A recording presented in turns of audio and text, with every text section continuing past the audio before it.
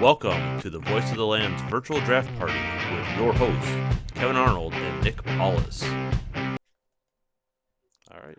What's going on, everybody? Welcome on in to the Voice of the Land podcast live virtual draft watch party here along YouTube. And of course, we're feeding this through on Zoom.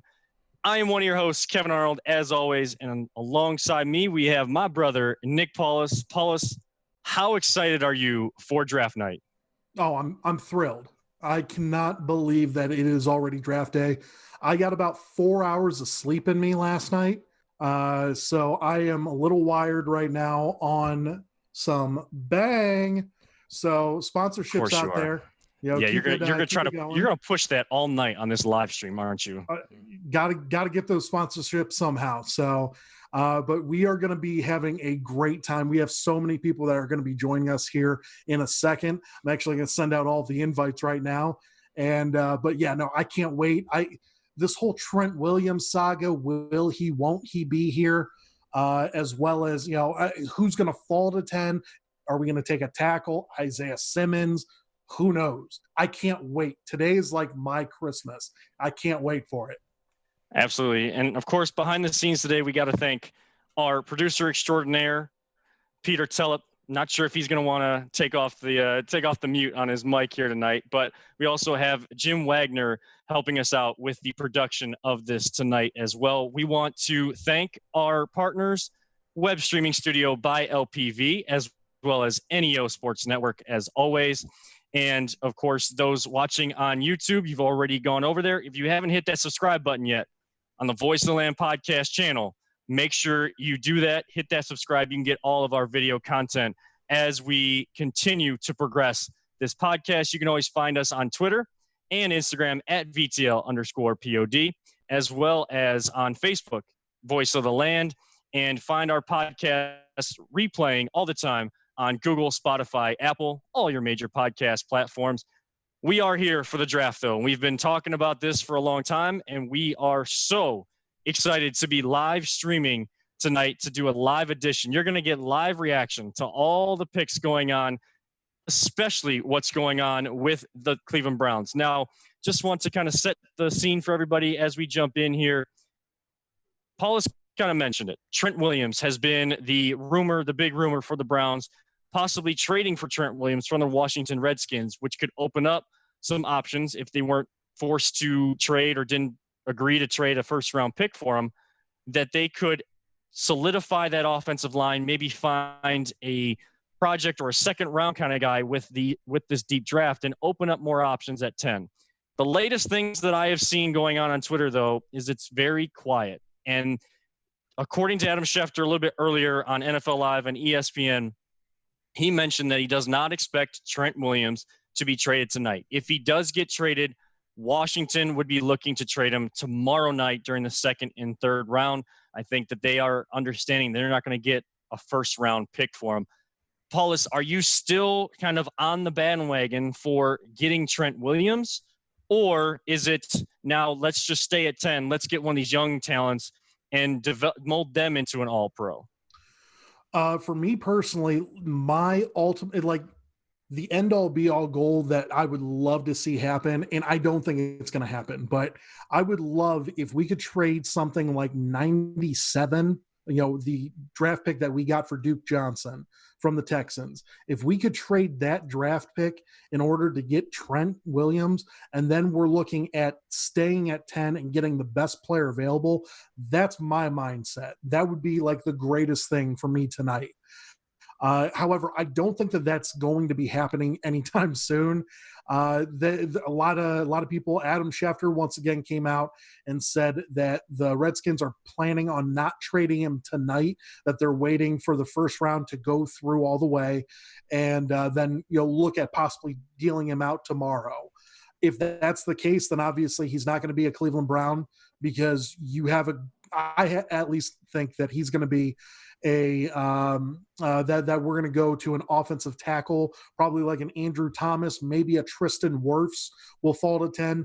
I know that one of those four tackles will fall, so we'll just kind of play by ear and go from there. Yeah, and as I kind of watch the draft, kind of having to do a different kind of setup, trying to make sure we keep the bandwidth going here tonight because everybody's going to be online. Everybody's going to be using Wi-Fi, hotspots, things like that. I have it up on my phone here right next to me, and on ESPN, of course, they're doing joint coverage with NFL Network. I already saw Daniel Jeremiah and Kurt Warner speaking with Mel Kiper Jr. When do you think you're ever going to see that kind of joint broadcast before? So unique times call for some unique measures, and that's why we are practicing social distancing. We are still watching the draft together, watching with all of you out there. And of course, we're going to have some special guests joining us here.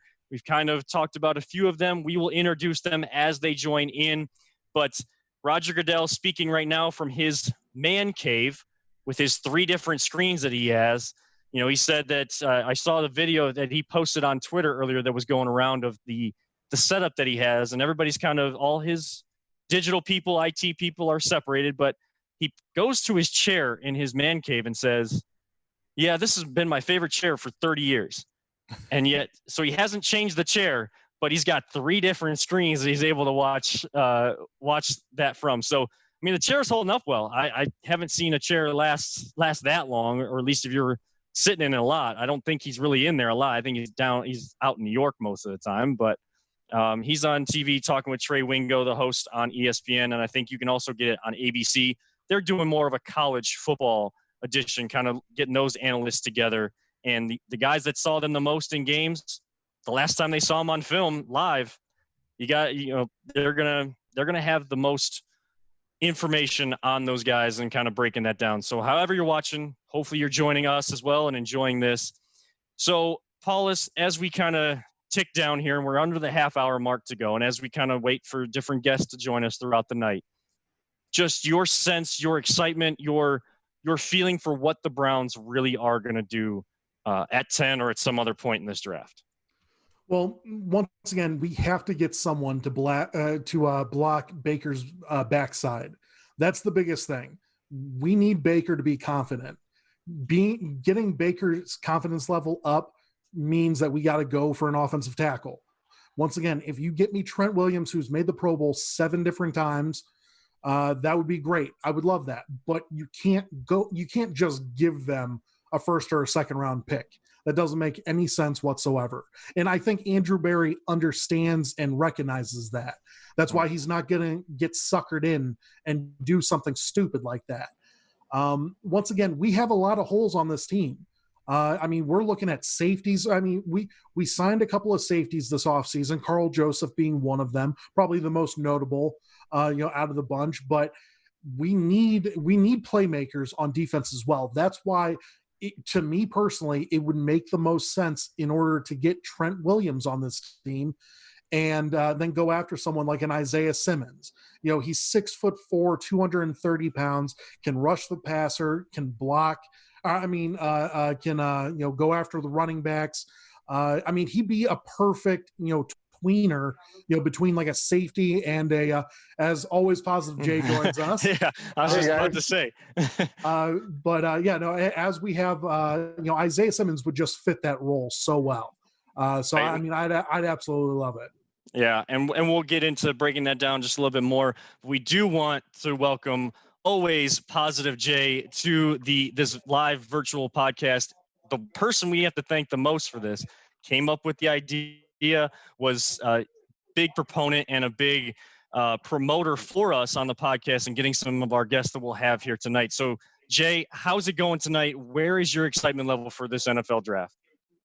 Out of 1 to 10, I'd probably give it 100. Okay. All right. Yeah, and thanks for the shout out. Yeah, this is going to be awesome. I've been excited, looking forward to this all day. Absolutely. I mean, we've kind of all needed this at this point. And I know that, some people will say that, sports is kind of just a distraction. We know for us, it's more than that. And that's why we do things like this. And that's why we're so vocal on Twitter about things. But it really does help with the distraction. There's going to be a lot of good coming out of this draft. I know that they have charities set up and the draft-a-thon, getting money to these first responders. And I think that we need to take a second right now on this live broadcast to thank all of our first responders, frontline workers, all of those essential workers out there, the grocery store workers, all of them who are out there on the front lines and still out in the world where a lot of us we may be able to stay at home and work, or we're forced to stay at home. It's just that is what we have to do, and we want to thank them and dedicate this night to them. And we wouldn't be able to do things like this without them putting all the work in that they are doing. But we need some live sports. I don't know about you guys, but I know that it's always nostalgic to rewatch some of these games, the Cavs finals games, some of the old Indians games, Browns games, but rewatching something you've already seen before gets stale real quick, doesn't it? Oh yeah, it totally does. And how you guys close it out every show is it's more than sports. Right now, I need a distraction more than you guys understand. I'm not going to get in details, but I've been looking forward to this just for this distraction more than anything. How about you, Paulus? I mean, we're getting live sports tonight. You know, maybe we'll have the first time ever where we're going to have teams go through their entire 10 minutes on the draft clock and still be allowed to make their pick. They're not going to be switching around and things like that because we know bandwidth issues, IT issues, things like that. But just your excitement for such a unique way of doing the NFL draft and getting some live sports. Yeah, no, I'm super excited. I mean, this is the first time that we've had anything sports related in months, it feels like. And, every time that we talk on the podcast, you always ask me, hey, how's your week been? And every week feels like it's dog years. It feels like it's been, 8 years by now. Yeah. But yeah, no, I'm super excited for the draft tonight. Obviously, this isn't just a game changer for, us as Browns fans. This is the entire NFL that we're talking about.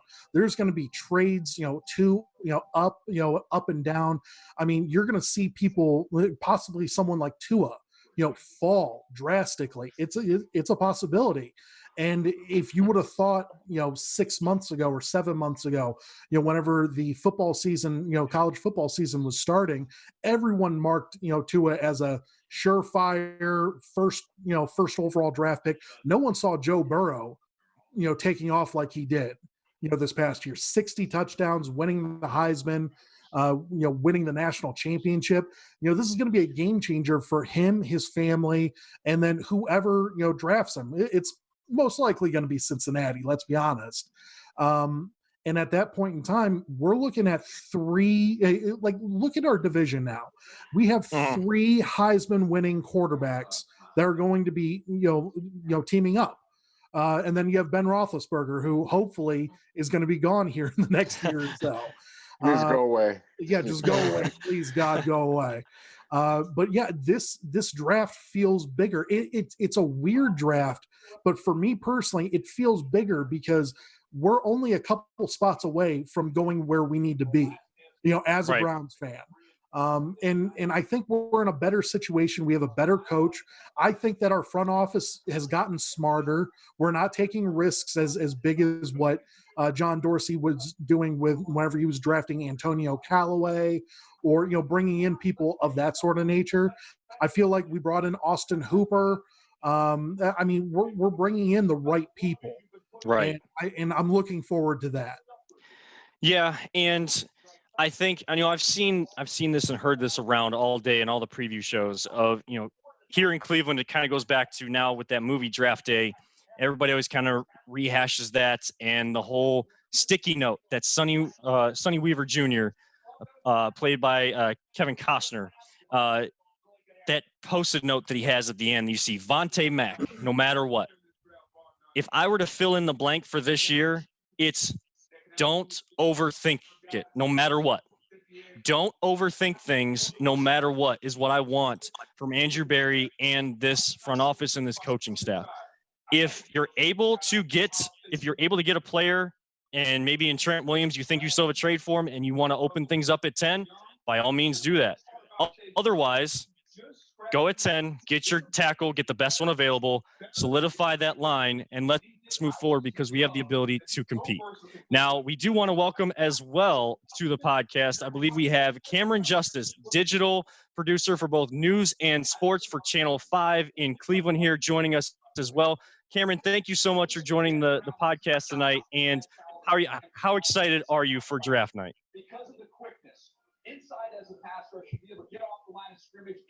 Not sure if she's Cameron, are you able to hear me? I am now. Okay. All right. Zoom issues. All right. You think I'd be used to it working from home all these weeks, but here we are. Hey, we're going to probably see that during the draft here tonight too. So no problem at all. But like I said, thank you so much for joining us. How excited are you for tonight? And what are you looking for out of the Browns draft here tonight? I'm like a kid on Christmas Day right now. I've been missing sports in my life. So this is awesome to have this here. I'm looking forward to it. And I'm mostly excited because the Browns, I feel like for the first time in a really long time, are going to have a hard time to mess this draft up. It's going to be really hard to mess this pick up. So my confidence is like through the roof right now because they have this talent at left tackle in this draft is so deep. They have so many different options if that's the route they choose to take. If someone like Isaiah Simmons happens to fall at 10, then that's even better. And it's still, there's rumors that Trent Williams is going to be traded for. If that can happen, and then you draft someone like Simmons, if you can find him, if he falls to you, then you address your issue at depth at linebacker, and then you also address your tackle situation. And then from there, you can take the safeties that you think are going to be best suited for you. You can help build that depth in each of those position rooms. I just think this is a draft that they're like set up for success. There's just so many different key components that no matter what they do, there's always a backup. There's always a player that's almost equal to the one before him, that if they don't make their first pick, if they don't land the first player that they wanted, well, the second one's not that bad. So I'm pretty hopeful for this year. Right. And I kind of want to go around, and starting with you, Cameron, I want to know what is everybody's, as we get closer to draft time here, what is everybody's dream scenario for the Browns tonight? And what is that absolute disaster scenario where you would leave tonight feeling so down as a Browns fan? What is that disaster scenario look like for you? I think best case scenario for me is either Isaiah Simmons falls at 10, they draft him, and then they make that trade for Trent Williams and address that situation. And then they take one of the safeties that look super promising, or one of any of the other players, but just one of the players that have been on my radar, like a Jeremy Chin, like to land someone like him later on in the draft would be super awesome, especially if you've gotten that talent earlier on. And if they don't, Isaiah Simmons doesn't fall, then my next best scenario is drafting a tackle. Like, I don't know if Andrew Thomas is going to be around, probably not. But you've got Thomas, you've got Wirfs, you've got Becton, you've got Cleveland, you've got so many options. So just taking one of those top tier talents in the draft with that, for like that 10th pick, if you don't get Simmons and you're not going to get Williams, then we're golden. That's my dream. Worst case scenario is I don't know, they can't really mess this up. So unless they take a kicker with the 10th round pick, I'm not going to be too upset. Jay, how about always positive Jay joining us as well? And Jay, what is that dream scenario? What does that disaster scenario look for you for the Browns tonight? Thank you for coming, Cameron. I really appreciate it. I got the same dream scenario as you. Is to top it off, I guess, would be trade for the safety from Minnesota. Would be really nice because I want to get some veterans in here and not so many rookies. But the disaster scenario for me is watching them trade down. And every spot they trade down from is another Pro Bowler, possible Hall of Famer, and we get some guy.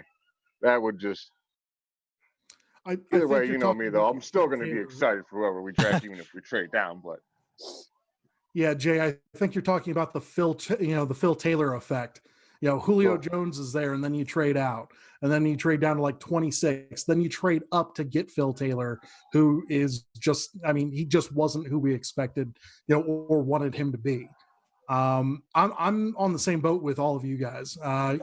Getting Trent Williams here, I think would be a fantastic way of knowing that we're grabbing someone to, just make sure Baker's confidence is at the top level that it needs to be at. And then you get someone like an Isaiah Simmons, a game changer on defense that is just all worldly, whenever he was playing for Clemson, ended up, hurting Ohio State in the bowl game there for us, had a interception late, and that ended up really hurting them. But there's just so many fantastic players. I'm in 100% agreement there with you, Cameron. It doesn't have too many options, to fail at, unless you draft a punter or a kicker, with these, first couple of picks, other than that, I think you're golden. And it's just something that the Browns, I don't think that they can screw this up. At least I don't think that they can. Yeah, I mean, it seems like more consensus. We all understand that tackle is what they need. You really need to solidify that left side. You need that protection for your young quarterback to keep him upright, allow him that time in the pocket. Yes, he's going to have some mobility, and he's working, unlike Paulus wants to, working on that Peloton bike, as we talk about all the time. But, trying to get some more mobility back in there like we saw at Oklahoma a little bit. But you still need to solidify that line. And I think if you can come out of this draft, whether it's with Trent Williams or with one of the top 4 tackles, I think that's really the dream scenario or the best case scenario for the Browns.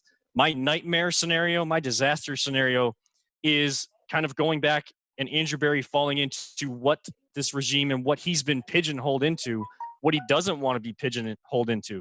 And that is trading down and trading back and getting all these assets. When you are on the cusp, a few pieces, yes, there's a lot of holes, but there's a few pieces that you can fill in to be competitive in the AFC North and really go for the playoffs like we thought they could last year.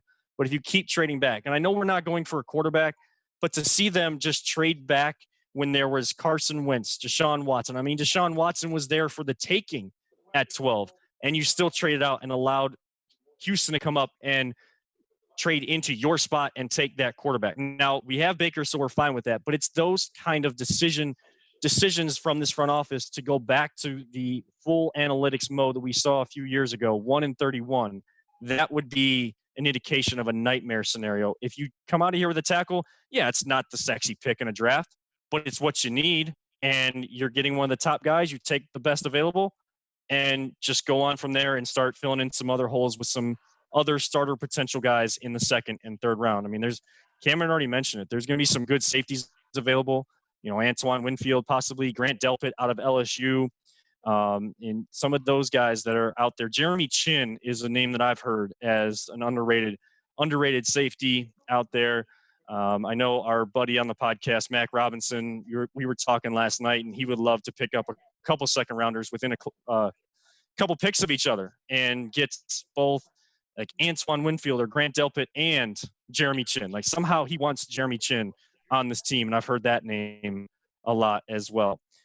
Now, as we kind of look more for a broad spectrum, and we're about 10 minutes away from draft time, and the anticipation is rising. I can see it on Paulus's face on here.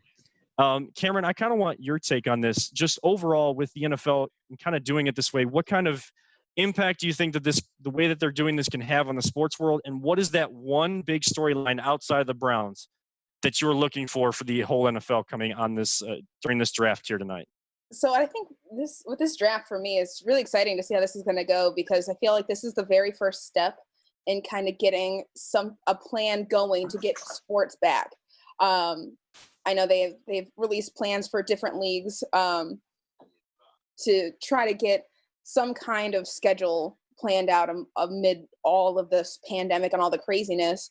But just seeing how this works out, I feel like this is a first step. If this can go successfully tonight, okay, well, let's roll this out. Let's figure out how we can continue the season. And it pushes it forward in a way that I think is super helpful to making sure that comes back in September. The less they have to worry about anytime there's cell phone, all of the trades, all of the decisions they need to make. If they can do it virtually and they can make it successful during this draft, I think it's going to be awesome for them to see that they can do it, and then hopefully start, making their plans for the continuation of the season and the start of the season as regularly scheduled. But the big storyline for national stories, I'm just waiting for some team to mess up maybe the Dolphins, and you mess up their smoke screen and pick entirely wrong. If they draft a tackle in this, I'm going to lose my mind. I think that's hilarious. That's the story I'm really looking for, because I mean, you can't trade away your tackle and then draft a tackle, Right. but here we are. So for me, I'm like, that's my hilarious story I'm looking forward to.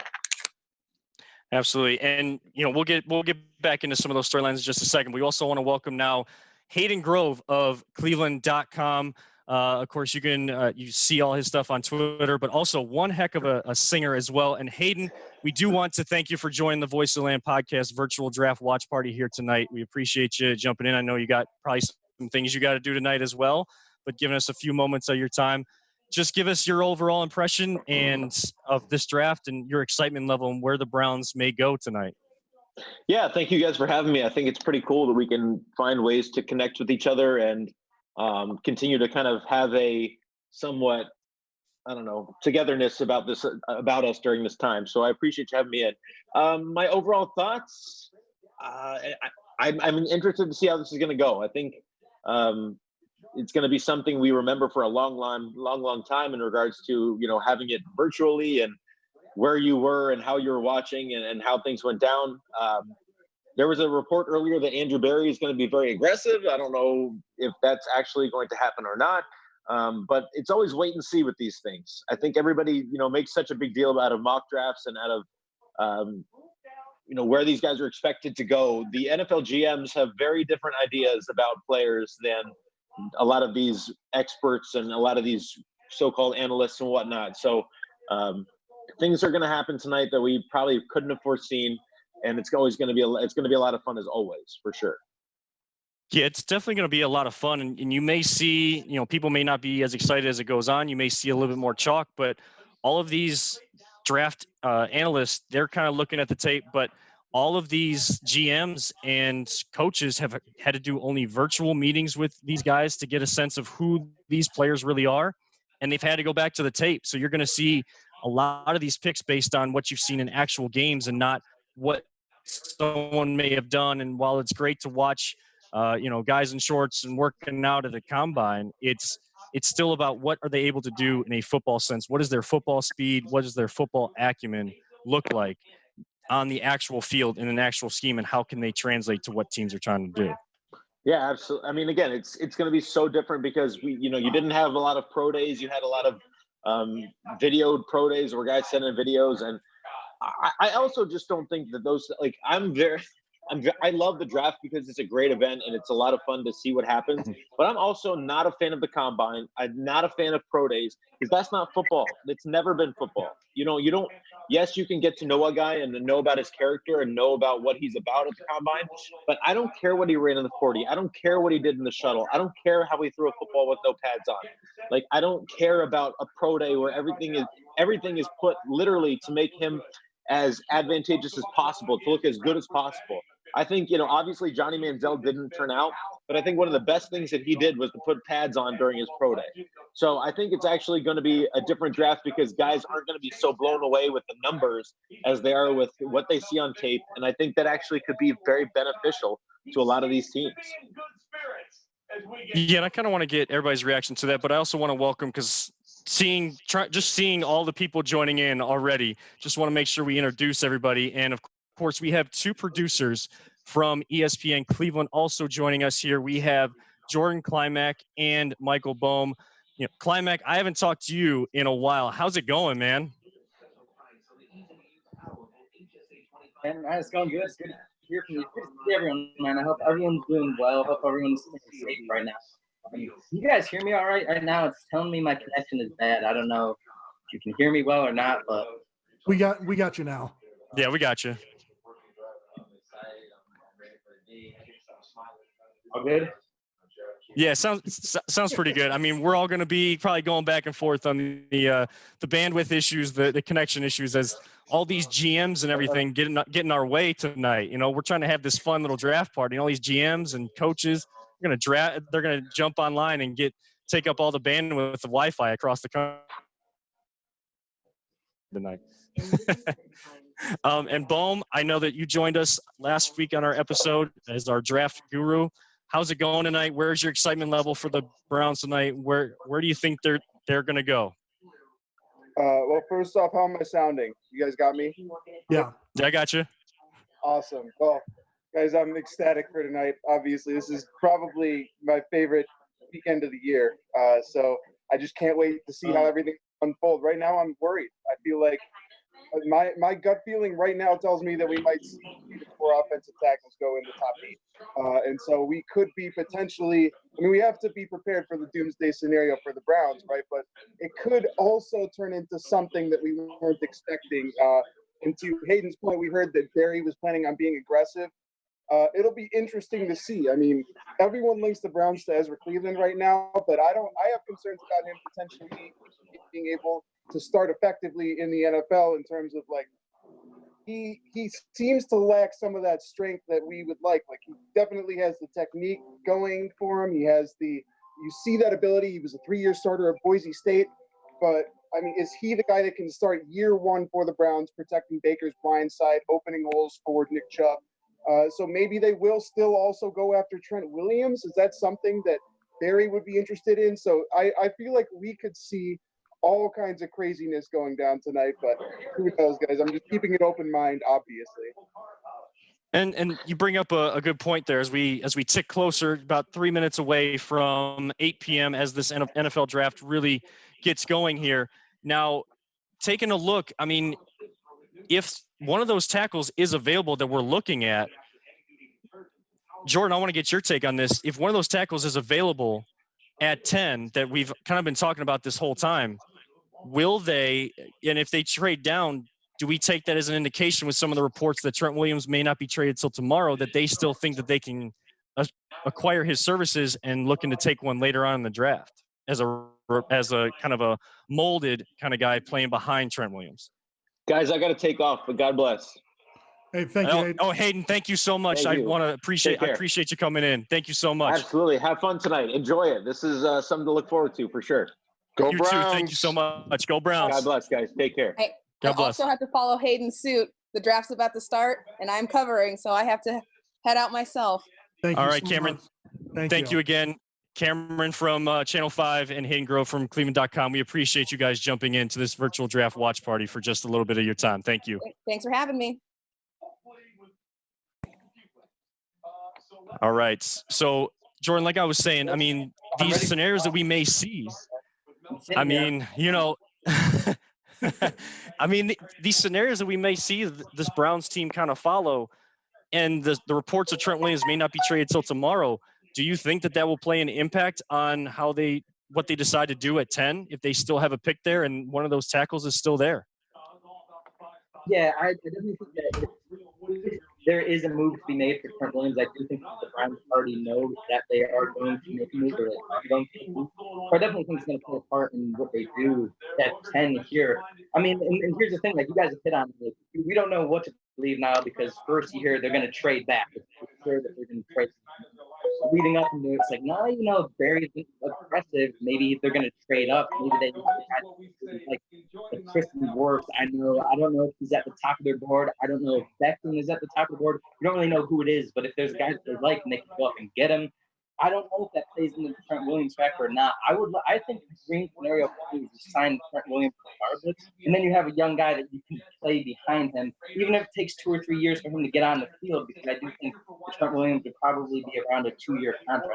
If it takes that long, that's fine with me, right? Develop these guys, because we've heard D. Podesta, we've heard Barry say in press conferences, they don't really expect these rookies to come in and contribute right away. So if that is their thinking, that maybe they have had this Trent Williams plan all along. Maybe it has been, okay, let's go with the younger route. Let's go. Maybe we sit a guy for 2 years. And the hell, if it's Tristan Wirfs and trade up for him, I don't know. Can he play right guard next year? You know, I don't know. There's a lot of things to go on, guys. So I'm ready for it. I don't know about you guys. Oh, I'm ready. I mean, on the stream that I have on the draft, they are getting things all ready. I know that they're kind of going through and how people are social distant right now. We're kind of all at home as we watch this, kind of emphasizing on that. but kind of allowing this NFL draft to be that distraction for us sports fans out here. So we're just past that 8 o'clock hour. We're going to have plenty of time to break down what the Browns are going to do. And of course, as these picks start to roll off, we'll have kind of reaction to what's going on. Just kind of want to reset things. Anybody just tuning in on YouTube, we want to welcome you all to the Voice of the Land podcast, virtual NFL draft watch party. Hopefully all of you are safe out there and enjoying time with a few family and friends, or just kind of at home watching us and watching the draft, and are really excited for this. And of course, as a reminder, all the time, you can always hear us, whether it's live right now or you want to catch replays of any of our podcasts. You can tune into YouTube, subscribe to our channel, and find us on Google, Spotify, and Apple. We can also be heard with our Saturday episodes on CuyahogaValleyRadio.com on Saturdays at 4 p.m. as well.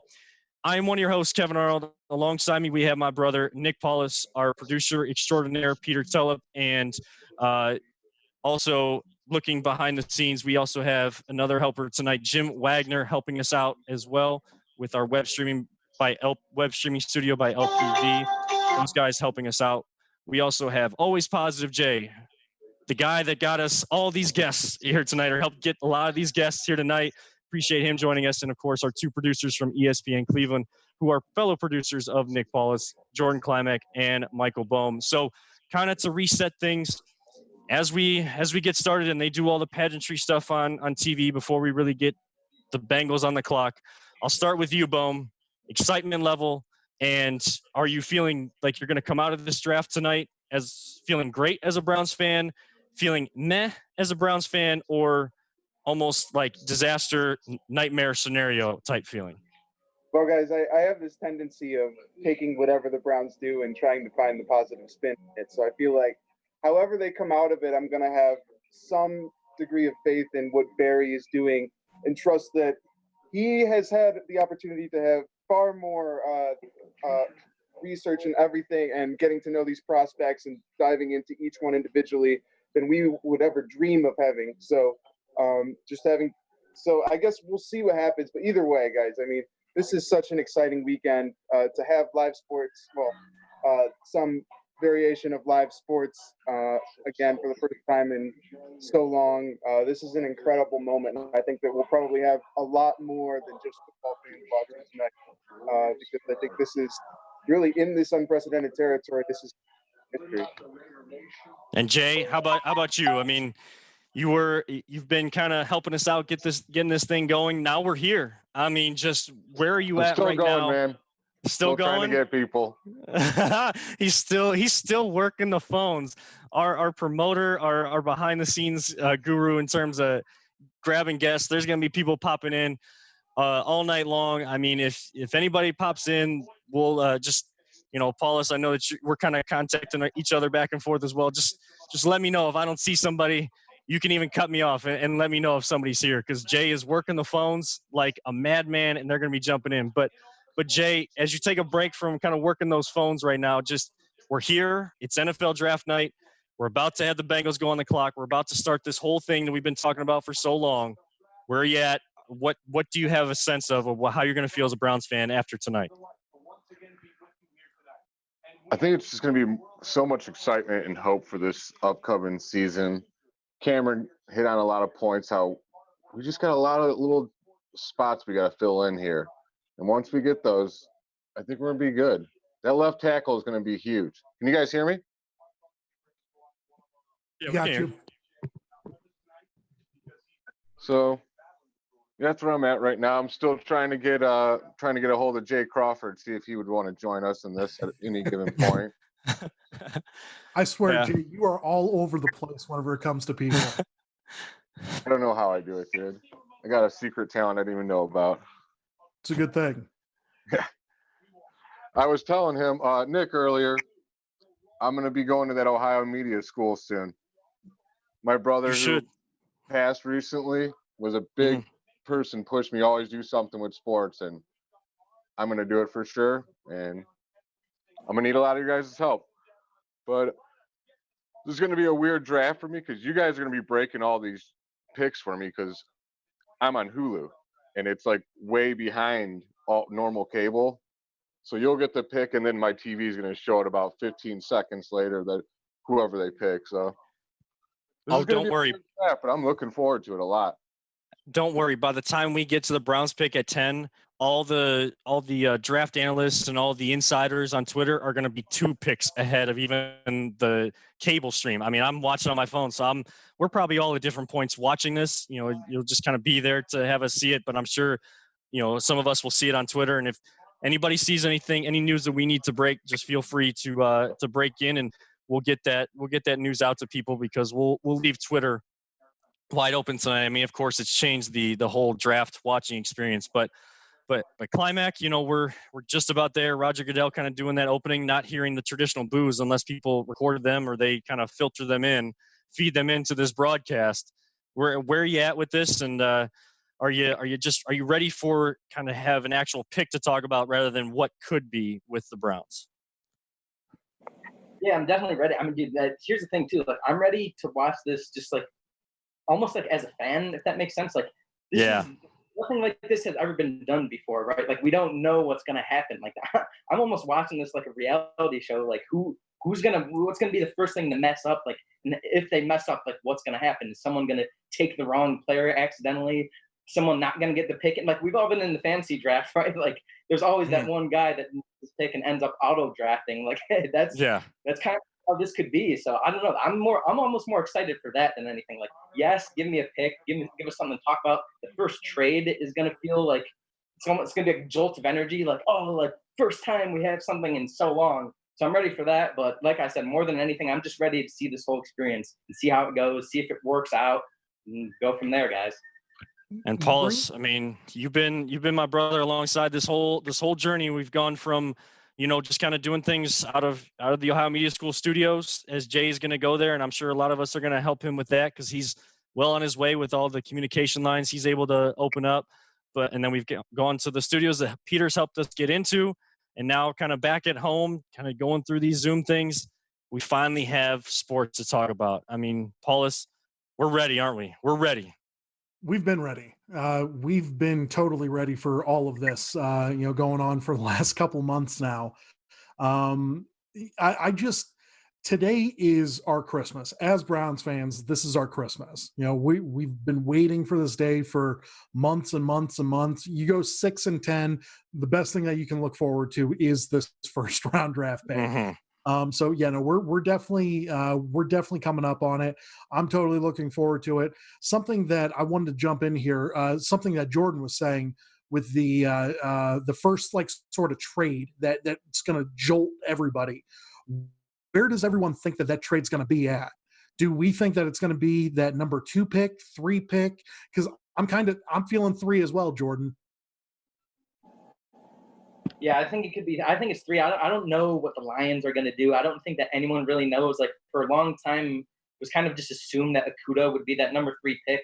Then you kind of look back on it, like, no, cornerbacks typically don't get drafted that high. I mean, Denzel Ward was with the Browns. I feel like that was kind of a rare situation. Usually they're back towards 10, 11, 12, somewhere around there. So I could see someone trading down. Maybe Okudah falls. Okudah could be there at 10. I don't know. I don't know if that intrigues anyone.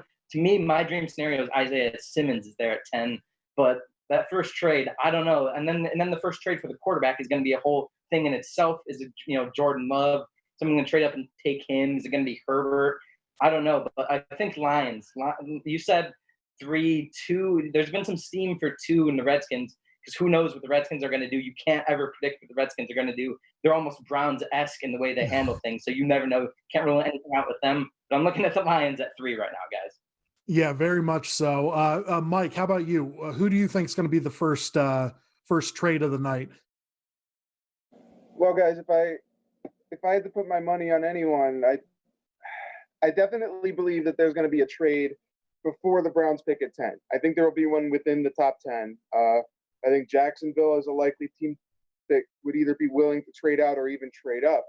The interesting thing to me, guys, it really starts to get interesting at 4 with the Giants, because you look at Gettleman and you would think that he wants to trade down. It makes a lot of sense for him to. At the same time, he's never traded down in his history as a general manager.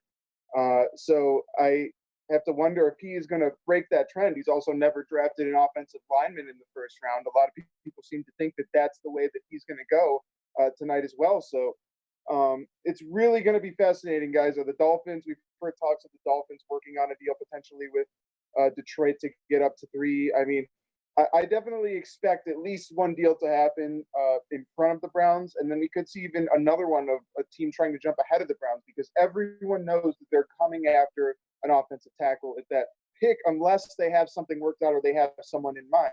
But I think we're going to see a lot of teams that want to jump them if that big 4 offensive tackles, if they seem to play out where we see some that appear to be available around 10. And Bohm, give people a sense. We talked about this a little bit on Saturday, but some of those, because Ezra Cleveland, as you mentioned a little bit earlier, is that name that if the Browns trade down but are still looking at an offensive tackle, that's the one that's been linked to them the most. And while we all talked about how it'd be great to have a Ezra Cleveland jersey because you have Cleveland on the back and you can use it forever, but with everybody that moves in and out of all these rosters on Cleveland teams, but some of those under the radar offensive tackles, that next tier after the 4 that you think are kind of worth going after if they were to trade down, even if we didn't like that necessarily. So beyond them, I think the question becomes, when are you looking to take a tackle, right? Because if you're looking to trade back to late in the first round and that's where you want to get your guy, you're probably looking at like Austin Jackson, who was someone I was pretty critical of, but guys, he donated bone marrow right before the season, and so he didn't really have like a full time to recover, and then he played the entire season. By the way, he's extremely young. He's got the athleticism. Can he really grow into the tackle that they hope? But a lot of people seem to think he's going to go early, so that's another first round offensive tackle that I think we'll see go. But real quick, a guy that I like in day 2 is Ben Barch, but he's also a little more developmental from a strength perspective. But I think that like the technique is there. He held his own at the Senior Bowl. A guy from a D2 school who actually really stepped up and showed that he can hang with those guys, some of the best at the college level. So that's a guy in the later round. But no, I think we'll see a number of offensive tackles go late in the first round. I'm trying to find my list here just so I don't have to go off the top of my head. But Prince Tega Wanogo out of Auburn, I think, is another name that we could potentially see. A lot of these guys, though, in the tail end of the first round, they're on the more developmental side, I think. You're kind of investing in the upside a little bit.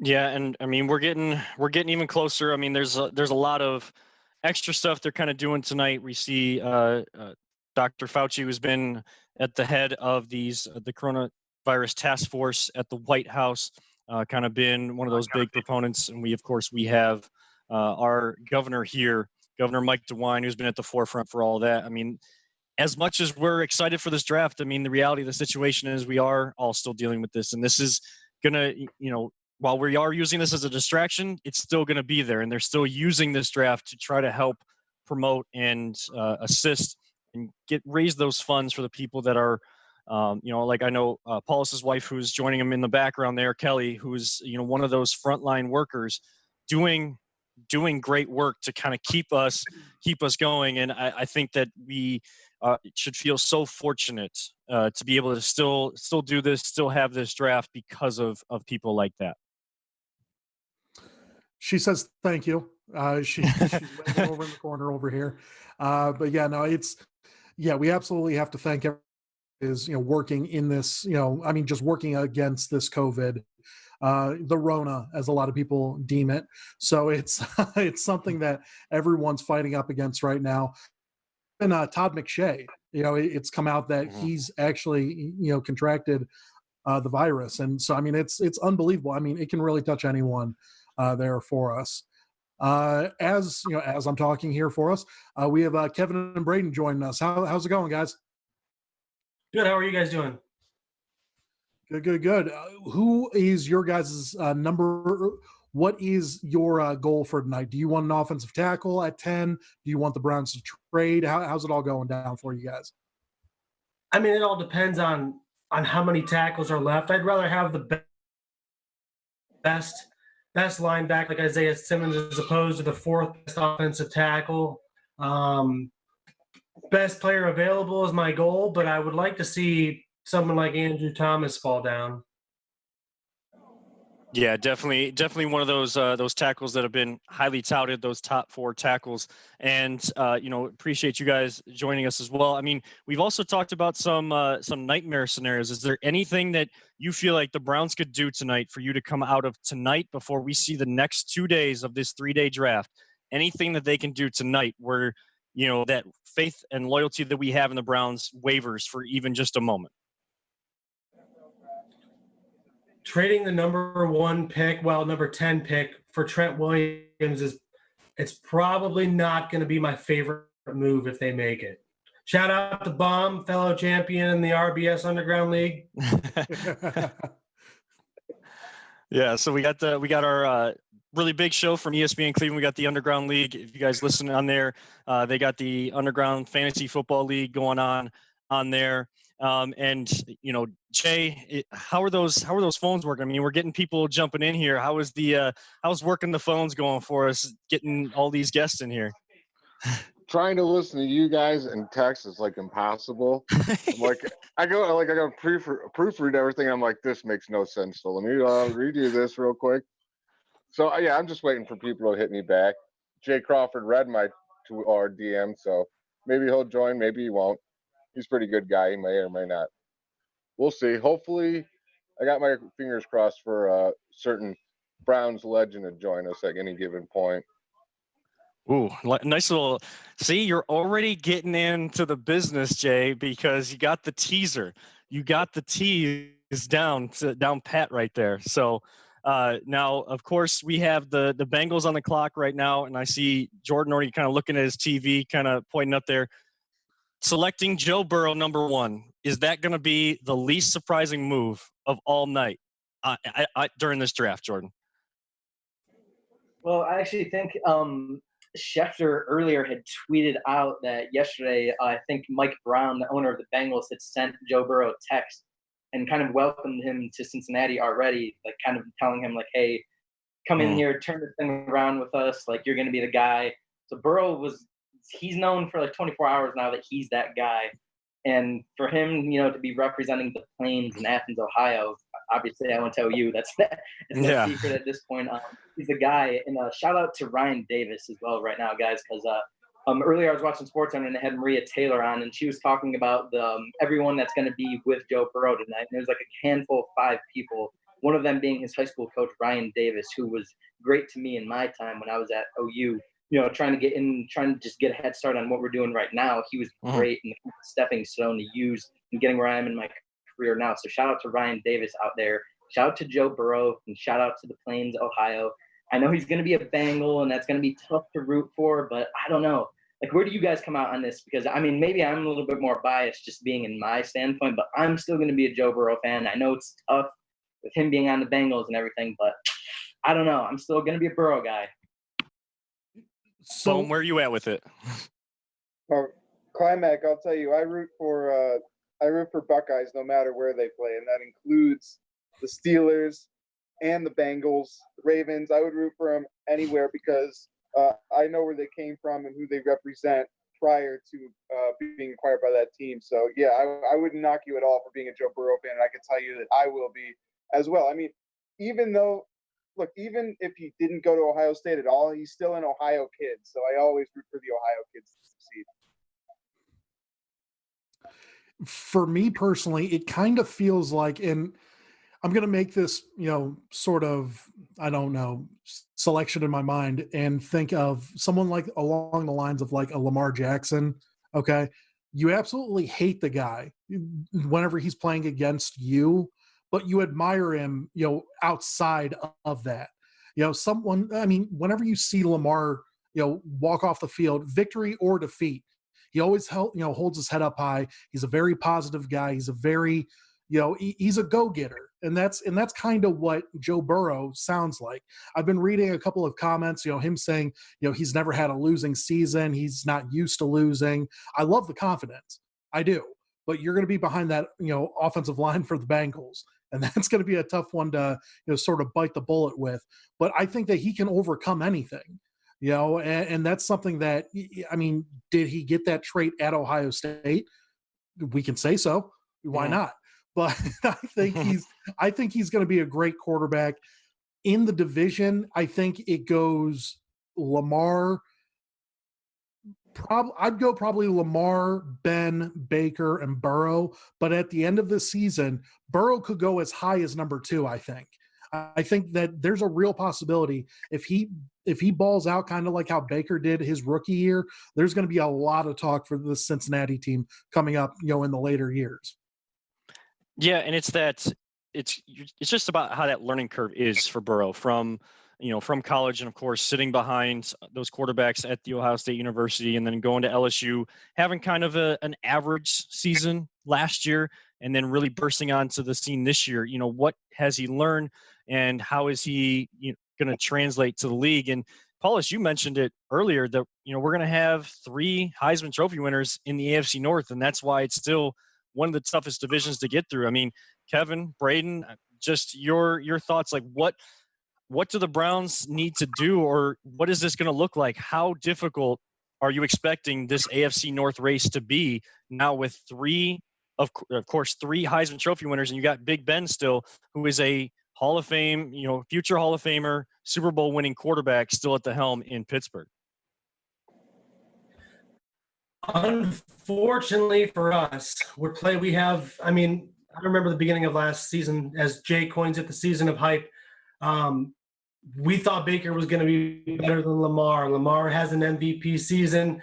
Bengals draft Joe Burrow, who had a tremendous season. Excuse me. Steelers still have Big Ben coming back. And excuse me. Okay. And of course, on top of it all, to have Patrick Mahomes in our conference for the next 15 years really kind of, just takes away any glimmer of hope we're going to have for anything making deep playoff run.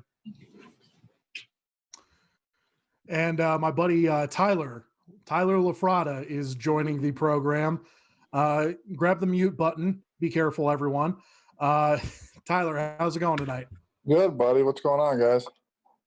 Going well. What do you want to happen for this draft night tonight?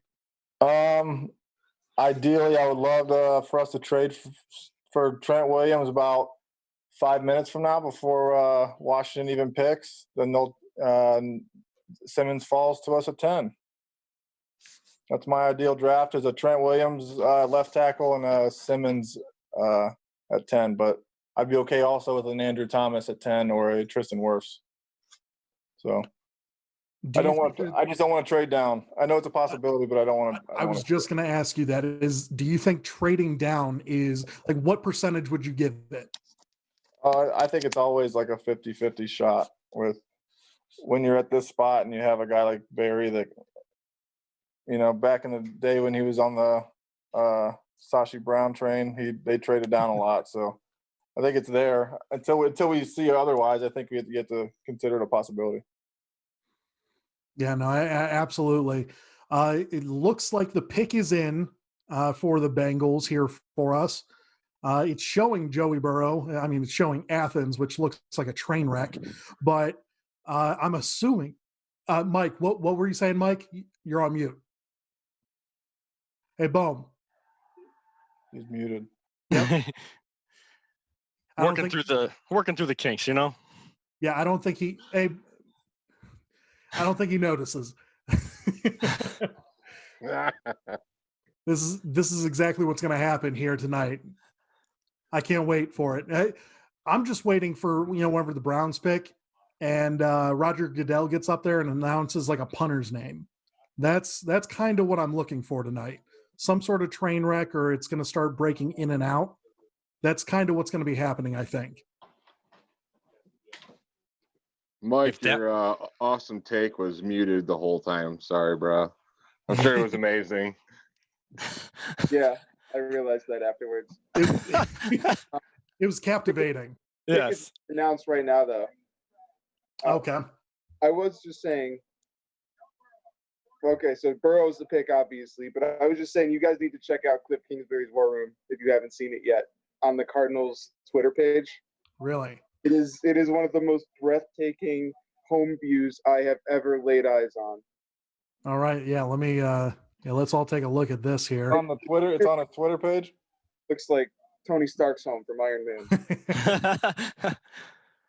Was he going to be? Are we going to see like some video after the draft of like the behind the scenes from the Cardinals, like Tony Stark like putting the things up, the futuristic? He's the one with all the futuristic computers and everything, kind of going through all the different video. That'd be great, wouldn't it? It's too perfect. It's too perfect. It's such a great picture. Is it on his Twitter? Yeah. Is it on his Twitter or is it on Arizona's? Cardinals Twitter. Jake Trotter and a bunch of other people have it as well. I mean, how expensive is his outfit, by the way? His outfit is like, like I'm embarrassed to even look at it. That man's just dripping with swagger. Oh my God. Dripping. Yeah, his Oh, okay. Yeah, he's just living it right now. He's living the life. Yeah, That's the life I want to live. A player too, right? I mean, and now he's got DeAndre Hopkins coming into the fold. He's got that number 8 pick. Is he going to pick an offensive lineman to help protect Kyler? I think that we're all going to be watching that Arizona pick, but man, I think he's staying at DeAndre Hopkins' house. Yeah, he looks like a guy just like that couldn't make it to the fantasy draft, so he's like drinking at his house and drafting online at like a fantasy draft, like not a care in the world. And he's like, it's like an I'm better than you almost. He's like, I'm better than you. I don't even meet up with you. Yeah, I couldn't fly to Ohio if I had to stay in my mansion, you know. I'll call the picks in. Yeah, I'll phone them in.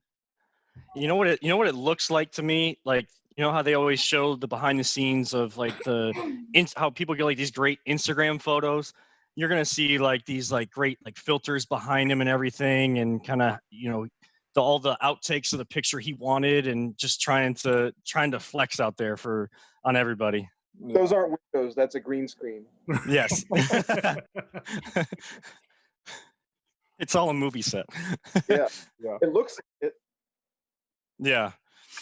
All right. So, and of course, we're kind of going through and showing the reaction. They've shown Ed Orgeron, the head coach there. I mean, everybody's kind of got their impression of Orgeron down there, the head coach of LSU. Burrow putting on the Cincinnati Bengals hat, and these guys were all sent, especially towards the top of the draft. They're sent to all 32 teams. I mean, what happens to the hats that they don't even wear, especially for Burrow, who's known he's a Bengal? Yeah. He's still got all other 31 teams' hats. I mean, do they ask to be sent back, like stuff to be sent to, just destroyed or sent off to people for, I'd keep them all. I'd keep them all. It's probably in the same place as those 2016 Warriors championship shirts. Yeah, exactly. Well, Zimbabwe, yeah. Yeah. See, like I used to work in retail, and I was at Dick's Sporting Goods when we released all that stuff, and I was told that if the Cavs didn't win that night, they were going to send it to, I think, Zimbabwe. Like Tyler just said, was actually one of the spots that they actually mentioned that stuff was going to be sent to. It's a great idea that they do all that. You gotta make them. What are you gonna do? Burn them? I mean, send them somewhere they can use them.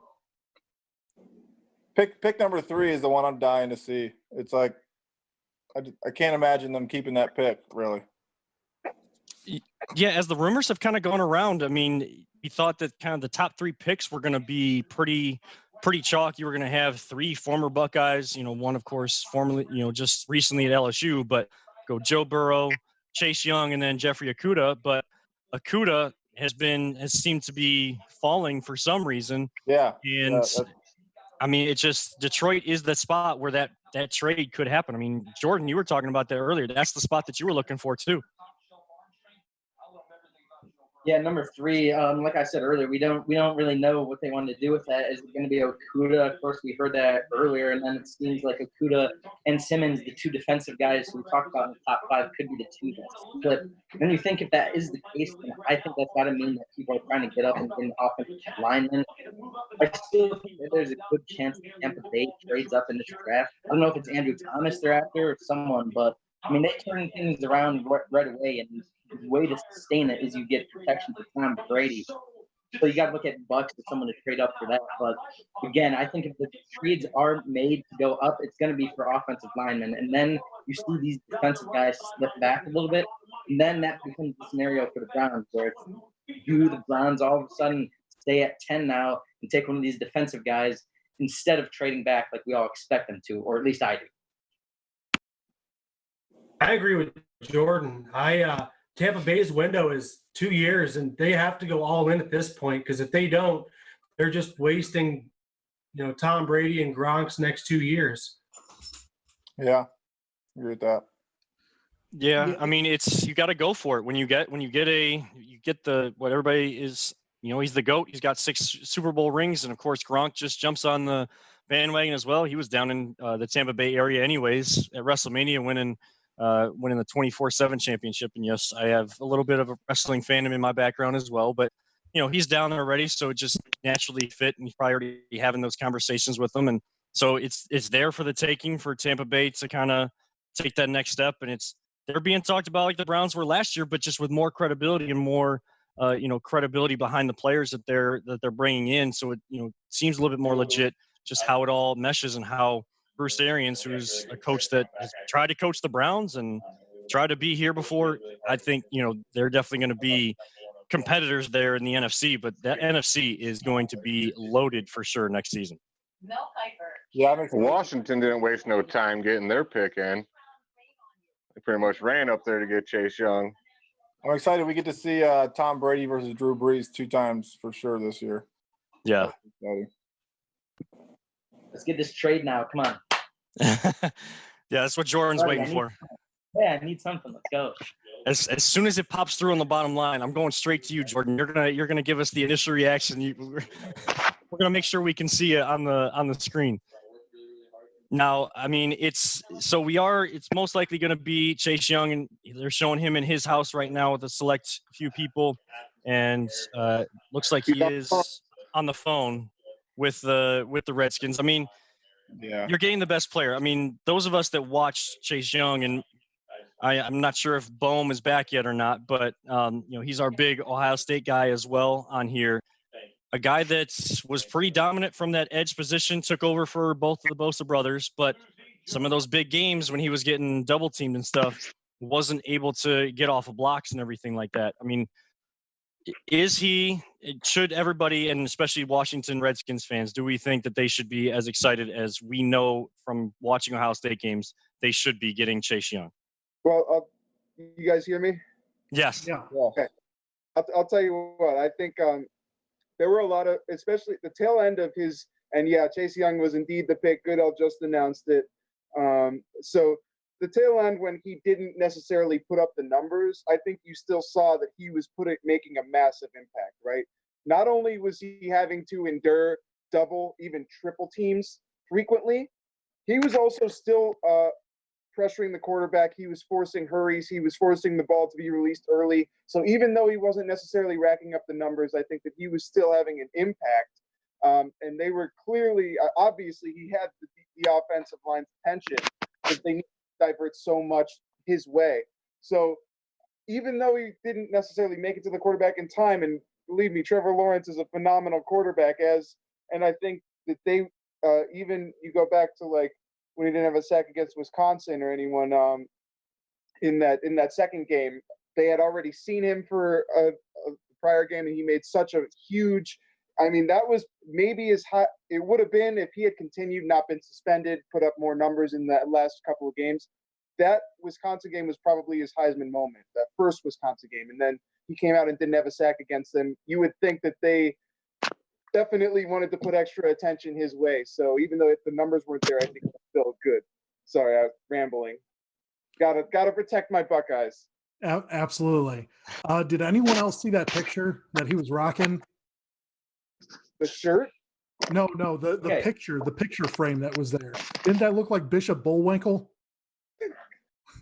I didn't even see it. Is that a little too far? I didn't even see it. You didn't see the picture? Yeah, no, it's I'm streaming it on the ESPN app on my Xbox, so I'm probably like a good 30 to seconds to a minute behind you guys. Gotcha. Okay. Yeah. No, it's past. I'm sure they're not going to show it again, but No, I mean they'll show his place again. You'll see it. yeah. He gets. I think he gets a lot of the Miles Garrett treatment where he does so much in the game. Like even the stats don't really reflect how big of an impact he really has. Like Miles Garrett might not have all the sacks and all the numbers but he affects every single play. Yeah, I mean, the conference on the field, no doubt. He's one of those guys, and that's the thing too. Like he got, there was a couple games when he came back where everyone was like, "Why isn't he having the sacks that he was having? Is he even like the impact of the thoughts?" Like you have to look beyond that, beyond the numbers, and what he's doing to an offense just by him alone being on the field. That's a nightmare. Like that's a situation you love, and you got to see it. Like I don't know if we see it with Miles or not because we expect him to get somewhere around 15 to 20 sacks. But if he plays a full year and he has the dominant year that we expect, look for him in the future to have these years too, where he's only around 10 sacks, only around 11 sacks. And it's because he's getting that double team pressure every single time he's on the field. Doesn't mean that he's not producing. Doesn't mean that he's not, just because he's not putting up numbers. You have to look beyond that and see what he's doing to an offense and their mindset just by being on the field. Well, just a quick note. The Lions pick is in, and we haven't seen a trade, so it looks like the Lions are standing pat at 3. Is there an NFL comparison to Chase Young, a hybrid like maybe Von Miller? I think Von Miller could play on the outside in terms of an outside backer a little bit more than you would expect or want Chase Young to. I don't know. I like Miles as a comparison. But they just showed Jadeveon Clowney. I was gonna say Clowney. He reminds me a lot. Yeah, he reminds me a lot of like Clowney, but with a better motor. Like Clowney takes plays off. Yeah. Chase Young is doubled and tripled, and he still takes those on all the time. I like the Miles Garrett, Clowney a little bit, but Miles Garrett, I think, because Garrett doesn't take a lot of plays off, I don't think, but he's just always back there. Even if he doesn't get to the quarterback's moving to get away from him, and then somebody else is getting a sack or something. But guys, I would call Jadeveon Clowney his floor. Like at the very worst, you're getting out of Chase Young. I think that the upside, being under Larry Johnson's tutelage, the greatest defensive line coach in all of college football, and then also just the sheer athletic ability. And this guy is a freak, but it's not just natural God-given talent. He's also one of the hardest workers. He earned that freakish ability through all the hard work that he put in under that tutelage of Mickey Marotti and the Ohio State strength and conditioning staff, of Larry Johnson and that defensive line staff. So he does it, and he's the total package. Now, he's not complete yet, but that just speaks to his ability to continue to grow and develop as one of the best defensive ends. And I love that Miles Garrett comparison. I think he's even a little bit further along than Miles was because of having, as I said, Larry Johnson coaching him up. I think that technically he's a little bit closer to becoming a technician. I think that he can be that complete defensive end, guys. He's the real deal. I love Chase Young, the Predator. Goes to play with Dwayne Haskins and Terry McLaurin. Yeah, and we just saw the Detroit pick come through, so we kind of seen chalk for what we've seen on the mocks all the way through. So Jeff Okudah, as Bohm puts up the OHIO on the screen there, Jeff. Yep, there it is. Got the degree up there behind him, right there. So Jeff Okudah, the cornerback out of Ohio State, he goes 3, as many people anticipated originally, to Detroit. And, Bohm, I'll just go right back to you and we'll kind of throw it around and kind of reactions to that pick, kind of going chalk right now. But your assessment of Okudah and how he compares to some of those other defensive backs that have come out of Ohio State. We have Denzel Ward here, and each guy, they want to be that next great guy when they recruit these guys. Can Okudah be that next great guy out of Ohio State? Well, it really feels like with each defensive back that comes in, they just seem to raise the bar a little bit higher. And you go back to like Marshawn Lattimore was so good at Ohio State, and then it seemed like Denzel Ward took it to another level, and now Jeff Okudah took the torch and ran with it and made it an even bigger thing. And I mean, him and Shaun Wade were just locking guys down, and it felt like there was never really a bad play out of Jeff Okudah. And so I think the Lions are getting a great pick. He can do it all. Press man, you could put him in any sort of scheme. Matt Patricia's going to work wonders with Okuda in that defense. He's going to have a lot of fun with him. And you also lose Darius Slay if you're the Lions. You bring in someone, Trufant, maybe, I think, if I recall correctly. But that's Trufant. That role of Slay. And so you needed a true number one corner, and I think it's a great pick, one of the best corners to come out in recent history. And Jordan, how you feeling with not seeing that trade there at 3 like you were wanting?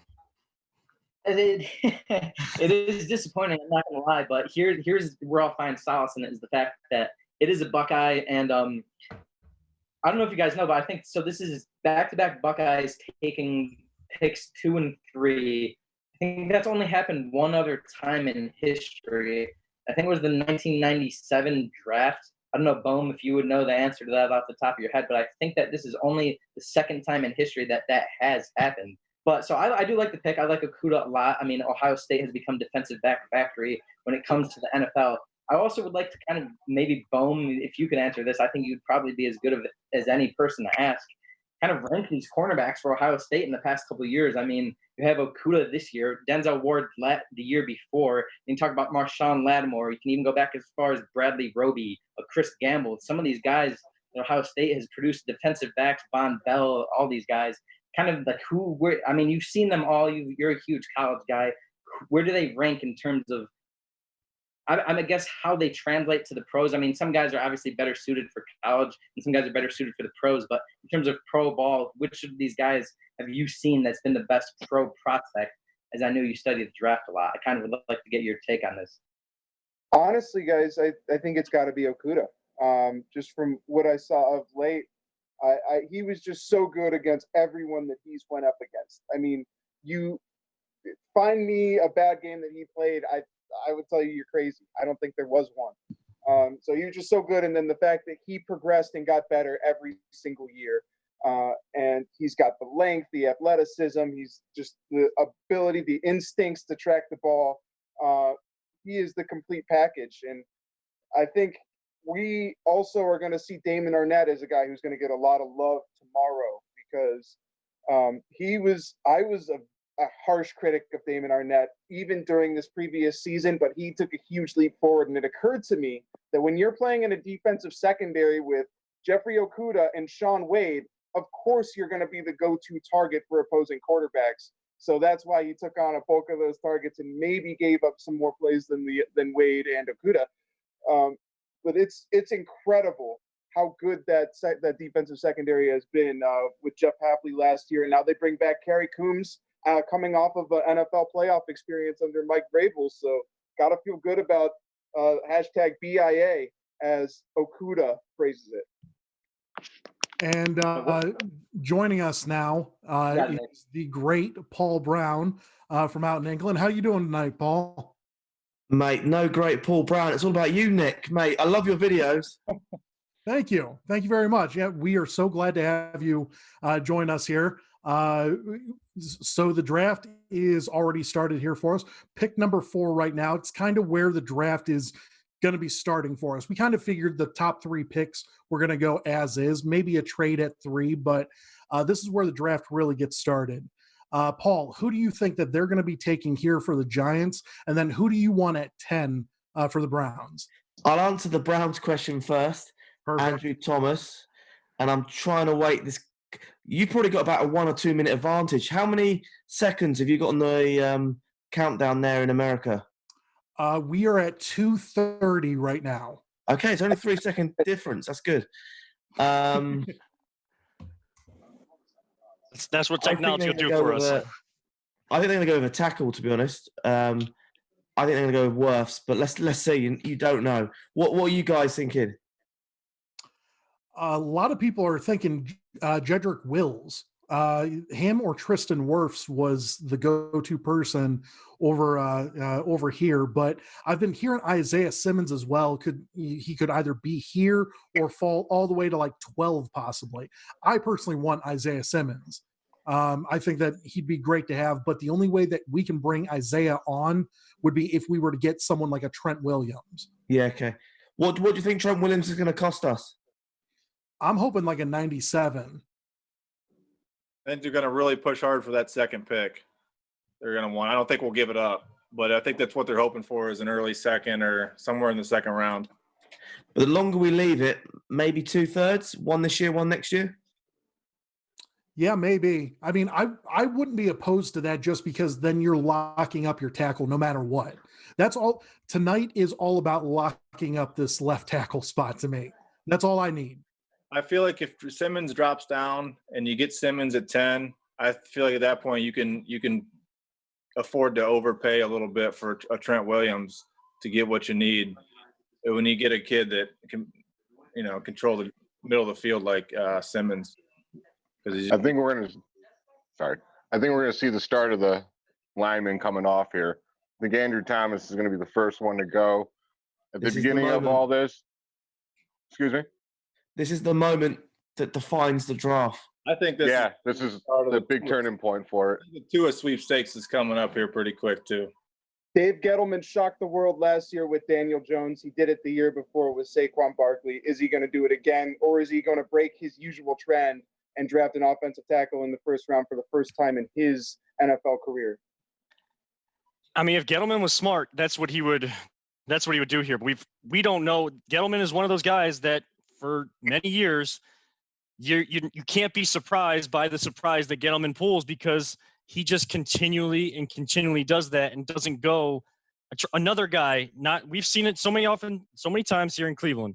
Guys trying to be smarter than or thinking they're smarter than everybody else instead of just doing what they are need to do. Protect Daniel Jones. If you think Daniel Jones is your future, you have that stud running back that can come out of the backfield.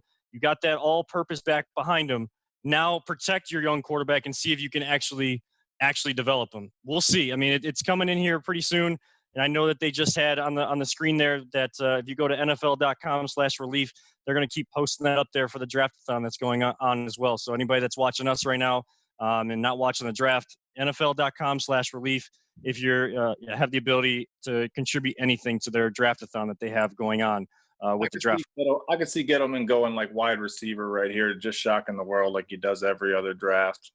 I was going to talk about their war room setup. Did you see? Just compare that to Cliff Kingsbury's. Yeah, there is no comparison to that one, unless we said he's got Kingsbury's got that green screen going on back there. Nobody's really gonna measure up to Kingsbury on his draft setup tonight. LT1 is gone. Really?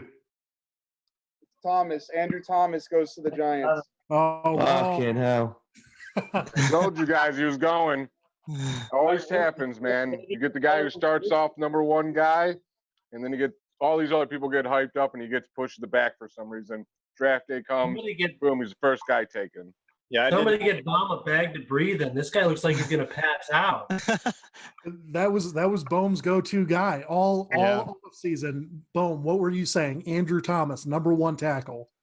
Well, I'll tell you what, guys. I was really holding out hope that he was going to fall to 10, just based on all of the mock drafts that we had seen. But he was my favorite left tackle prospect in this draft, without a doubt, because I think he's the one who's going to come in right away as the best plug and play. But also, everyone says that it seems like he's got the lowest ceiling. I don't agree with that. He's got a great degree of athleticism. The real issue with him is sometimes you'll see some inconsistencies with his balance, but we know the ability is there more often than it isn't. And I mean, you throw him under Bill Callahan's tutelage, one of the best offensive line coaches in the NFL, working next to a Pro Bowl caliber guard in Joel Bitonio, you'd have to feel good about his development working with the Browns. So it's the first big blow of the draft for me, guys. It definitely hurts a little bit, but still eager to see how it plays out. Bohm, take some time. Flowers, Bohm. Yeah, take some time, Bohm. Take some deep breaths. I'm actually shocked. Beginning, man. This is how it goes. Get some fresh air, brother. The Dolphins going to take? Do they go quarterback, or does the offensive line continue? God, I pray they go Herbert. I think I don't quarterback, but they're linked to Jordan Love. They've been linked to Jordan Love, and remember, they've got that 18th pick. So could they wait on a quarterback and then just take the offensive lineman now to protect them? I am not a fan of Herbert at all. I just want to get that out there. I think that he would be terrible with the Dolphins behind that offensive line. They got no weapons. I mean, no running game whatsoever. The wide receivers, I mean, they have Parker, I believe, at wide receiver, and that's it. I think if they draft a quarterback here, whoever it is, they're going to get crushed. And I think Herbert is the last option for that.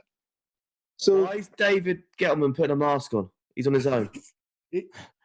COVID, it's bad over here. He's in a room on his own. Those air vents. He probably hasn't changed out his air vents. I just heard that today. That if you don't change out your air vents.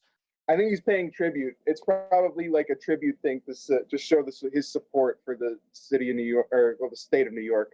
Yeah, he asked his wife to bring him down like a lemonade or something, and he doesn't want to get too close to her. It could be. Wow, we're taking social distancing to a whole nother level that way. Yeah, man, that's what I try to do. Like, you never know where she's been.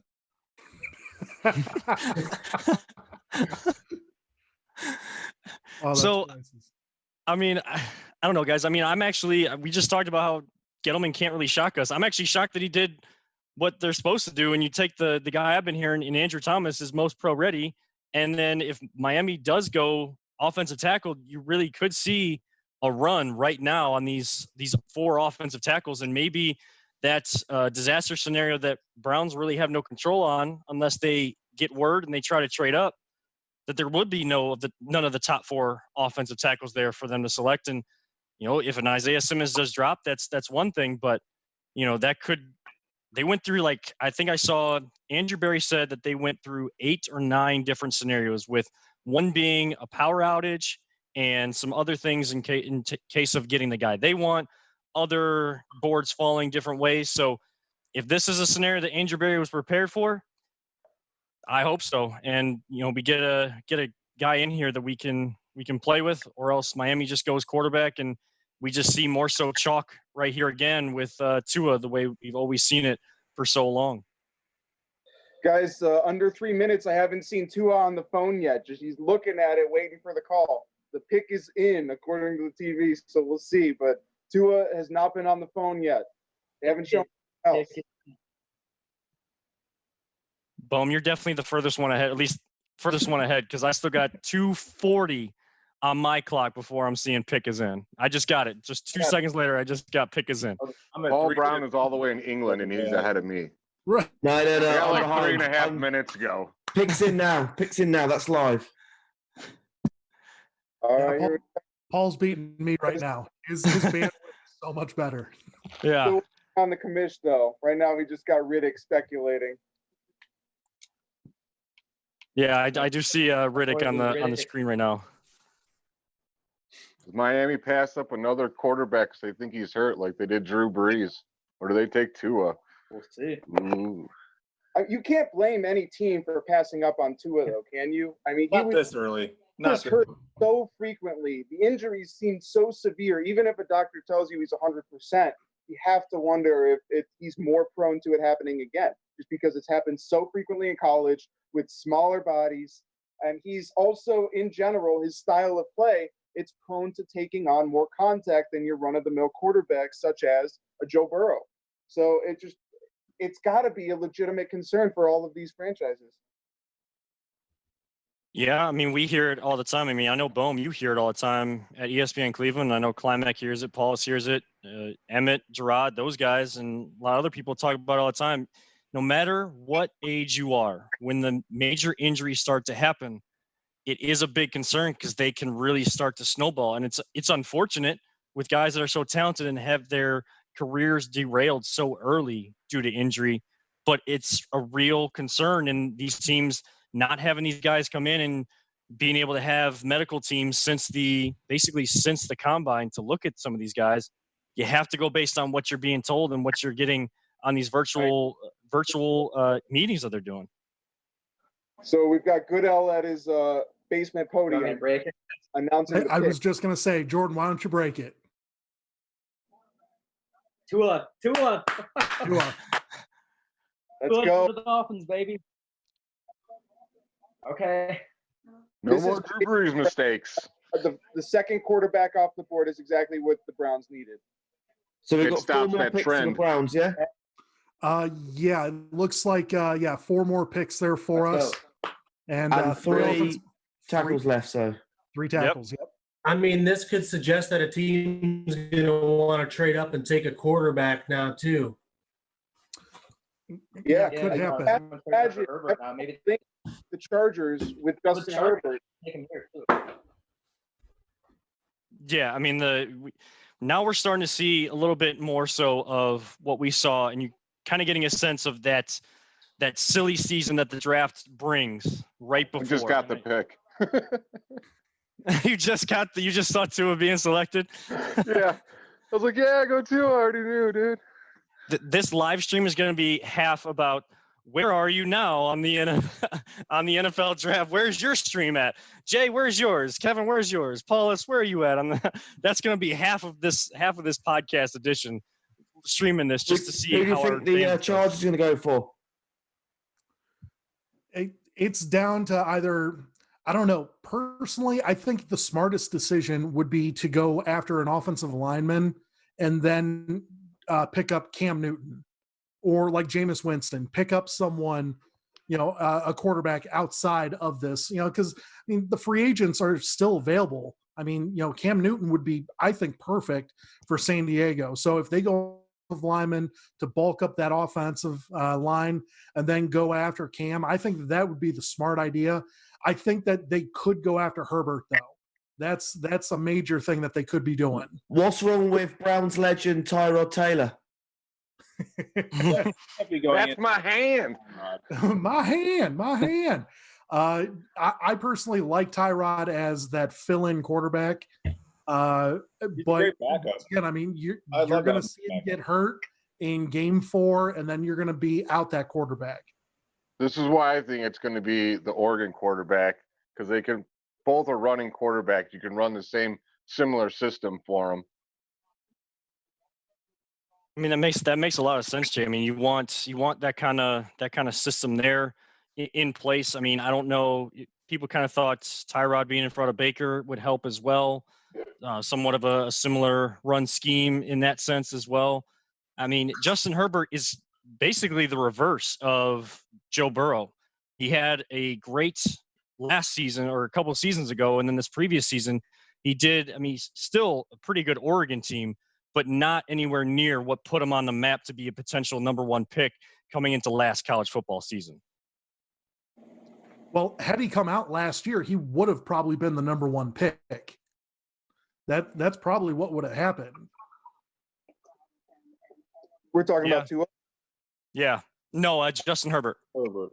Yeah. Oh, Herbert. Yeah, absolutely. I think that, he showed that he can make all the big time throws, but I think this year he kind of plateaued a little bit, and it felt like he was more inconsistent than maybe we thought, and he didn't take the jump that some had hoped.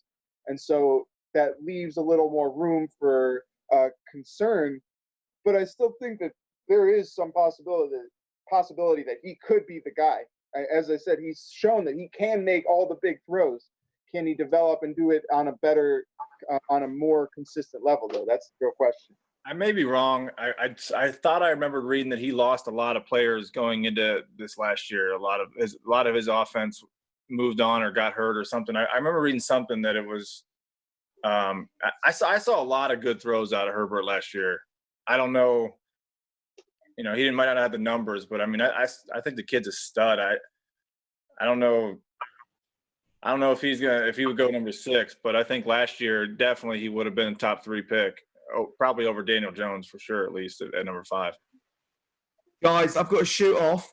Great seeing you all. Hey, Paul, thank you so much for joining us. Yep, thank you so much, Paul, for coming in for sure. No worries, guys. Thank you so much. We've got to tackle. I'm sure of it. Looking at the maths, we've got to tackle. Absolutely. We'll be looking for your videos too for the response as well, Paul. Thank you so much for joining us. Set up. All right, you take care. Yes, no problem. Go Browns, guys. Take care, guys. All right, so Paul Brown, famous fan of the Browns there in England, joining us and having to jump off there. And guys, my girlfriend's trying to help rig up the draft situation, the draft room here, trying to go old school with the rabbit ears connected to try to get ABC, because apparently it's way ahead of us. She's watching ABC down the hallway, and it's like a minute ahead of where any of us are. Nice. I might cheat and check it out. I'm actually doing the same right now. Yeah. My wife Kelly just looked over at me and she goes, "Paul Brown just liked my tweet." Kelly's going to become famous by the end of tonight. She's getting that promotion from Paul Brown. There we go. Someone has to be famous, right? I mean, Paul, you and I are trying, but what a lifestyle that guy lives during the season, man. Oh, you're not lying. That dude is all over the place. I mean, that's got to be rough. That's some dedication right there. Yeah, no, you're not lying. And where's your guys' line of separation as far as which number offensive tackle you want, as opposed to which player you would want? I mean, how many tackles do we take off the board before we pick someone like Isaiah Simmons if he's still there? None. I take Simmons. You guys see Odell's latest tweet? Now, what is it?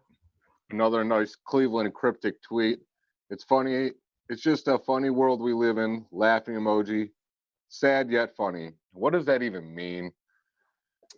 Well, don't you remember when LeBron would tweet this all the time in 2017? Oh, I know. It was the best. I was just going to say, yeah, those cryptic tweets, they kept us up for days. However, Odell doesn't have the same sort of his dog probably pooped in his living room. Odell is more like a Kyrie.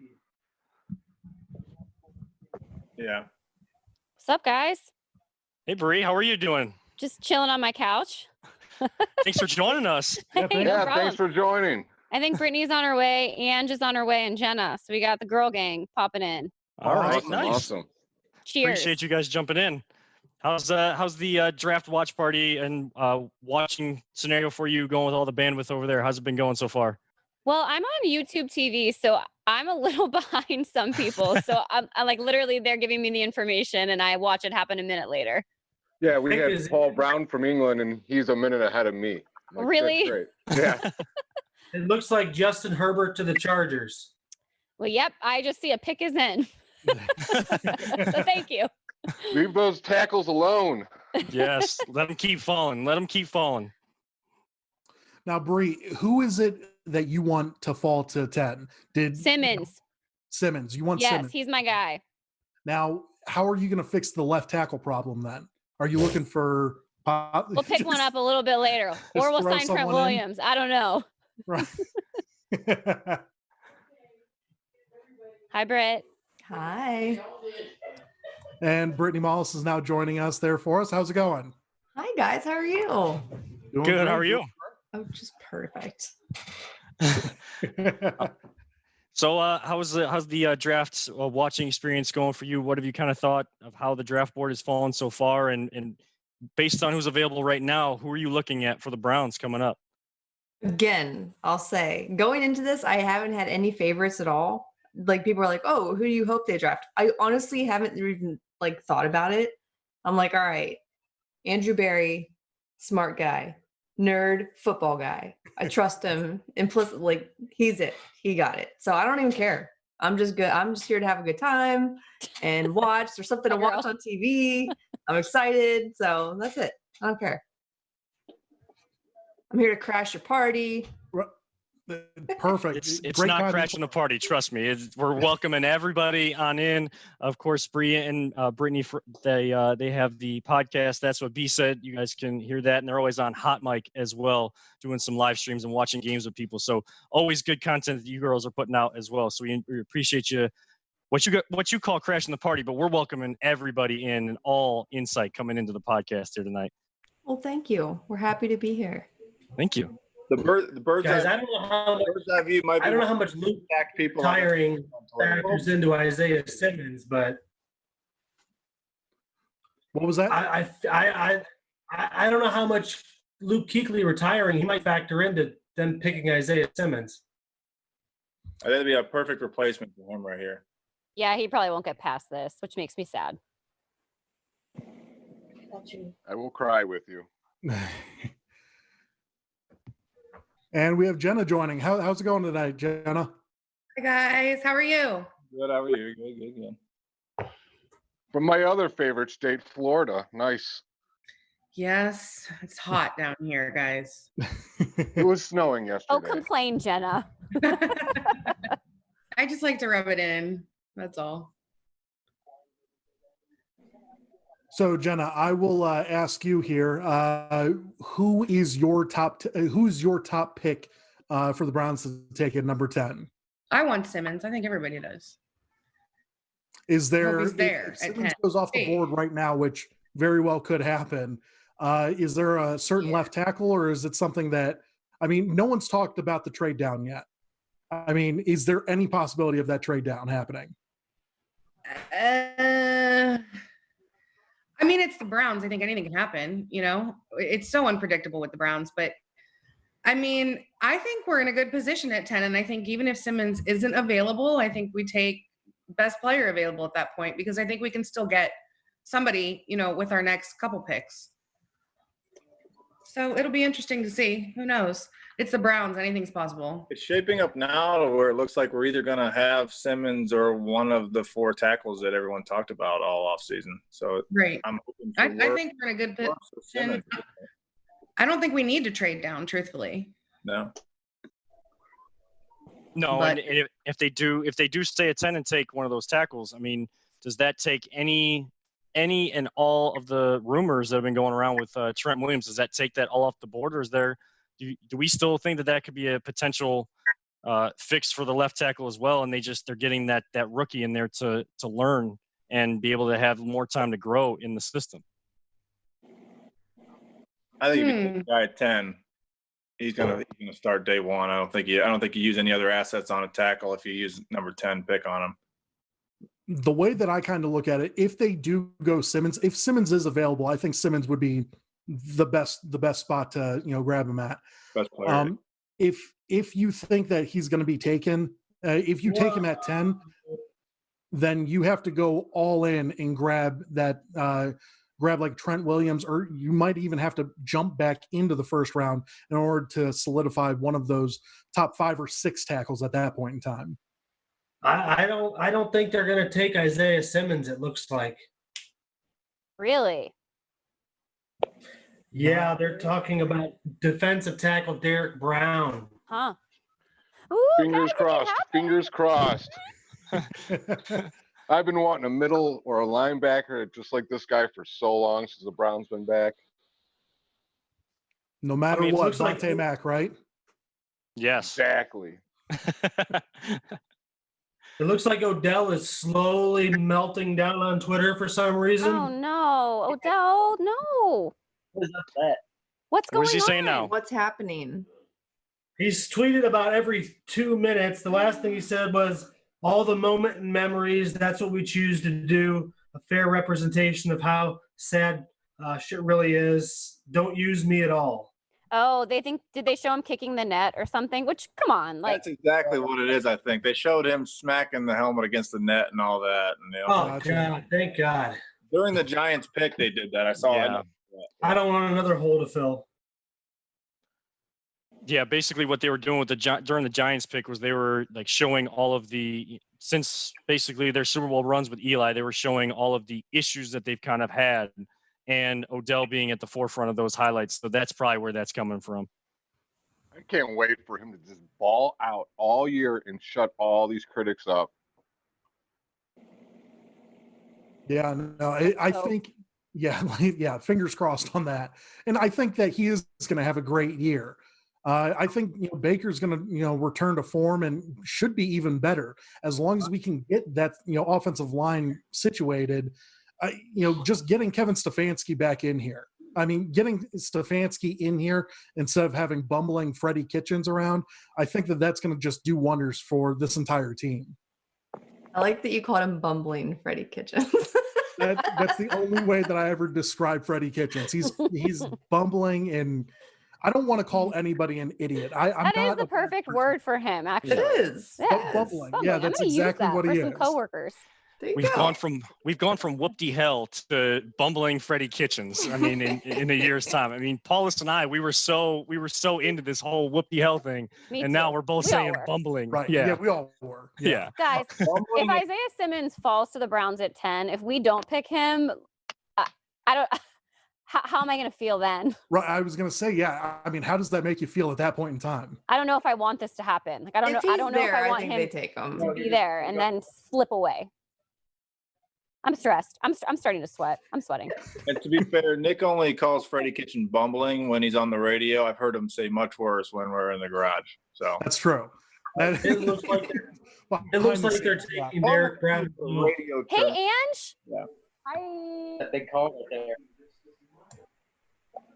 And we have Angela joining us now. How's it going? Oh, it's good. It's I good. made it. Made it. There- Oh, it's good. There we go. There we go. And the pick is in. It is Derek Brown there for us for the Carolina Panthers there for us.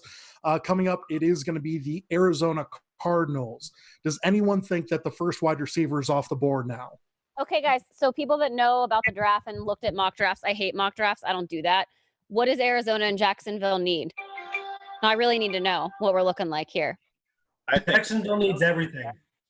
I think Arizona's got to go tackle here. I mean, Yeah, they're going tackle for sure. What about Jacksonville? They just signed Joe Schobert, so I'm not necessarily sure they need a linebacker. Ooh, you're right, guys.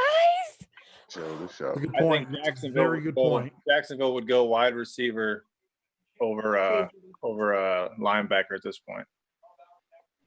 Jacksonville could use a quarterback. I also think Jordan Love. I also think they're completely tanking for Lawrence at this point, so I could see him trade down. Honestly, I Good think that's the point. Patriots. At this point in time, I think the Patriots are the one that are looking to tank. I think so too, but I think Jacksonville, the way that they're just shipping people out and cutting people and trading, they have to be that's a complete tank job. I mean, that's exactly what the Browns did when they went 0-16. It was just you get rid of every good player you have for nothing. Works.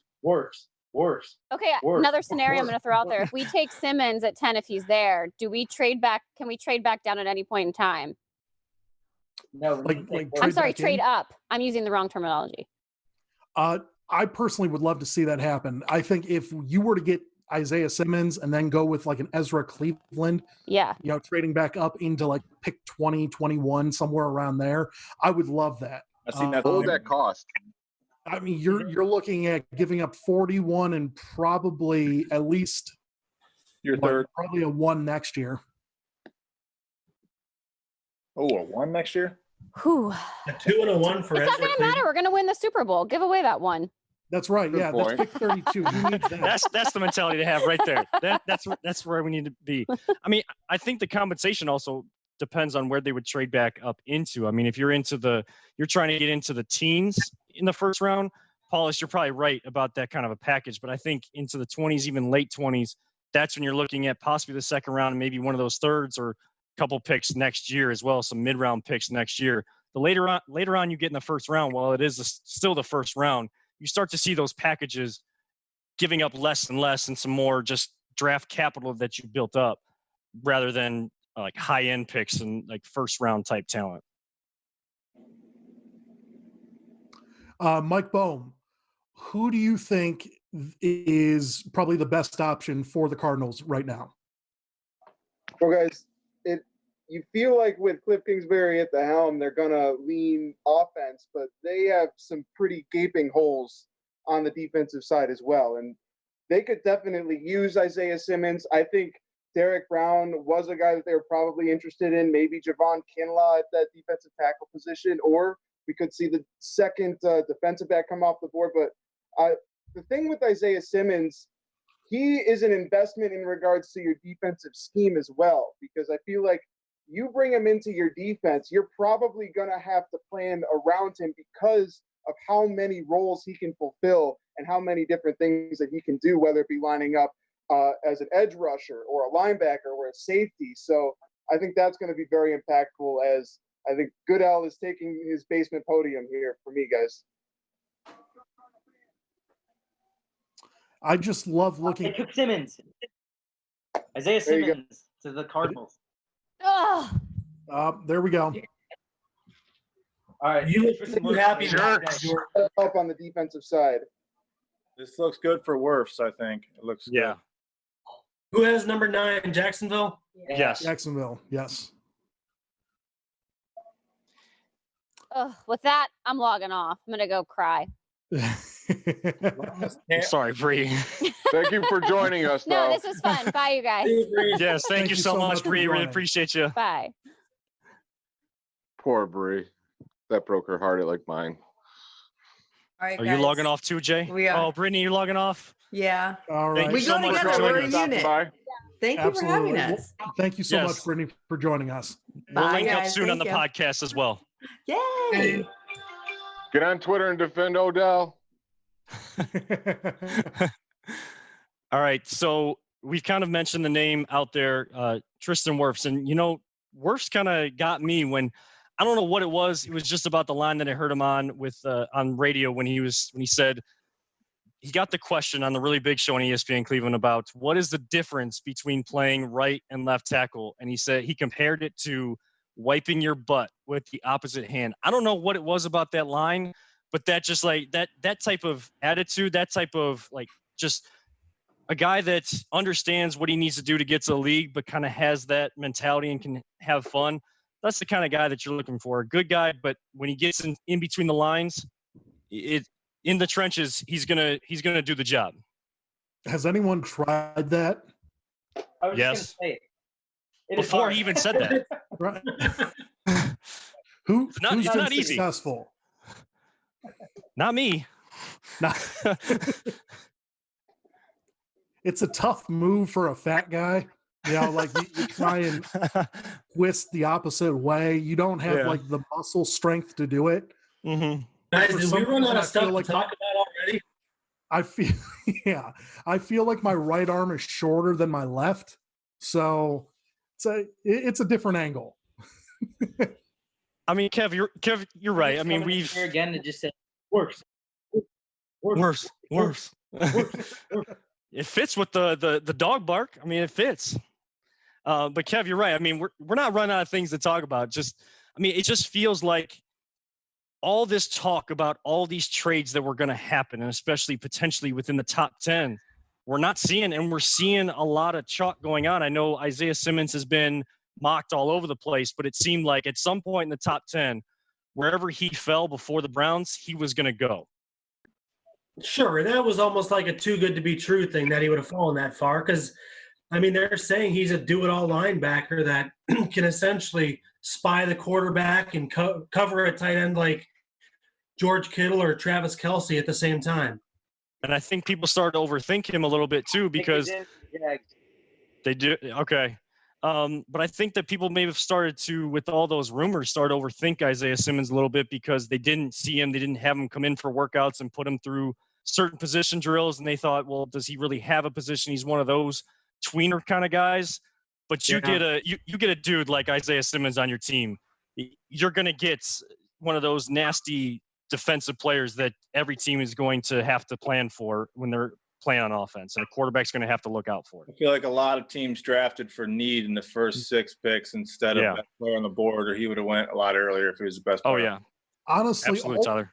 All of these picks so far have been. I mean, a lot of people could say that they've been chalk, but it's exactly what they needed. I mean, and you're absolutely right, Tyler. They drafted for need. It's not like we have 3. We have 2 great wide receivers in Arizona, so let's draft Jerry Jeudy. Like that didn't happen. A lot of these teams are doing the smart thing right now, which is honestly quite surprising because if you're a top 10 team, you're in there for a reason because you did something stupid. Can you believe they got DeAndre Hopkins for David Johnson? David Johnson in a 2nd-round pick. The fact that Brandon Cooks has been traded for 2 first-round picks and the 2nd-round pick blows my mind. I would be more surprised if we didn't get Odell for Jabril Peppers in a 3rd-round pick.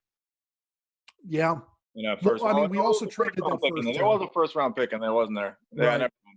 I forgot about that because we didn't have a draft last year. It was kind of nice. It looked a lot brighter, that's for sure. Works. Worfs. Everybody's hoping for. Is everybody on the same train right now, or we want Werfs right now? Right? It's like I would prefer Worfs. How about you, Bohm? I could make a case for Jedrick Wills because, in my opinion, he's the single best pass protector in this entire draft.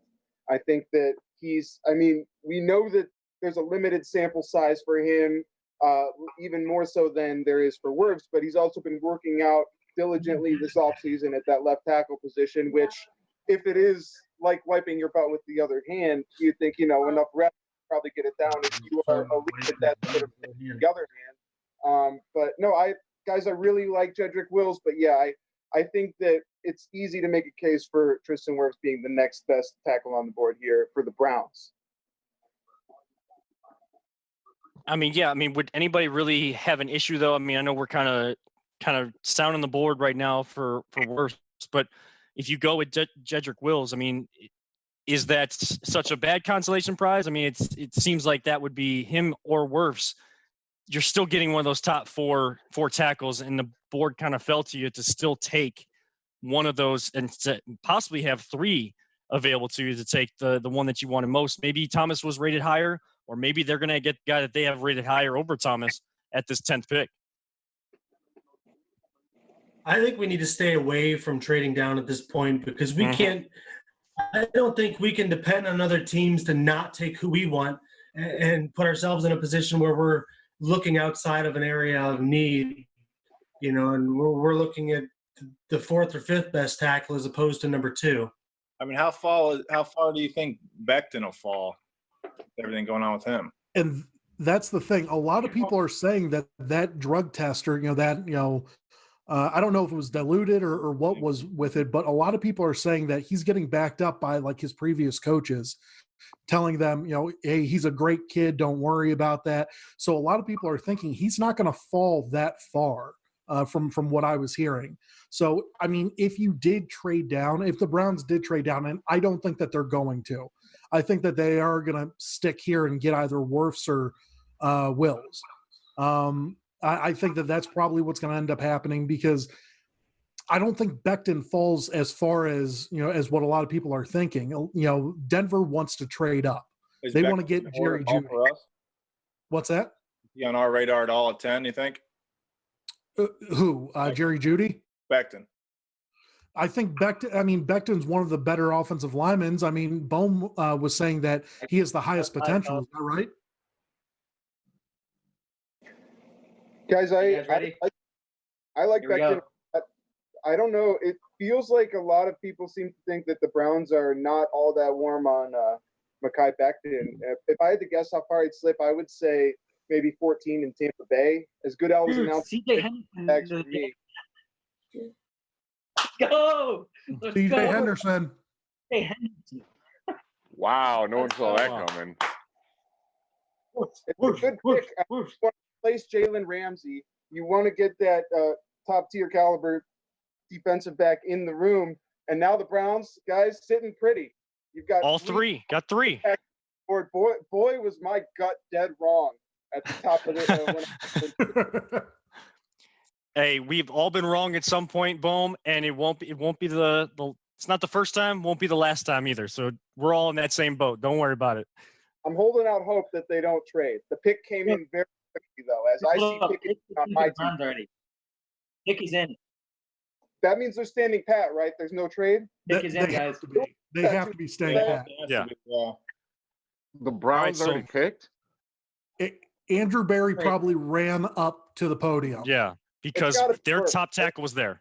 It would have to be Wirfs, I would think, or whoever he thought was number one. I don't know who he had on his board, but his guy had to be there. It's Becton over. He wasn't risking no bad connection. Hey, Jordan. Wirfs.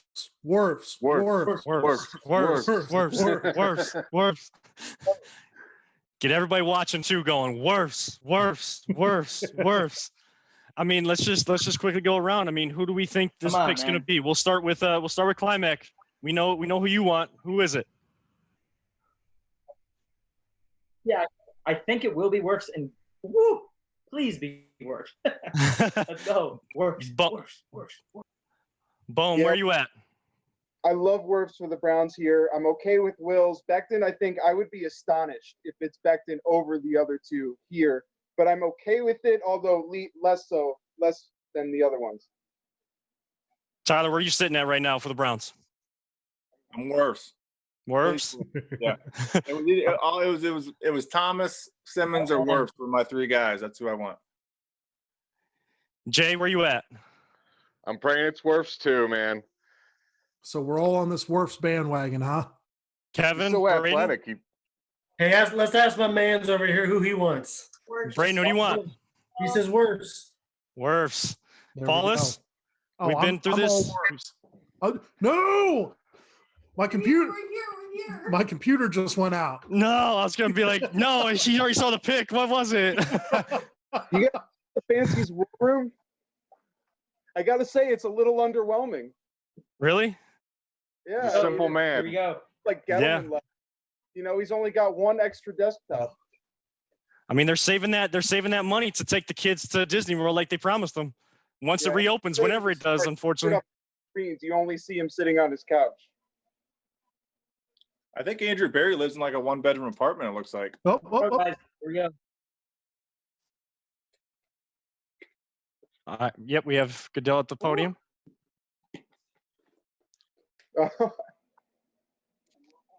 Uh-oh, Bone already saw it. He didn't know he was back. Oh. What did he do? He was like, okay, come back. Oh my gosh. Jedrick Wills. Is it? Jedrick Wills. Jedrick Wills. Okay. That. All right, I mean, I'll take it. Hey, you know what? You cleared up the offensive line issue. You got your left tackle. We got someone that's a stud. That's perfect. Okay. If the Browns are taking Jedrick Wills, look for them to take a wide receiver, I think, in this draft, because I feel like they're really going to try to open up this passing game. This Jedrick Wills is an elite pass protector, the best one in this draft class. I really like this pick. The only question is whether he can transition from that right to left, but I really, guys, I have pretty good confidence that he can, especially working alongside Bill Callahan, one of the best offensive line coaches, and Joel Bitonio, a Pro Bowl guard. All right, so let's get the reaction. I mean, immediate reaction, guys. You know, Climax, we were getting that chant going for Wirfs. It goes Wills, but they stay at 10. They take the offensive tackle, one of the top four, and looks like they're not really overthinking things here. Got to have some credit for them for that. Exactly. And, we talked about, like, what are the dream scenarios?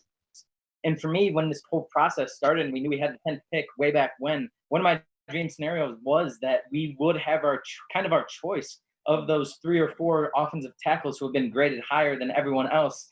And we're talking about Wirfs, Becton, Wills, and of course Thomas, who already went.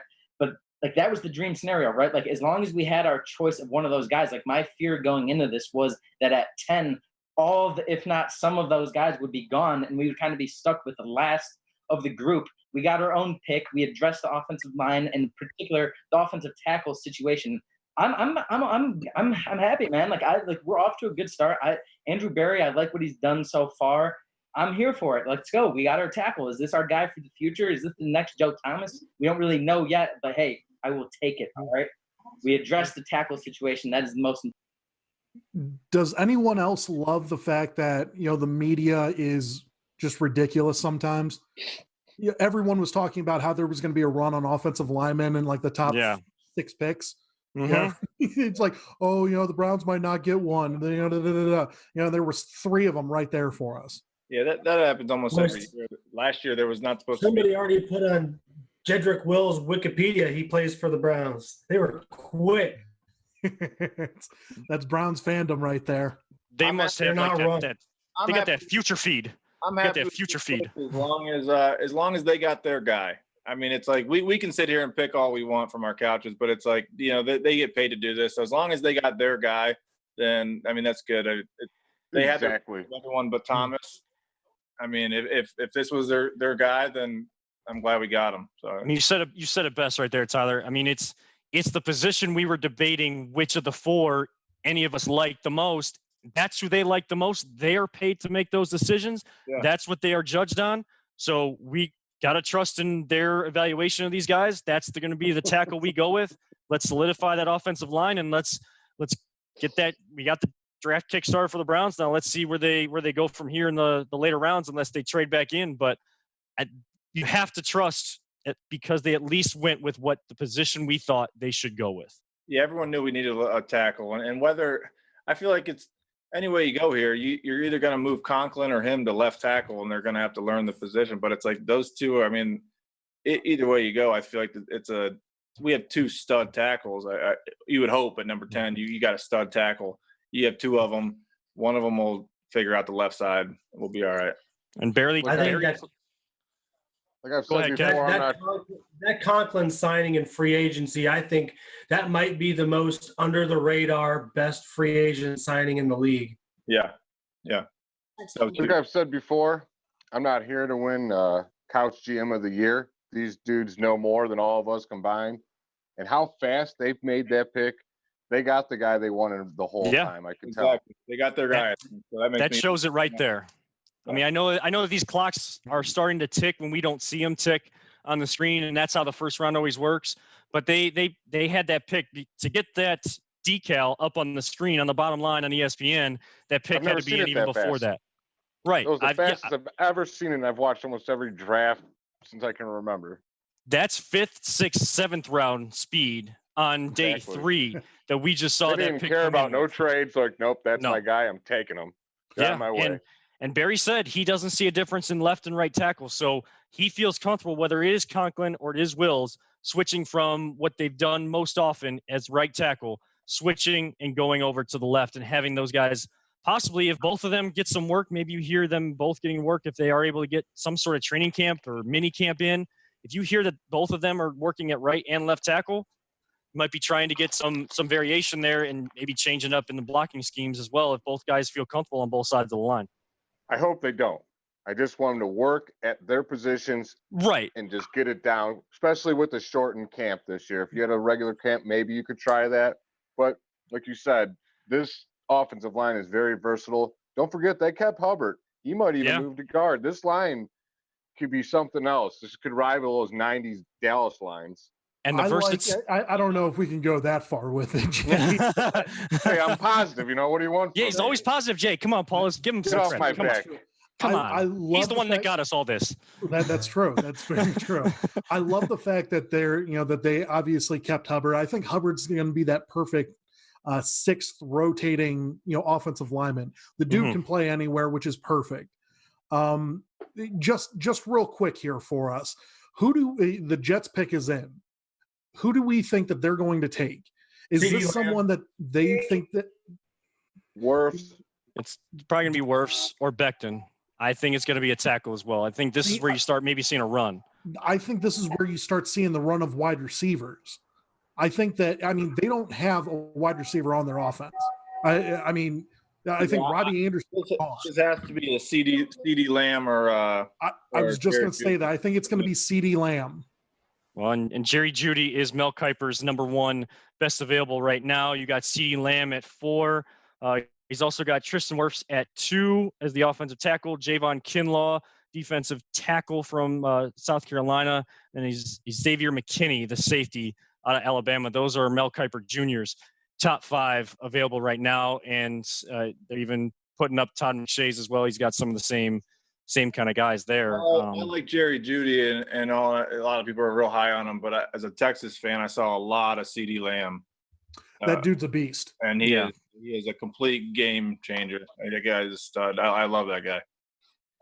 Yeah, I think CeeDee Lamb, watching him tear it up against all those teams in the Big 12. I know they don't play any defense out there, but the guy was unstoppable. Every time he caught something, he'd run 50 something yards and get those long, huge touchdowns. Kid's a stud. He reminds me of Michael Crabtree back when he played at Texas Tech. Dude was unstoppable in the Big 12. Of a college player, and he's got the same body style and everything. Great hands, everything. Now here's a question for you guys. We're 10 picks in now, and we haven't seen those trades, that run on trades even, that we thought we would see in that top 10.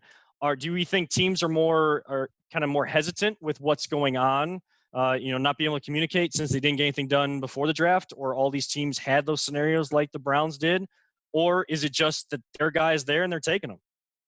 Yeah, I think it has a lot to do with these guys are in their basements, cell phones, and maybe a couple phones around, but it's not a war room where you're it's not the same situation. I think it as a normal draft would be. I think it has a lot to do with it.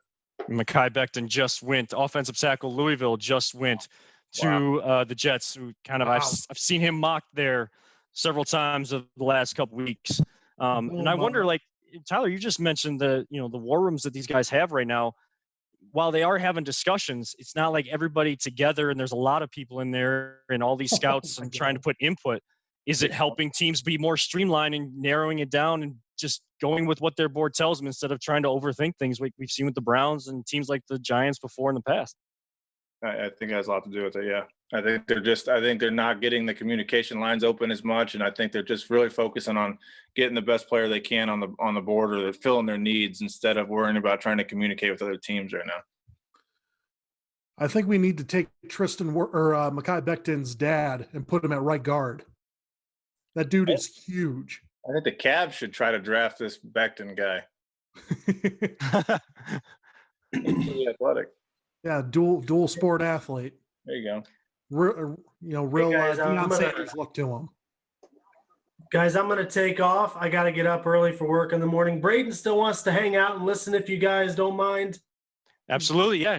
By all means, leave the stream on and can just stay in the Zoom and just listen to us as we go back and forth. And if he wants to say anything, by all means, we'll try to pop in on and let him pop in. I appreciate stopping by, guys. Thank you. Yeah, that's Jay's guy right here. So you guys have a good night. Thank you. Year. Hey, thank you, Kevin. Have a good one, brother. Thank you so much. All right. I got to step away for a second. I'll be back, guys. All right. You're good, brother. Just keep coming. Yep. Just anybody that needs to step away, feel free to step away, mute, or whatever you got to do, and we'll keep this going. Anybody else that joins, we'll introduce them and just kind of keep going from here. This has definitely got to be a receiver for Las Vegas, I think. You would think. How weird is it looking at that Vegas, looking at that? I'm so used to seeing, OAK. Yeah. Now it's LV. I love that Vegas has a team. I just wish it would have been more of an expansion team. The Raiders belong in Oakland. It kind of sucks. Yeah. It's completely different. I'm still of the fact that I still wish San Diego had a team. Yeah. The fact that the Chargers moved up to LA and they're now the second best team there, it's ridiculous. Although their jerseys are the best in the league, hands down, obviously. Yeah, I got a soft spot for teams that lose their cities that lose their teams, obviously. But Oakland to move the Raiders, like for St. Louis, it didn't like the Rams had moved so many times before. It's like the St. Louis going to LA. It's like but it's like the Raiders just felt like Oakland's team.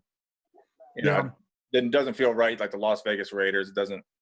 It doesn't look good at all. Their stadium though looks fantastic. I think it's a great idea to have a team in Vegas.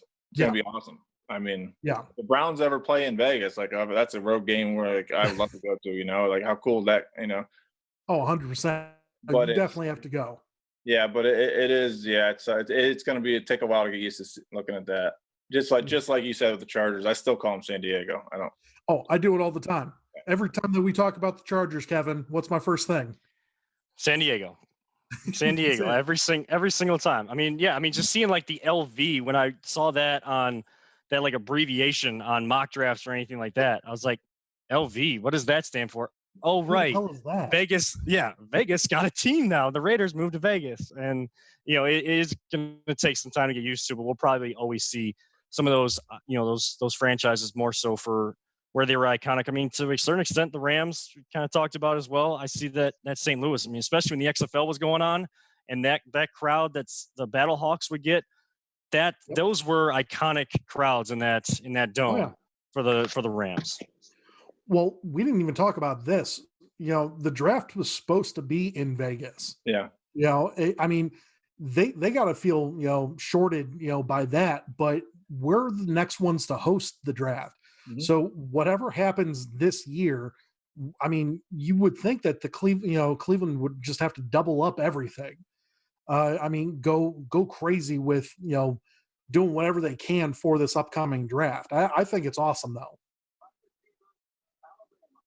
Henry Ruggs just went to the Raiders, wide receiver out of Alabama. So Ruggs goes before Judy, and Judy was being touted as one of those top 10 picks last year before the college football season too. So Ruggs goes to Vegas. I heard a ton about the Chiefs wanting to go up and get him. Yep. And that's got to be just you're not going to have Tyreek Hill, Ruggs, and all those guys on the same team. So they're like, yeah, we'll just take him and make him into. I mean, I think he's going to be good too. I would never have taken him over CeeDee Lamb. I think they could have gotten away better. No, I think this is ridiculous. The fact that you're drafting, I mean, don't get me wrong, the kid's going to be good. A lot of people compare him to Tyreek, but yeah. I just think it's a bad move. I think CeeDee Lamb's the better choice. He's a John Ross, I feel like, all over again. Maybe, yeah. I mean, super fast and, you know, maybe not the greatest route tree. Yeah, I don't know.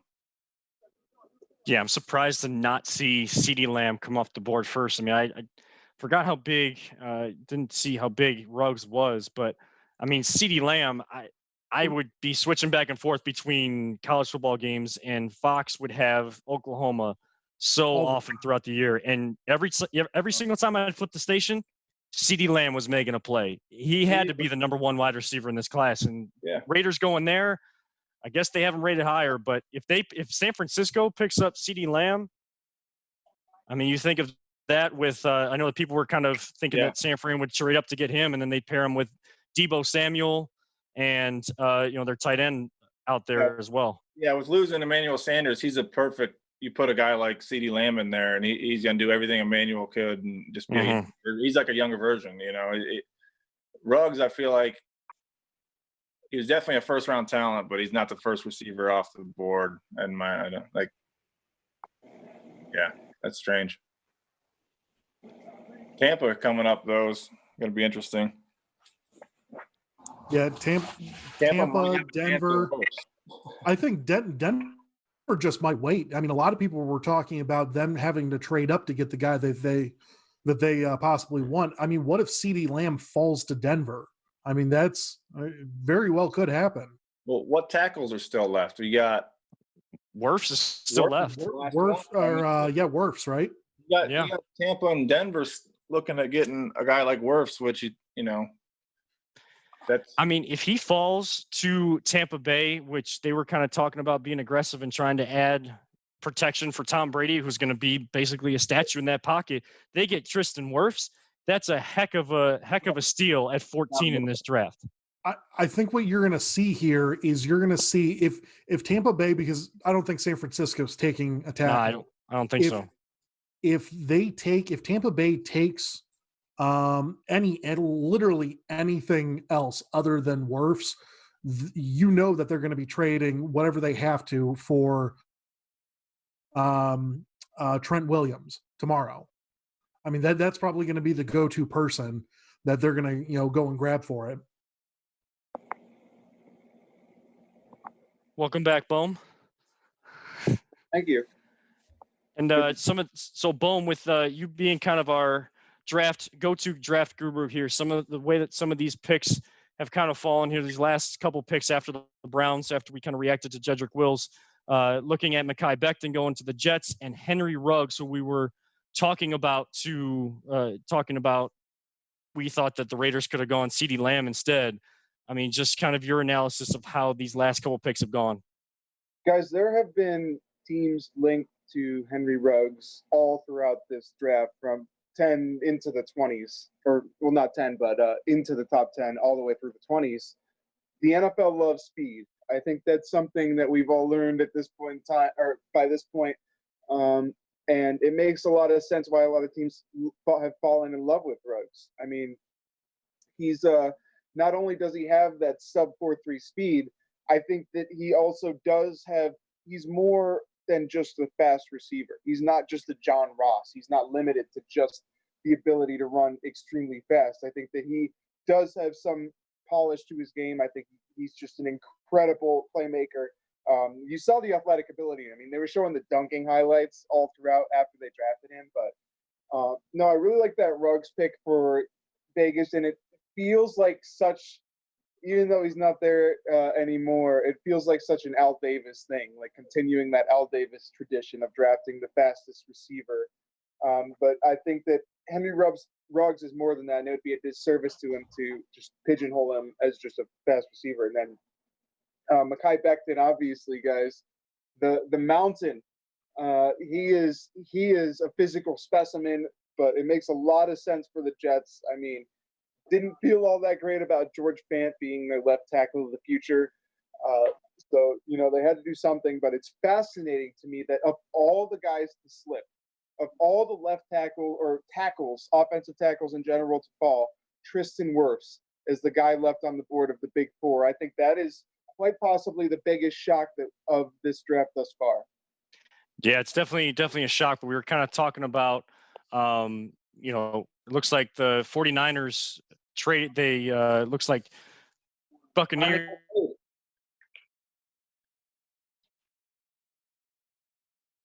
And a couple picks have kind of gone off the board since the Browns picked. What do you think has been kind of seen as the draft has gone on since the Browns picked? Yeah, sorry, were you asking me, Kevin? Yeah, Jordan. Sorry about that. Yep. No, you're good. Yeah. So I mean, honestly, I've been, like I said it when we first started, I've been waiting for trades this whole time. I mean, it looking like I just got back on here, and it's looking like we finally got our first trade. But to Bohm's point, the biggest shock to me by far, and I did not see this, I didn't even think for a second that this would be possible, would be that Tristan Wirfs would be the guy to slip in this draft out of all the tackles. And going back to even back at the combine, just watching him, I hadn't seen a guy that at that size that can move like he could move, and was so agile and like his footwork and everything. And that's where I fell in love with him, was at the combine, watching him. He just seemed like a freak amongst the other guys that was there. And then to watch him slip right now, that's the big story to me. Like, coming into it, I guess the story was probably the quarterback situation, where Tua would go, who would follow him. That played out early. So you're talking about since then, since the Browns have picked, it's, to me right now, it's definitely Tristan Wirfs slipping. Where is he going to go? Are we now going to see someone trade back up to maybe take him? I don't know. We'll see. The Buccaneers they're looking for left tackle to help Tom Brady. Does he go here? We'll see. But Wirfs slipping, definitely the big weird thing that's going on so far for me, guys. I'd be shocked if he gets past here. Yeah, me too. They got back-to-back picks. Exactly. You have to solidify the offensive. That Tampa has no offensive line. Think about their similarities with the Bucs and the Browns. The Browns didn't have an offensive line going into last year. The Bucs don't have an offensive line this year. You got to build that. I mean, you learn from us if you're the Bucs and build the offensive line, protect Brady. Yeah, those weapons not mobile open. Those weapons don't have time. Sorry, I didn't mean to cut you off. Oh no, you're good, man. Go ahead. If the weapons don't, if you got the weapons and they don't have time to get open, it doesn't matter. We saw it last year, like you said. Exactly, and then you look at it. Brady's 42 years old, right? Like, he's not the one against. He's not mobile. Like Kyler Murray, the Cardinals have a terrible offensive line. He was successful last year because he's mobile. He can escape the pressure on his own rather than having to be protected to be able to get a pass off. Brady can't do that. That's why you need the offensive tackle. So I'd be shocked if this isn't worse. And I don't see them having that safety blanket like Edelman, where where he's going to be and you can dump it off. And he's not going to have that in Tampa unless something happens. I wouldn't. Yeah, Edelman over the middle was always that go-to when all else failed. Edelman over the middle. But I mean, the tight end situation with them is super interesting too, because you talk about if them possibly trading back into this draft after this pick. They have the ammo to do it. They have the draft picks. You look at their tight ends, Cameron Brate as well. Like, people forget they have Cameron Brate because we talk about O.J. Howard, talk about Rob Gronkowski, obviously now. But Cameron Brate's no slouch either, so I don't know. I mean, if you use one of those tight ends to trade back into the first round, I don't know. I think the Bucs are super interesting. I think that they have a huge draft ahead of them. I know there's been a lot of J.K. Dobbins has been linked to the Bucs a lot. they need a running back. I think they were involved in some trade talks for running back, a couple running backs in the offseason, and decided not to pull the trigger. I think that's because they believe they can find that talent in the draft. And I think J.K. Dobbins, the guy from LSU, Hilaire Edwards, I think is, and we'll see. Here's the Bucks pick right now. Yeah, that gotta be first here. They got to shore up that offensive line. They'll probably address that running back position. They have one of the most dynamic offenses that Tom Brady has ever been a part of in his entire career, dating back to maybe even better than that 18-1 offense when he set records. I mean, you look at that, who he had, it might not be quite as complete as Wirfs is. It is Wirfs, yep. But you look like Godwin, Evans, the three tight ends, Gronk, Howard, and Brait. You've got Ronald Jones and another running back to bring in the offensive line with you bring in Wirfs at the left tackle. This offense is so loaded, guys. And then on the defensive side, you've got some promising pieces as well, including Shaq. Or, gosh, I'm blanking on the name, but I think that you have a lot to build around on both sides of the ball. And and so this is a team that's going to make, I think, obviously should push for a deep run, if not a Super Bowl. I think that the NFC is ridiculously stacked as it is. You're looking at their own division, themselves. They're going to be fighting to get out of that alive. I think the Saints are a really good team. Obviously Atlanta is up and coming. I think if Atlanta fixes their defense, they can do whatever they want. That offense for Atlanta is still solid. They're going to be coming up here relatively soon.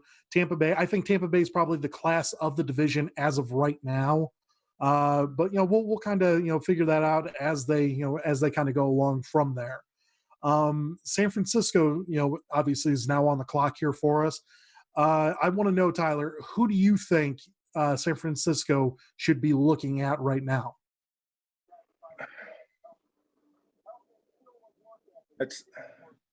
I keep saying the same thing, but I feel like CeeDee Lamb or Jerry Jeudy are the two best players on the board. And all these teams, I feel like, have needed wide receivers, and maybe it's just such a deep draft that people are waiting until the second round to take them. But if you think of that running attack and the receivers they have, you add a guy like Jeudy or Lamb with a young guy to that team, and Kyle Shanahan offense, it makes sense.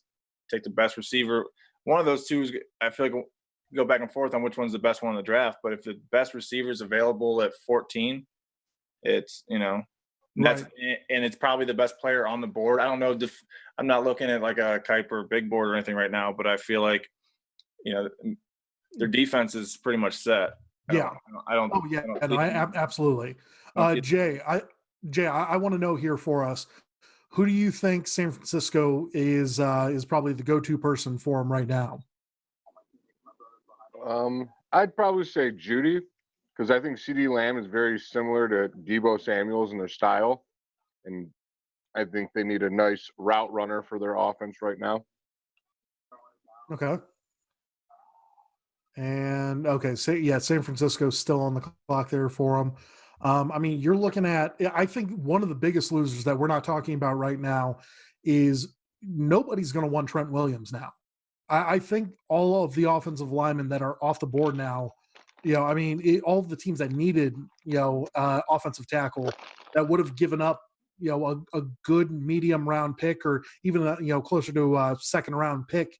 I think all of them have been taken as of right now, now that the four top linemen are off the board. So you're looking at someone like Trent Williams. I think that Washington, they're really going to, hate themselves for not, trying to get anything for him, for the guy. He's not coming back. I think that Arizona is going to be a big player for Trent Williams, possibly, because they went with Simmons and got their guy. It would kind of like the same situation we would be in, where I could see Arizona going after a Trent Williams kind of tackle to protect Kyler. Also, guys, the fact that that Tampa Bay had to trade up one spot to draft an offensive tackle, that tells me that they were probably leveraged against another team, because there's another team trying to come up and get their offensive tackle, when we know the Bucs obviously needed to take Tristan Wirfs. So there's definitely some other teams up there vying to come up and get their guy. I think one of them is probably Miami, who just took Tua. We talked about injuries being such a major concern. We know they're going to want to protect him. So I would imagine that Miami. They also have 18 though. If Josh Jones doesn't, or an offensive tackle doesn't go off the board at 18, I would think maybe Trent Williams could be in play for Miami. Okay. Yeah, I was just going to say that they got 18 and I believe 26 as well. So I mean, you're looking at a couple more opportunities to get some of these top offensive linemen. You would probably think like an Ezra Cleveland or someone along the lines of that, wouldn't you say, Mike? Yeah, it'll be interesting to see how teams value the second tier of offensive tackles. I would guess maybe Austin Jackson will be the first one, or the next one to come off. But Ezra Cleveland, the analytics darling, could very well. I think he'll still probably be a first rounder as well. But another name to watch, maybe Isaiah Wilson out of Georgia. Andrew Thomas's running mate on the other side of the line. Very good physical specimen, and that's why a lot of teams could fall in love with him. Not obviously nowhere near the caliber of Andrew Thomas right now coming out. Maybe he could get there, but that's another name I think we'll see fall in this first round. I feel like a Trent Williams trade would be a win now team. I don't see a Miami. Miami is interesting because it's hard to tell where they're at, but like a Miami, I could definitely see them taking Cleveland or someone in at 18 instead of trading for a guy like Williams. If you're going after Williams and paying that price, you got to be in win now mode, and I'm not sure where Miami's at with that. Yeah, I think it ultimately depends on what your plan is with Williams and Brian Flores kind of shocked the entire country last season with what he was able to attain record-wise with that Dolphins team, and he was able to bring a very solid team out onto the field, and you'd only imagine that they're going to continue to go upward from there, especially with Tom Brady no longer being in the division. I would think that the Dolphins are looking to make a playoff push, and so that's why in my mind it could be an option. At this point, though, I'm grasping at straws because all of the primary contenders for Trent Williams, they all got their left tackles already. So at this point, to everyone's point, who could be that next top contender for? And we got some juicy stuff on Twitter finally. Oh, nice. What? Here.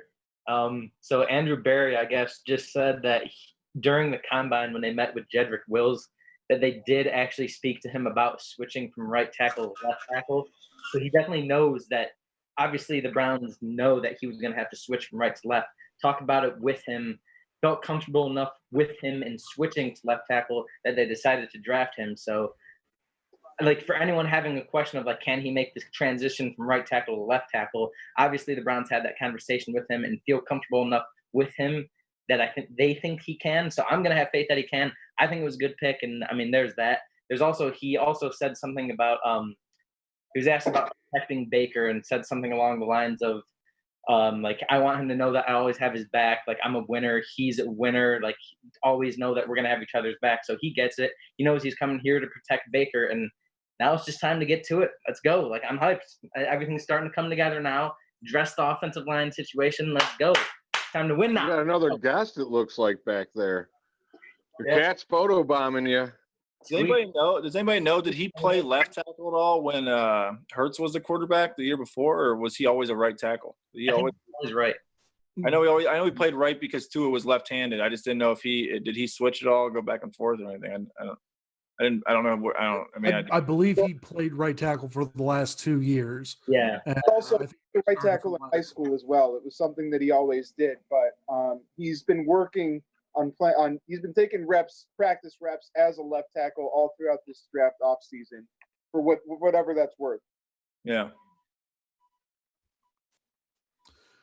Yeah, I think, I mean, if we're looking at, the teams that are about to be coming up here, Denver, Atlanta, and I mean, what here. sort of what was that? It's a good pick here for the Niners, man. Javon Kinlaw. They just keep adding that defensive line. Lose back and create. He just stock right back up. Okay. Yeah, it's just coming in on my end. Oh, my bad. No, that's I love it. I love it. You keep ruining the draft. It's no fun anymore. Hey, if we were on Twitter, like we said at the beginning, we would be seeing these picks like well before probably starting at this point. Yeah, I think that might be different now with the whole media situation.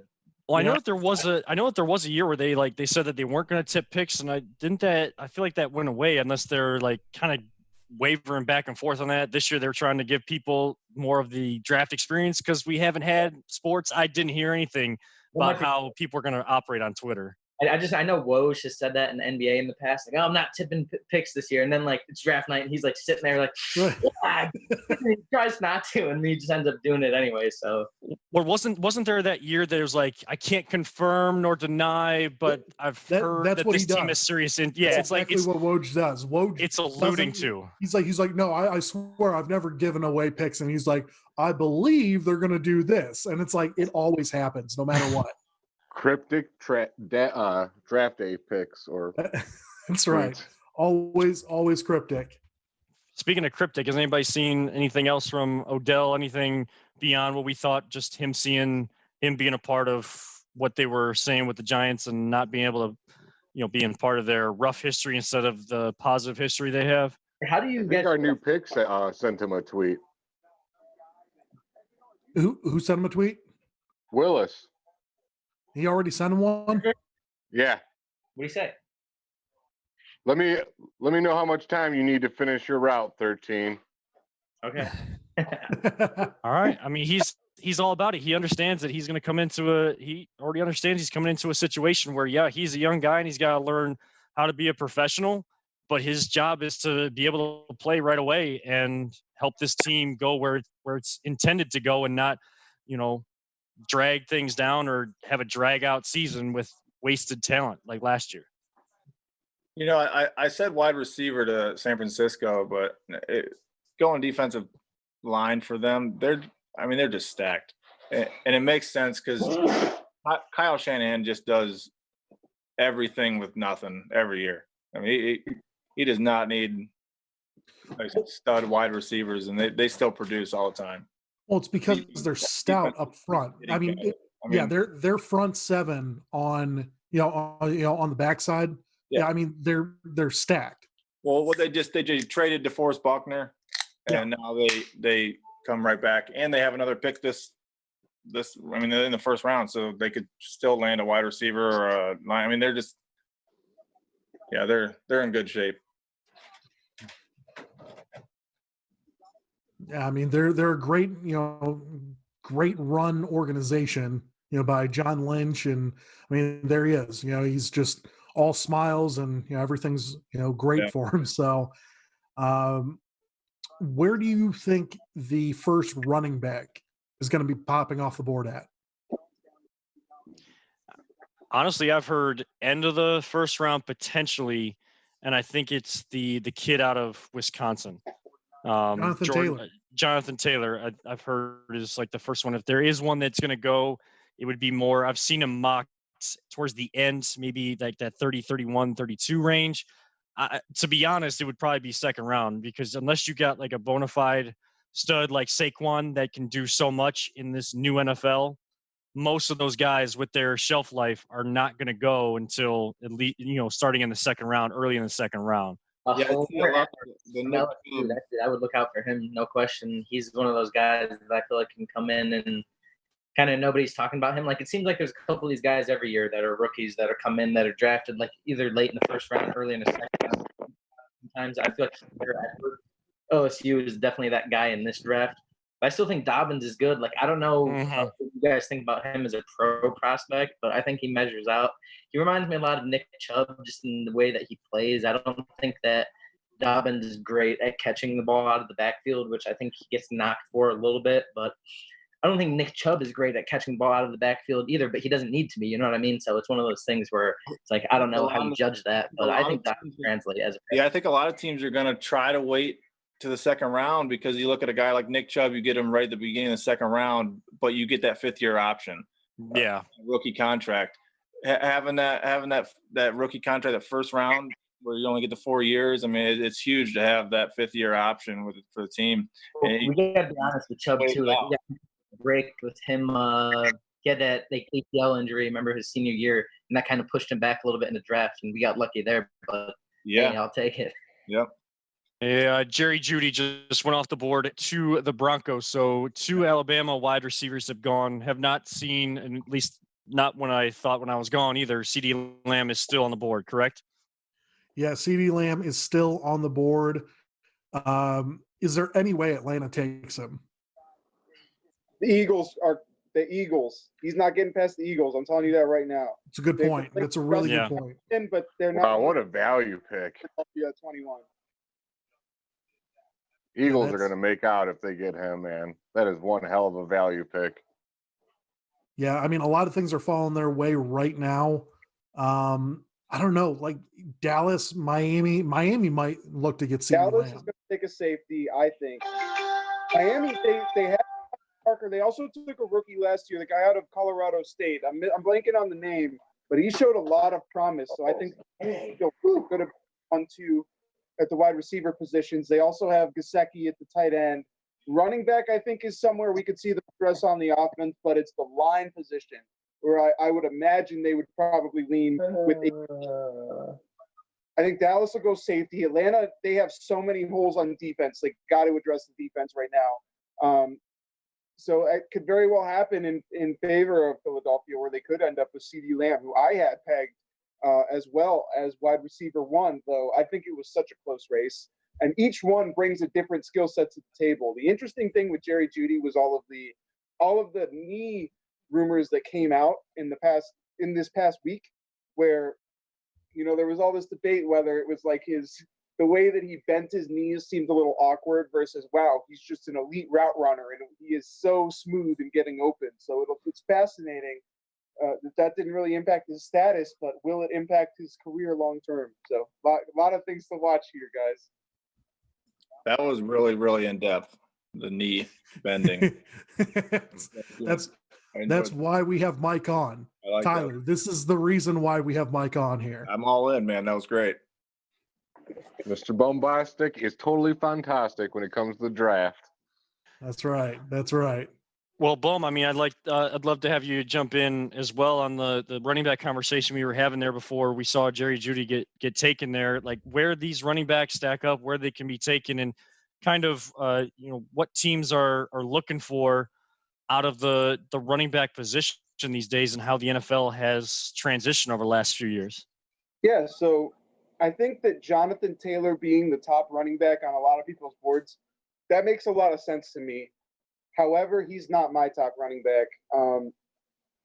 Even though he probably had to carry the team, the Badgers on his back for the most part, and he was their only weapon more often than not, he's also got more wear than any other running back prospect at the top of this class. I think that's probably going to play a factor in how teams view him, because it's more likely than not that his career is going to end before most of these other prospects. That's just the reality of it when you have as many carries as he did, because he had an astounding number, I believe, if I'm not mistaken, the most of any Wisconsin running back in their history. And so it was like 900 or 1,200 carries. It was something ridiculous. Astounding. It might have been like 600 carries, but then like a crazy amount of snaps also. He averaged 212 a year, 212 carries a year.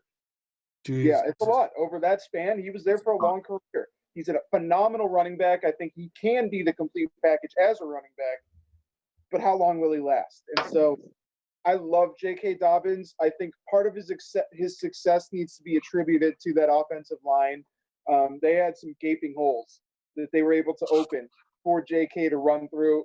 At the same time, I think that his work ethic, the jump that he took from his sophomore to junior years was just so phenomenal. It really speaks to his ability, and then I think his trajectory as a running back and how he'll continue to transition into the NFL. He's had his moments as a receiver. I know we were talking about, or someone mentioned how he really struggled as a receiver, and that he certainly did. He dropped 2 touchdown passes against Clemson. But he's also had some moments where he's shown that he can make some incredible acrobatic circus catches, because he did do that over the course of the season. So there's some potential there. And I think he'll work on that too. Top end speed of some of the best backs that we've seen because he always seems to get chased down on those long runs where he breaks away. It always feels like he gets chased down. But I digress. I think that he and Taylor are really good. Clyde Edwards-Helaire is a guy to watch for, but ultimately DeAndre Swift is probably going to be one of those guys who will go close to that first round. So, and then Cam Akers, who just had the most unfair situation of anyone in the NFL draft, probably because their offensive line was practically non-existent. Their At whole Florida State, yeah, he was awful. Florida State, that kid, yeah, I agree. It was just a complete wreck of a career that he was faced with, and yet he still managed to turn it into some production. So Cam Akers, I really like. He lit it up at the combine as well, just to reaffirm that ability. And so that's a sleeper running back that I like too. So yeah, Akers reminds me a lot of like a Kamara. He was just on such a bad team. It was hard to see that potential. I mean, like Alvin Kamara was a stud. You see it on his tape a little bit now, but I mean, nobody was talking about him going into that draft. I mean, and as far as J.K. Dobbins, like I feel like you can teach a guy to catch the ball out of the backfield. It's hard to find a guy with that kind of vision that gets through the defense and breaks loose. He does get chased down from behind a little bit, but he has like a natural vision where you can't teach that. You can teach a guy to catch the ball out of the backfield. Yeah, you weren't going to have that Zeke Elliott type speed coming out, breaking through those holes where you knew once he was in the clear, he was gone. It wasn't like that for JK. And unfortunately, I mean, Bohm, just like you, I'm huge into Ohio State, bleeding the scarlet and gray since I was very young and getting into all the recruits, things like that. But in terms of JK, he's one of those typical second round, even third round running backs that you'll see that they're not going to go in the first round, but you may see those types of guys kind of come from an underrated, not necessarily JK, but these running backs coming from an underrated position, because if they have the potential to catch the ball in the backfield and do a little bit with how you can shift running backs around, you can run two running back systems. We've seen Wishbone from different teams, different blocking schemes. They can have an impact and not have to do too much. They're not expected to do too much when they come in. Unfortunately for me, J.K. Dobbins, that lasting image as a Buckeye fan is dropping those touchdown passes, especially that one where, thought he rolled with it in his hands and it kind of hit the ground. That's kind of a lasting image, but I'll still remember all the good things and the progress that he made from that sophomore to junior season. I think he is going to have an impact in this league and be one of those guys that can just come in. He's probably going to find the right fit. Someone's going to pick him where he doesn't have to do a lot and can just come in, work on that pass catching ability and have that impact of a running back and not put too many miles on those legs. Yeah, he's a super tough runner. Pete spoke to the vision that he has, which it is incredible. He has this uncanny ability to find holes that just seem non-existent, and then they open before you know it. As Clemson taking A.J. Terrell, the third cornerback off the board, a guy who, by the way, has very few big plays. I really like that pick for Atlanta. But anyway, back to Dobbins. I think that he can be an elite running back in this league. As a recruit, he was up there with Ezekiel Elliott, but he didn't really have that same sort of splash when he played at Ohio State until this last season where you saw the production initially this past season, and then he just took off. He had incredible highlight runs, ridiculous broken tackles, insane stiff arms. It was just such a sight to see. And rushing for over 2,000 yards, the only Buckeye running back in their history as a program to ever accomplish that feat, he earned that. And I think that does translate to the NFL, even if not one of the best running backs. I think at the very least, he's an above average running back. Yeah, no, he's definitely going to be a fantastic running back here. You and I, Bohm, we were talking about it in last week's podcast. You think that he's going to have a better career, at least 5 years down the road, than someone like a Josh Jacobs for the Oakland Raiders. Yeah, we'll see what situation he ends up in. There's been two teams that I've seen him linked with, and so just off that assumption of either Tampa Bay or Miami, and even with a team like the Dolphins, who by most accounts were kind of tanking this year, Brian Flores exceeded expectations because of his tremendous coaching. you'd have to imagine that's going to carry over into future seasons. We know the benefit of having competent coaching for a roster after dealing with a season of Freddie Kitchens. Yeah, that roster was it was comparable to the Browns roster and in their own 16 year. It was bad, and he managed to win. Was it 3 games? It was 5 games. The guy ended up having like the toughest 5-11 team of all time. Yeah, I mean, it just goes to show like coaching is. I mean, it's everything when it comes to your roster. His roster was terrible. I mean, I couldn't name 10 players on it. It shows what Hugh Jackson was as a coach too. I mean, we know how hard it is to win in the NFL, and a lot of rosters like that would go 2-14, 3-13. To win 5 was definitely an accomplishment for Brian Flores down there in Miami. But it also shows how much we were lacking on the coaching side of things throughout all of those analytical years where we were just gutting the roster and grabbing picks and grabbing picks. Try really hard to go 1-31. I mean, that is so hard to do with a professional athlete on your team. I mean, that was like some of the worst. That's the thing, Tyler. We didn't have many professional athletes on that team. We didn't have a professional coaching staff either. We had a better roster than 1-31. Oh, absolutely. I mean, we should have at least won 4 games each year. I believe that, just because I think you stumble into wins somehow. 4 games in total, like 2-14 is a pretty bad year. I mean, a lot of teams usually go 2-14, 3-13, have the first pick. We had 1-15 and 0, and yeah, it's tough. Well, you go 1-15, and everyone's like, you can't do any worse. And it's like, where's rock bottom? Yeah. We didn't even know where rock bottom was. Yeah. Right. Yeah. No. Absolutely. Now, I did want to break away here for a second and get back to the Browns aspect itself for this draft. Who is, or I guess, what is your next position that you want the Browns to take with this, either trading back into the first round or staying at 41 and drafting someone there? So, who are you asking, Pam? I'll ask. Let's go with Mike first. My feeling is that they really want to address the defensive side of the ball in the second, or at least in day 2. And I would imagine that a safety is going to be up there. It's very possible that they could be looking at an Antoine Winfield, or maybe an Ashton Davis or a Jeremy Chin at round 2, and they can't pass it up. Or even perhaps Grant Delpit. If he doesn't go right here to Dallas, I think this is a team that Delpit could go to. Tackling is a major concern there. That was also the reason that Greedy Williams slipped last season. But that's another name. And then you look at other positions that they could address outside of the safety position, which makes the most sense. Perhaps linebacker if someone slips. Maybe a Zach Bond. He had that diluted test, which might concern people. He might fall. But guys, the receiver position really intrigued me because I mentioned it after they picked Jedrick Wills, a guy who really excels in the pass protection game. They are going to try to open things up. And I don't remember where I heard it, but Andrew Berry or Kevin Stefanski, we know that Kevin Stefanski last year, he had his most success in personnel groupings that involved 2 wide receivers.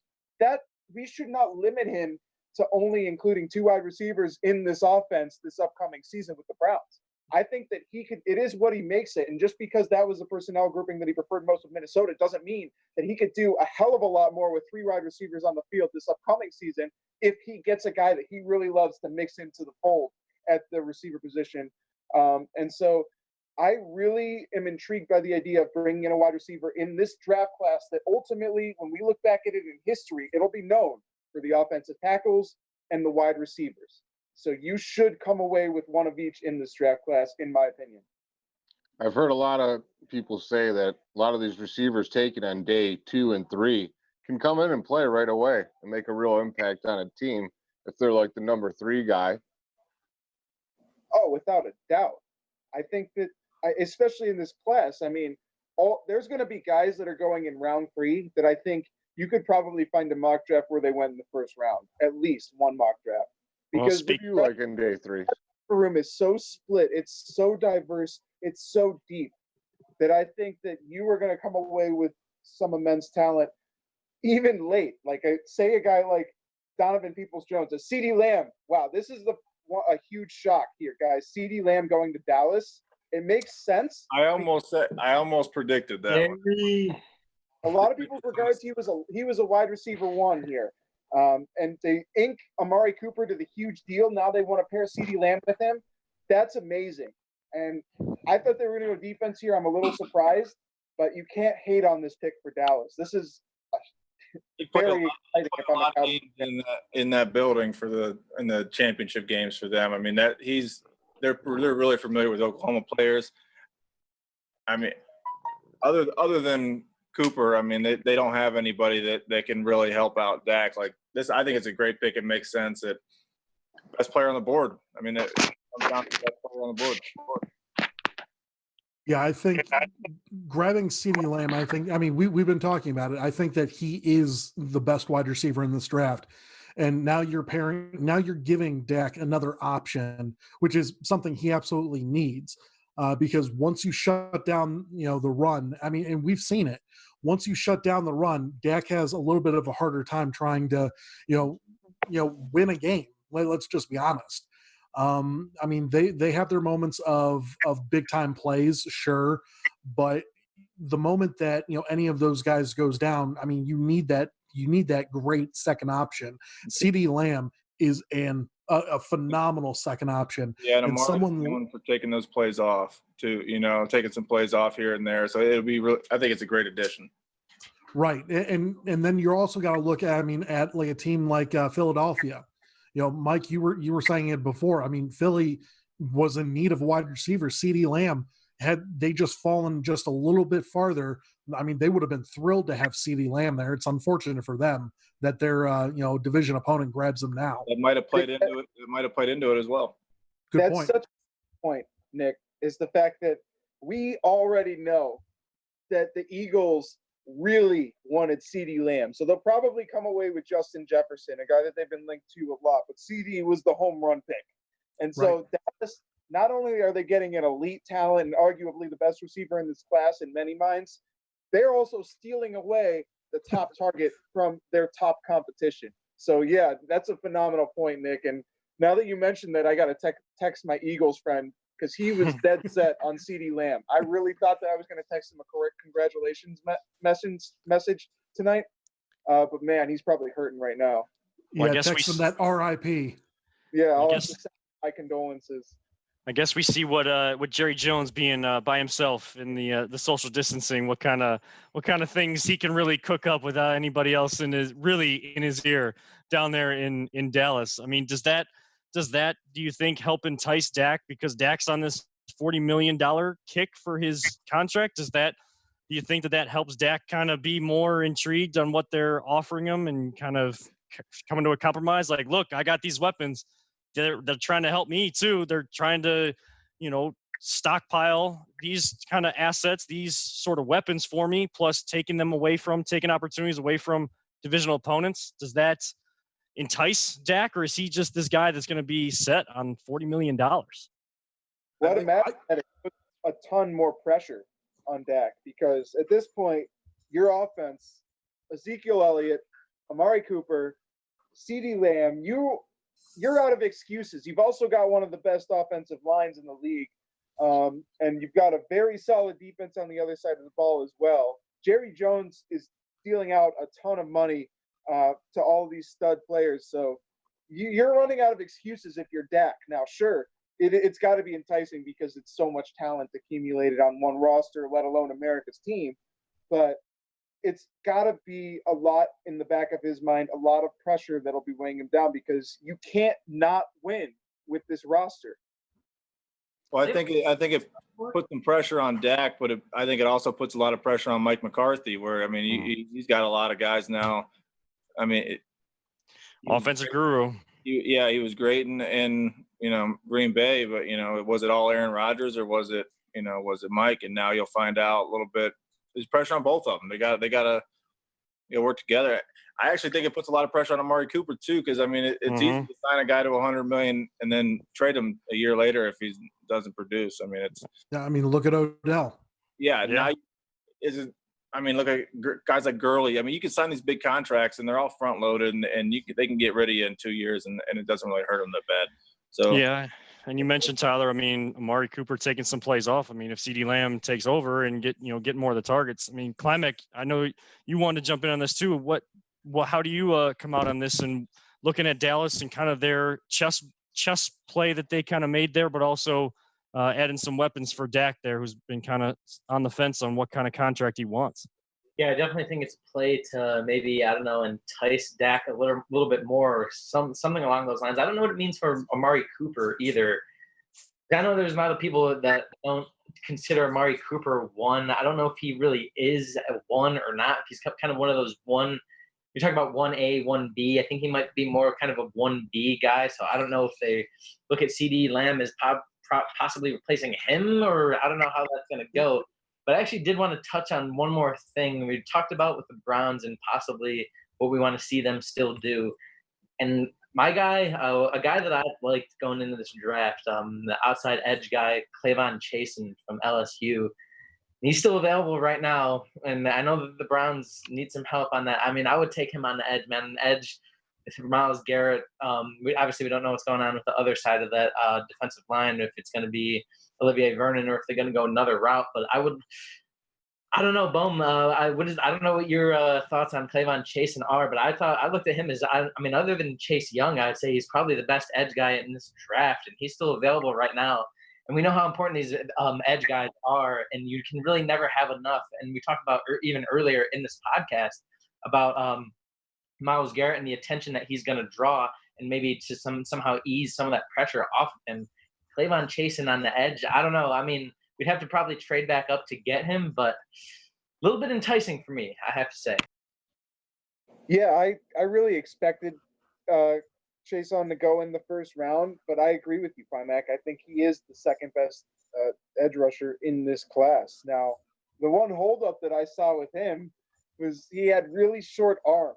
I don't think that that's going to be enough of a question mark to push him back far enough to 41. So, yeah, I think they're good at straight up to get him. But, yeah, I agree. I mean, we saw just through last season how important it was to have depth at the defensive line positions, because they were clearly lacking there and they paid the price for it. So I wholeheartedly agree that needs to be addressed. They did do it in free agency, the likes of Claiborne and Billings and that, but they need to continue to add depth to that room and continue to bring in youth and young talent as well. You said right there too, like especially when Myles Garrett went out last year. I mean, you look at, there were a lot of pinpoint moments that you can point back on the last season and like, okay, it went wrong there. Like you couldn't possibly recover from that. But I think that the Myles Garrett suspension is probably at the top of the list, if not up there. It's one of those things that when it happened, we had such a lack of a pass rush in these games that it was like, I don't want to say that you can point back to one thing and be like, when that happened, the season was over. But like it gets pretty close to being able to say that with when Myles Garrett went out, you can point to like the season was over there because the defensive pressure wasn't there. You couldn't get to the quarterback. Teams started running the ball down our throat. I mean, I have a vivid picture in my memory of Kenyon Drake scoring 4 touchdowns against us. Like it was just, the defensive line was just a mess from that point on. Can't have enough depth there. Edge rushing is where it's at now in today's NFL. Like, I don't know. I think it's an interesting move. If we talked about how Andrew Berry wants to be aggressive, like let's be aggressive. Go up there. We need some. We've addressed offense, right? We got our tight end in Austin Hooper. We got our tackles now in Jack Conklin and obviously Jedrick Wills tonight. So it's time to hit the defense now. Let's be aggressive. Let's get back up there. Make a trade. Make something happen. I mean, we still need safety. I think safety might be. I don't know if it's above edge or linebacker, however you want to look at it. But we definitely need, like, now is where you start addressing defense. And what better way than to maybe be aggressive, get up there and go after a guy that nobody expected you to go after. Yeah, I think the rest of the draft has to be defense almost. I mean, we can grab a few offensive guys, but it's almost all defense from here out for the Browns. And if they can move around and get either another guy in the first, but even if you can get 2 guys in the second. I mean, there's so many good defensive players that they always go in the second round. If you can come up and into the second and get 2 guys in the second round, like a linebacker, middle linebacker, and a safety or something, because they do have a lot of holes to fill now just on defense. I think their offense is pretty much, set. They need some defensive help though. Yeah, they definitely do. I mean, Klimek kind of talked about it. You're either going to you got to either get the quarterback or the guy that can get after the quarterback. And if you can have depth there, that is very impactful. But I do think that safety and linebacker are two areas of need where you've lost even some, guys that can play right now. I know linebackers, we got Mac Wilson, who's been, he was that underrated guy last year, fell to the 5th round, was kind of seen almost like a second day type guy that could be a starter right away. So, he's going to have to take on a leadership role in year 2 with those guys gone. I know Kirksey wasn't on the field much, and Paulus and I talk about all the time, your best ability is your availability, but still a vocal leader. Schobert was the leader out there by his play on the field in linebacker spot. So now you switch to young guys. You got Mac Wilson, you have Sione Takitaki, but you could use a linebacker there. And you lost so much in safety, and you're just kind of trying to piece it together with these 1-year deals. But of course, edge, you could always use some guys there with having depth and guys that if you may lose one person to free agency, that's what the best teams do. They lose someone to free agency, but they have that young guy in waiting and has been developed to take over from that point. The Browns have not been very good at that over the last few years. Hopefully Sione Takitaki and Mac Wilson are those guys that can kind of take over for some of these older veterans in that linebacking core. Yeah, Mac got a lot of playing time last year. Looked like he's ready. I'm pretty confident with him. It's Takitaki that it worries me. Bohm, some of those linebackers that we should be looking out for. I know Logan Wilson is a name that I've heard a lot, kind of rising up draft boards and being one of those underrated guys, becoming more of a household name out of Wyoming. Just some of those linebackers that you're kind of looking at that could still be available on day 2 and even day 3, but still have potential to have an impact this season. Yeah, I definitely think that Logan Wilson is a viable option there. Now, we still haven't seen a lot of linebackers go off the board here in round 1. Like Patrick Queen and Kenneth Murray are still available.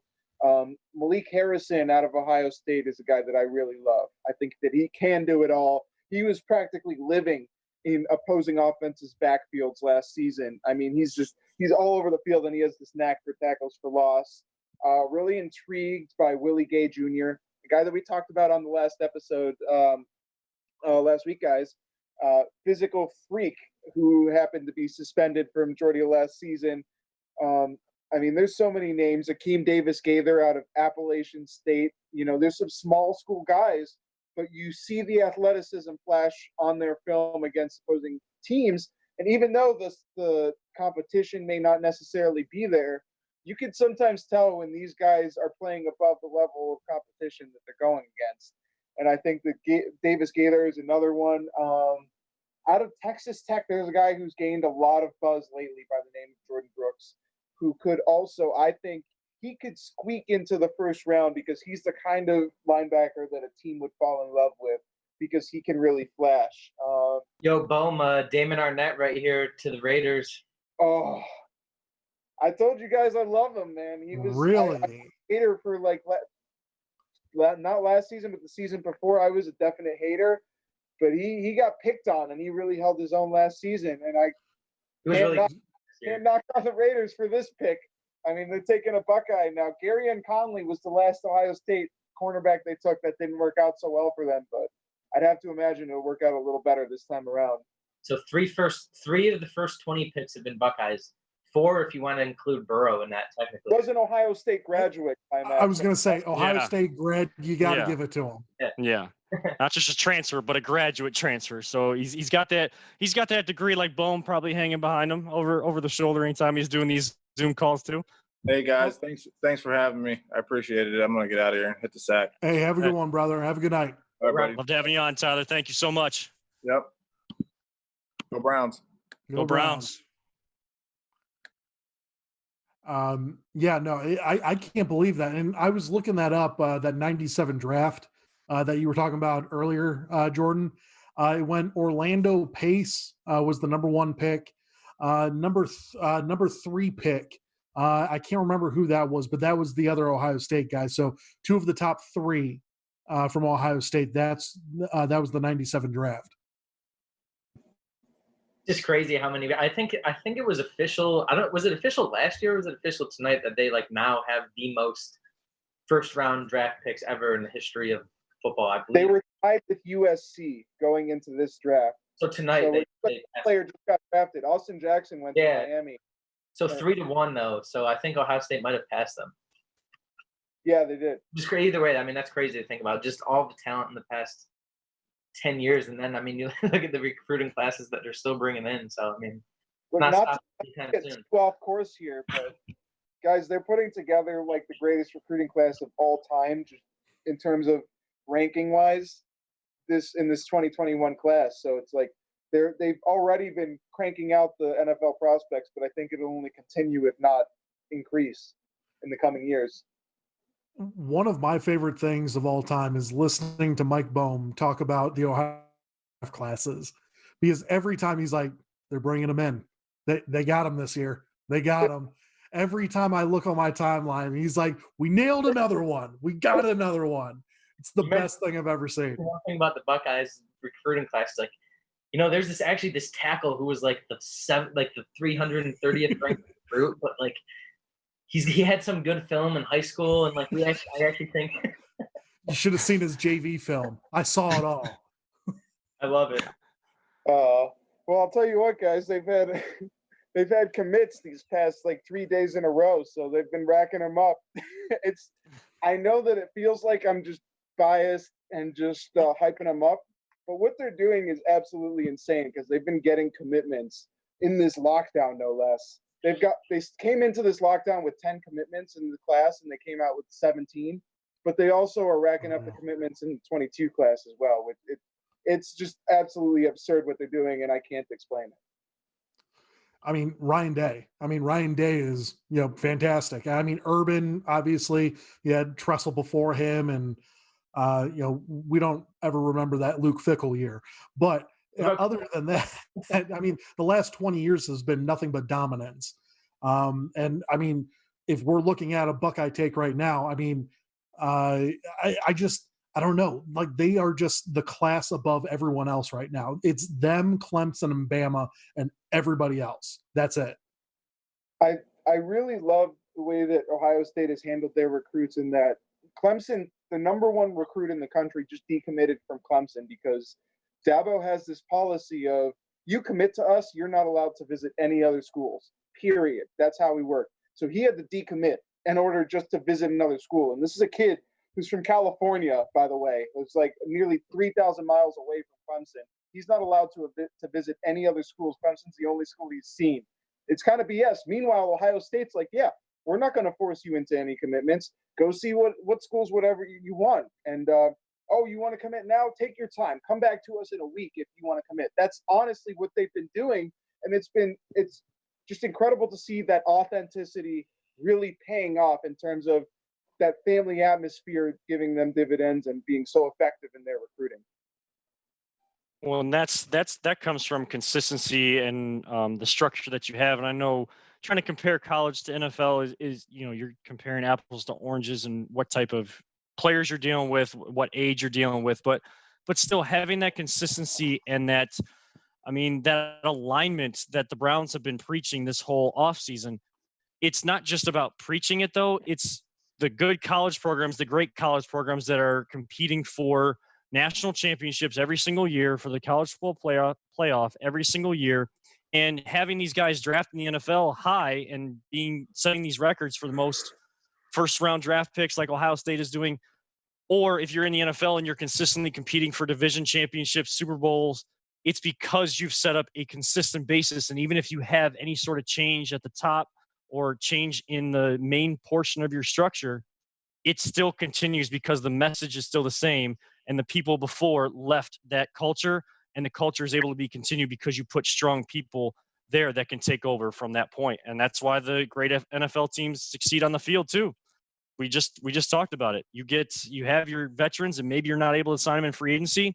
Well, they've already stockpiled some of these young guys that they can play behind those veterans. And look, year 2, year 3, They're ready to go because the financials didn't allow that team to sign that free agent. But you're not losing anything because that young player is ready to step in to the leadership and impactful role on the field. Yeah, you want to talk about the importance of culture. I mean, not to talk too much about the Buckeyes, but they started with Jeff Hapley last year, defensive coordinator. They lose him and bring in Kerry Coombs out of Tennessee, and it's like they haven't lost a single step. I mean, their recruiting class has been better than it ever has, and but then onto the NFL, and I think we all realize the importance of culture in the NFL because our culture in Berea was a complete and absolute wreck last season, right? So Absolutely. I think that there's a lot of reasons to have confidence in Kevin Stefanski establishing a far better, more disciplined culture that the whole locker room can get along with. So there's reasons to be encouraged about that, but certainly there's no doubt that you cannot brush aside how important that culture is in any locker room, guys. Yeah, culture is like the main thing right now. And I think we've all noticed it because we all assumed last year, and I'm making the assumption that we were all thinking the same thing, that Freddie Kitchens was like, oh, you know what? Just plug and play a coach. You know, like, oh, we got the talent. We have all of this. Don't worry. They'll figure it all out. And it just never happened because you never had that good, you never put your, best foot forward. It was always, one step forward and then 10 steps back with Freddie at the helm. And I think that also says a lot about, the front office that we had in place as well.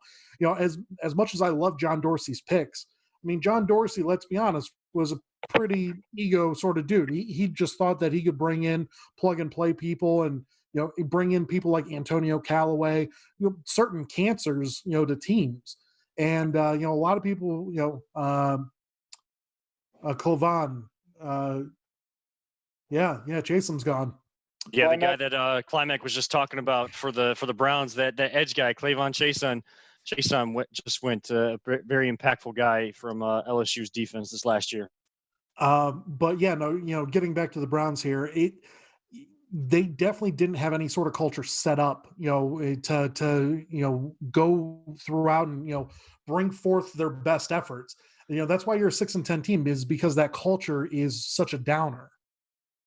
Yeah, and Jay, I mean, I'd love to get your take on this too. I mean, we're talking about something that doesn't go into the stat book, and you don't get to see exactly how it's built because you're not getting the Hard Knocks documentary all year round on what teams are doing behind the scenes, but just how you feel that culture can impact and what you want to see out of the culture from the Browns, not just what they're saying, but what you actually want to see them do in their actions.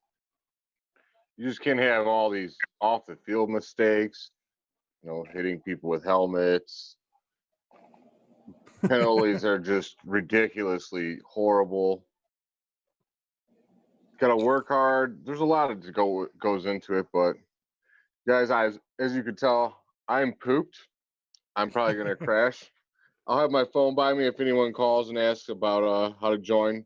But it's been a lot of fun, you guys. And absolutely. I'll talk to you guys later. Yeah, thank you Jay, for everything, Jay. I mean, you were fantastic getting this all set up here for us. This is something that I know that Kevin and I both really want to do here in the future as well.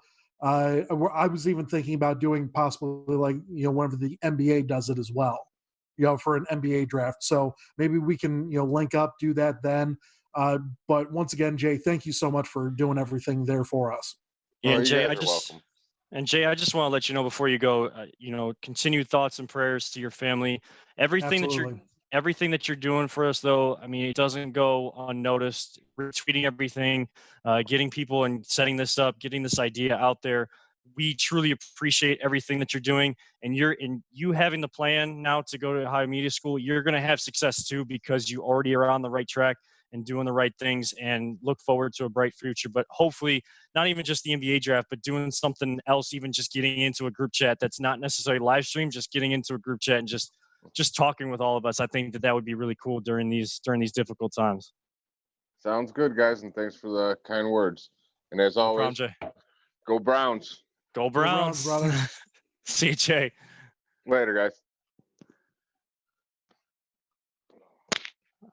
All right. So, I mean, like you said, we just had Clavon Chason go to the Jaguars. Now the Eagles are up on the clock, and somebody, we thought that CeeDee Lamb was going to go there if he would have fell to there. Now they could look at, I know, Bowman, you talked about Justin Jefferson in this position, a wide receiver, trying to get some more weapons in that regard. I mean, we were all excited for the first round, and I think we definitely had a lot of fun. But just kind of as we get to almost about 10 picks left in the first round, just some impressions at this point of the first round and just how things have kind of gone with limited trades and kind of more teams just going for what their board tells them to go for. Paulus, I'll start with you on this. What was the question there? So like just the overall impressions so far. I mean, I know we still got about 10 picks left. I mean, we'll see. I know everybody's kind of crashing at this point, so we'll see how long we make it through the rest of this first round here. But still, I mean, just impressions. We've kind of just gone straight through. Haven't had none of the hiccups. I haven't seen any technical hiccups. Haven't heard of anything. And teams just going for their board. Honestly, it's been pretty straightforward. I don't think nobody has overthunk anything, as of yet. Everyone's been pretty much doing chalk, which is great to see. I mean, because everyone is basically just going off their straight up draft boards. No one's, reaching or anything like that. I think, probably one of the better pickups there for us so far that we've seen. I'm telling you that CeeDee Lamb pickup by the Cowboys is phenomenal. You getting Dak Prescott, somebody else in there that can take the top off the ball, that's what you need for that offense. Dak, and I'm not saying Dak's a bum. He's not. He's a good quarterback. He's not the greatest quarterback, and he definitely doesn't deserve $35 million. But he needs help. And you getting him CeeDee Lamb, opposite of Amari Cooper, and you'd still have Zeke in the backfield, the dude's a beast. I think that the goal is playoffs for the Cowboys, and Jason Garrett couldn't get the job done, and that's why they brought in what's his name? Mike McCarthy. Mike McCarthy. Thank you. Yeah, that's the exact reason why they brought in. that's the exact reason why they brought in Mike McCarthy, is to get them over to the top. I don't think that you're looking at like it doesn't have to be a NFC championship game or bust sort of scenario, but you definitely have to make the playoffs. And the team that won it this past year, who's on the board right now picking, they were 9-7. You would have to think with a roster like the Dallas Cowboys have, 10-6 is a must.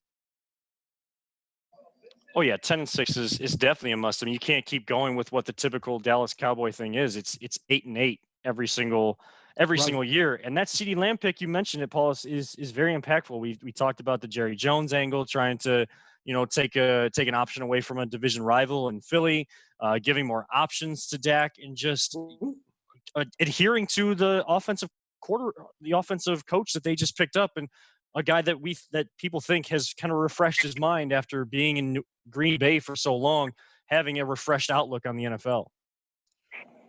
So, Mike, the Philadelphia Eagles just took Jalen Reagor.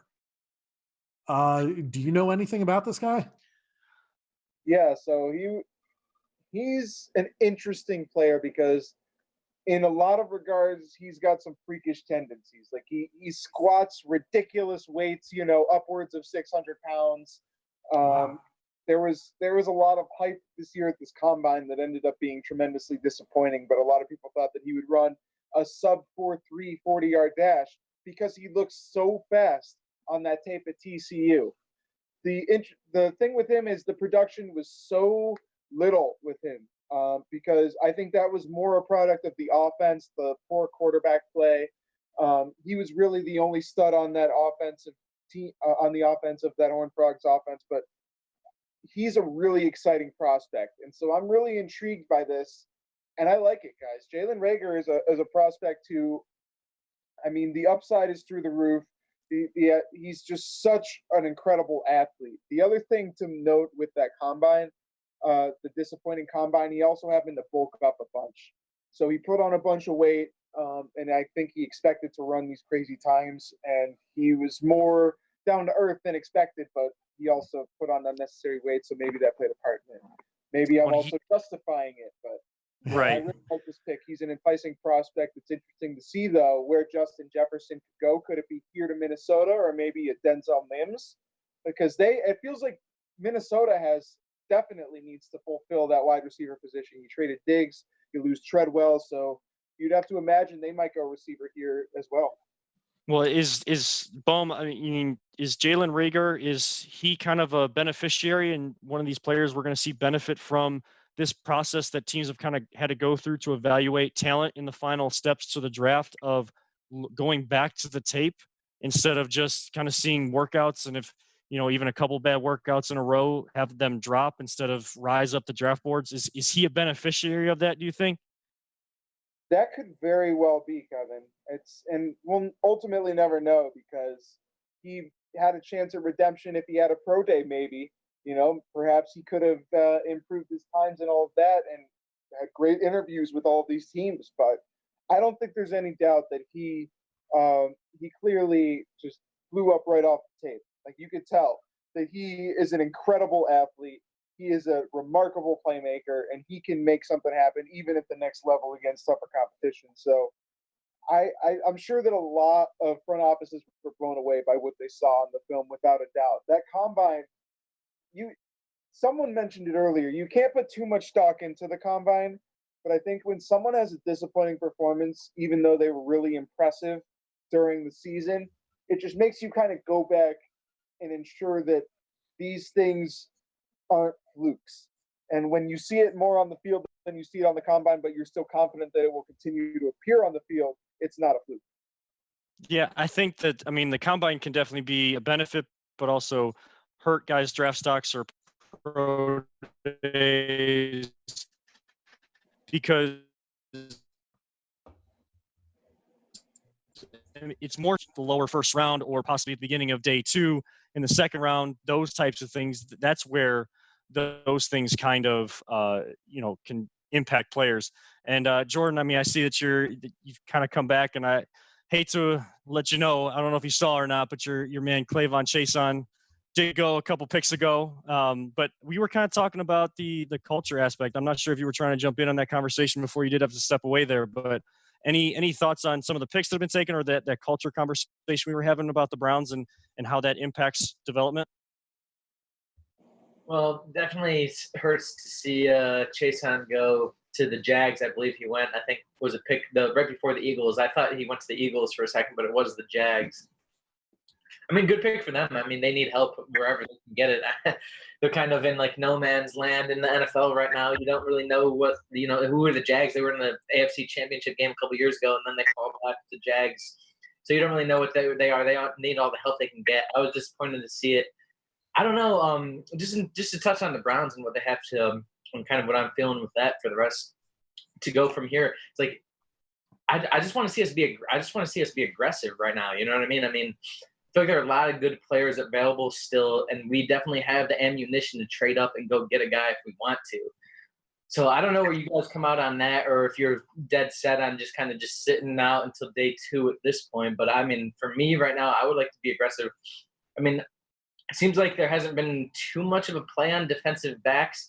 I know I missed a couple of picks there, but on some safeties, I don't know if you can wait, if we're going to wait until day 2 for that. But I don't know. I would still like to see us get aggressive because, like I said, we've addressed a lot of issues, and specifically offensive tackle and offense, but defense, I need to see something on defense. I don't think our linebacking core is anywhere where it needs to be successful, especially in AFC North, as we've seen in all these years. And then kind of where we talk about with our safety, right now I don't even know who our safeties on our roster are. You know what I mean? Who is our safety? Who are our safeties right now? We have Carl Joseph, and that's about it. Yeah. So sure, red one. And yeah, but the thing is too, it's like you can't have just a group of a defensive back group that's just 3 or 4 rookies. You got to have someone in there to show them the way, someone in there to lead by example. And ultimately, you really just don't want to have you look at Greedy Williams, Denzel Ward too. those are two guys that are still relatively young in their careers. I don't know how young you want to be in the defensive backfield. Like as it stands right now, our defense in general, kind of our whole team is really young, but I feel like our defense in particular, like I don't know who the leader on our defense even is right now, right? Like Kirko was that guy from a voice standpoint. I don't think he was really a lead by example guy because ultimately he just wasn't on the field that much. But I think he was a guy in the locker room who would help, and he had a good voice with the rookie guys. I don't know who that guy is right now. But at the same time, it's like, I don't know. To me, it just comes back to being aggressive. I just want to see, like, my main thing with this regime was, like, I wanted to see it. Like, if they could prove to me that they were willing to be aggressive in these situations, then I'll rock with them. Like, obviously, I was going to give them a chance to begin with because that's just who I am. Like, and you'd be wrong to not give them a chance. But, I mean, their previous track record of the whole analytics and all that was always, like, accumulate picks, trade back, kind of play it like that, because the kind of the outlook on that would be the more picks you have, the better chance you have of hitting on someone, which I get. But at the same time, it's like, look at other teams like the Patriots who always, it's like if there's a guy that they need, they go up and get him that guy, or that guy that's there. They don't say, oh, well, we think we can find the same kind of value if we trade back and, draft 10 picks later, we can still hit the same value. Like, no, just go ahead and take that guy. Be aggressive in the ways, and which kind of comes back to the culture. I didn't really get a lot of the culture conversation. I think I missed, but in terms of that, it's like I said, it just all comes back to being aggressive. Go out and get, like, I don't know, I mean, looking at it right now, I don't know if there's like a set guy that I'm like, because to me it was Chase on. Like, if you're gonna trade up and go get someone, we actually just have a trade right now. Look like the Patriots just traded their pick to the Chargers, so the Chargers just came back up. Like, see, I think right now, like the late 20s, mid 20s, where you have like the good teams drafting, this is the spot. Like, if you want to move up, be aggressive, I think these are the spots to do it. We'll see who does it. Looks like the Chargers are going to move up now, but let's just be aggressive. Like, in terms of culture, I think you can set a culture by proving to your team that you want to be aggressive and go out and you identify talent, you go get it. You don't sit back on it. Like, I think that speaks volumes to the locker room. I think that speaks volumes to the people that you're drafting. Let's just be aggressive. And I think right now is the perfect time to do it. Because like I said, we're getting in the late 20s now. These are the playoff teams who are kind of starting to draft. The teams that don't have glaring needs, some of the teams like the Browns and the teams who are drafting high up do. So if there is a time, let's go do it now. Sorry to like a 8-minute rant there, but hey, mate, you're good, brother. You're catching up on lost time. It's all right. Right. Yeah. I'm 100% with you, Jordan. I think that they definitely do need to be aggressive. I would love for them to trade back into this first round, towards the end of the first round, and pick up the best available safety. I think that's the biggest spot. That in linebacker. Delpit, or like, do you have a guy in mind for that? Delpit's up there. A lot of Antoine Winfield Jr. A lot of people love that guy. He's a shorter guy. He kind of reminds a lot of people of the Honey Badger, which is phenomenal. If you can come up and stick somebody, great. But I don't know. I just want best available safety. Whoever that is on the board, just get me that guy. I really don't have one. Kind of like how the offensive tackles work. There's a set 4 or 5 of them, and just get me one of them. If there's top 3 safeties, get me one of them. I would love to see it happen, with, one of these last couple of picks, just move up. If Green Bay, I know, is at like pick 30 or, 28 or 30 or something, maybe trade with them, move up from 41 to 28, give them, that and like a 4th round pick or something. In order to move up a couple of spaces right there and, get that safety. Because I think that's what's killing us right now, is that we don't have that box safety that we're going to need in order, for us to, be productive on the defense. Now, we do have to say, actually, I don't know why it just clicked in my head when you said this. We did sign Carl Joseph from the Raiders. Right. I guess it basically swap safeties. With him and Randall, yeah. Thank God. Please get out of here, Demarcus. I like Carl Joseph a lot, honestly. Actually, now that, I've completely blanked that he was even on the team still. He reminds me a lot of TJ Ward. He's a guy that he can, you're not going to rely on him in coverage whatsoever, but he's a guy that he can get up into the box. He's actually pretty good in the run game, actually, for safety. He's really aggressive. But I think that we need, so looking at it from that standpoint, if we talk about need at safety, I think it's ironic because we just got rid of Demarius, and he's been a really good center field safety in the past at the free safety position. But I think that would be what we need if when you have the aggressive, strong safety. If you look for a free safety, you want him to be that center fielder, that guy who kind of can patrol in the backfield, guy Right. that with a lot of interceptions. I think that's kind of what we will look for here. Now, I'm not going to pretend like I'm well versed on the safeties. I don't know which safeties in the draft are better in terms of that kind of that deep field coverage and that center fielder. I don't really know if that's Delpit. I don't know if that's Antoine Winfield Jr. Not really sure, but if one of those guys kind of stands out in that area more, I think that's the way you got to lean if you're the Browns. And then you have to ask yourself the question. I think the question they're probably asking themselves right now is, can we wait to where we're at tomorrow and still get value pick at safety tomorrow? Or do you think that that guy is going to be gone and you need to get back up and get him? I think that's probably the conversation they're having right now and the decision that they'll have to make before the draft ends tonight. Well, and you wonder how like the scenarios that they went through, if that was just for the first round, or if they kind of went through and saw, well, what could be available after our pick at 10 as well, what could go on the rest of the first round, and kind of planning ahead for the first couple rounds.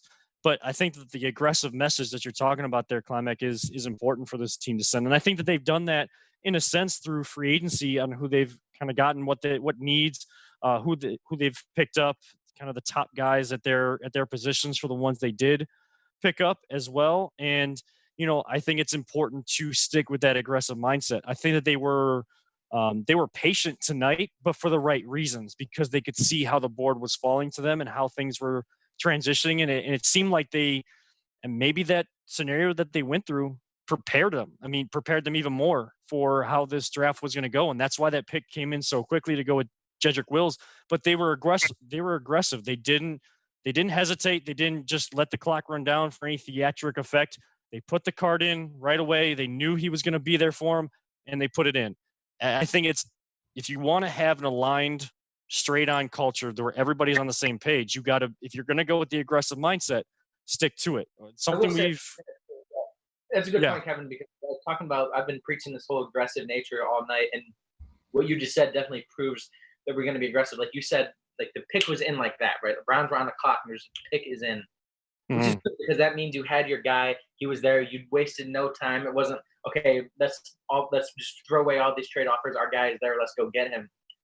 I don't know that that's been the case in the past, right? Like, right. We don't really, I can't really remember a time where we definitively like identified a guy when there was like 4 or 5 and said, that's our guy, and go up and get him. I guess maybe with Baker, you can talk about that conversation. Because obviously there was Sam Darnold, Josh Allen, Lamar Jackson, those guys. But again, that was a different regime, obviously John Dorsey. So I think it's really good tonight that they did send that message that we wanted our guy. We went up and got him. We wasted no time in making the pick. We'll go from here. That's a good point there. I definitely agree with that. The fact that speaks to the aggressive nature, and that speaks to Jedrick Wills as well, right? Like if you're that guy getting drafted and you're like, that phone rang immediately, or maybe he even already, right. Like it's like they wanted me. Now I want to be here. Now it's time to get to work.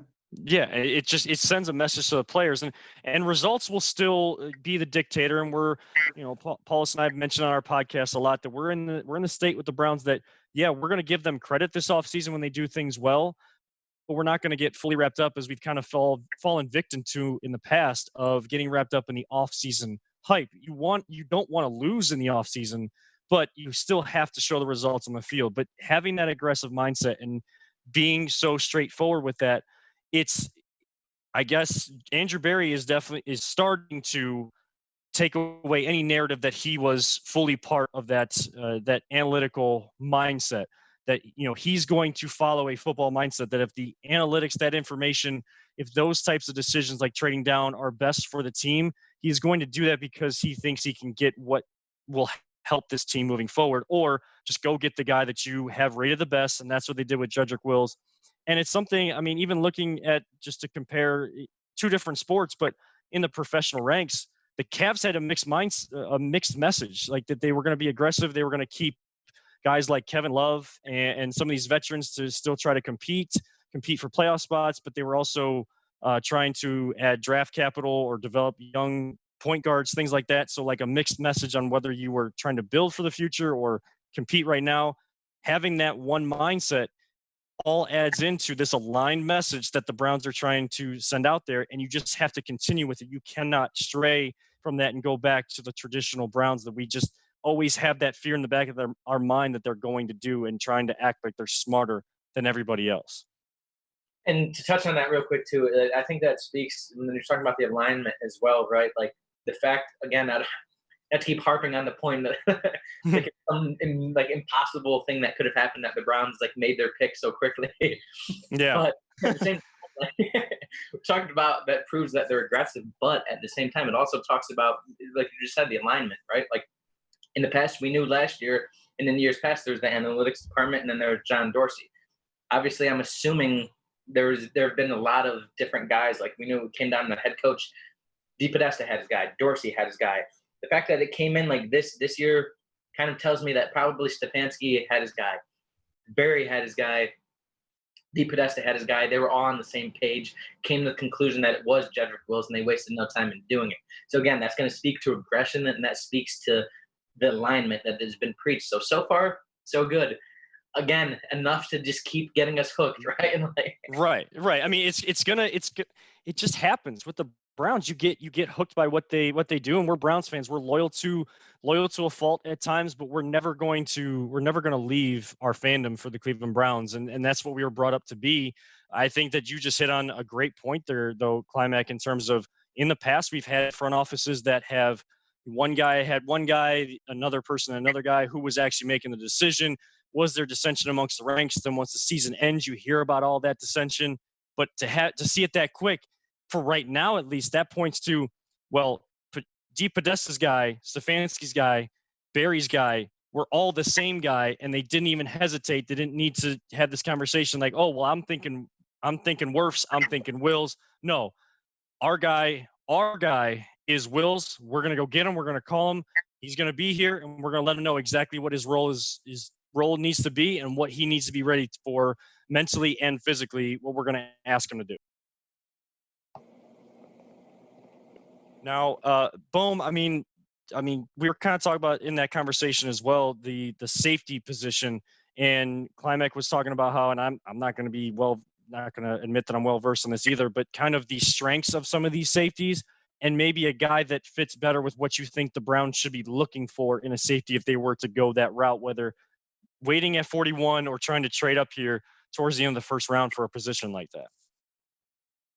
Guys, I think there's a lot of fascination with Browns fans surrounding Antoine Winfield Jr. A lot of that primarily because of his father, but I think his son is incredibly talented in his own right. Now, the primary concerns with him are I think he's limited in his size. He's a little bit smaller, but he's also had some injury concerns in the past, which with a guy who you hope to be a hard-hitting safety could potentially, or obviously that's a concern if you're looking to draft him for the foreseeable future. Now, the other guys are, say, Grant Delpit, who I think has that tremendous upside in coverage ability, but the tackling is the huge concern there. And for a guy who you hope to be your last line of defense, you would want someone who could be a little bit better of a finisher on plays. And so that's the big holdup with Delpit. And then maybe, say, a guy like Jeremy Chin, who played at a smaller program like Southern Illinois.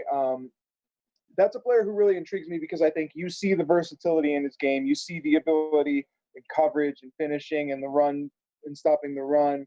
But how well does it translate from Southern Illinois, really? And then a couple more, because I think really in that early day two, if we're looking at the Browns to take a safety in day two, or in that with pick 41 in particular, the other couple of guys are probably Ashton Davis, who the one thing with him is he's the oldest of this safety bunch. I think he's already 23 years old, going on 24. And then you got Kyle Duggar out of Lenoir-Rhyme, who even smaller school than Southern Illinois. So everyone, there's something, I'm sure there's a knock with every one of these guys. Duggar, I think, a little thicker, maybe perhaps. Some might view him as a linebacker in the league. There's a hold up with all of these guys, but I think that in the Browns case, someone like a Winfield, a Jeremy Chin, and Ashton Davis, I think that you could find a role for them to fill tremendously and have such a monumental impact on this team moving forward. I love that they brought in a guy like Carl Joseph to serve in that mentorship role and help these guys adapt to the next level.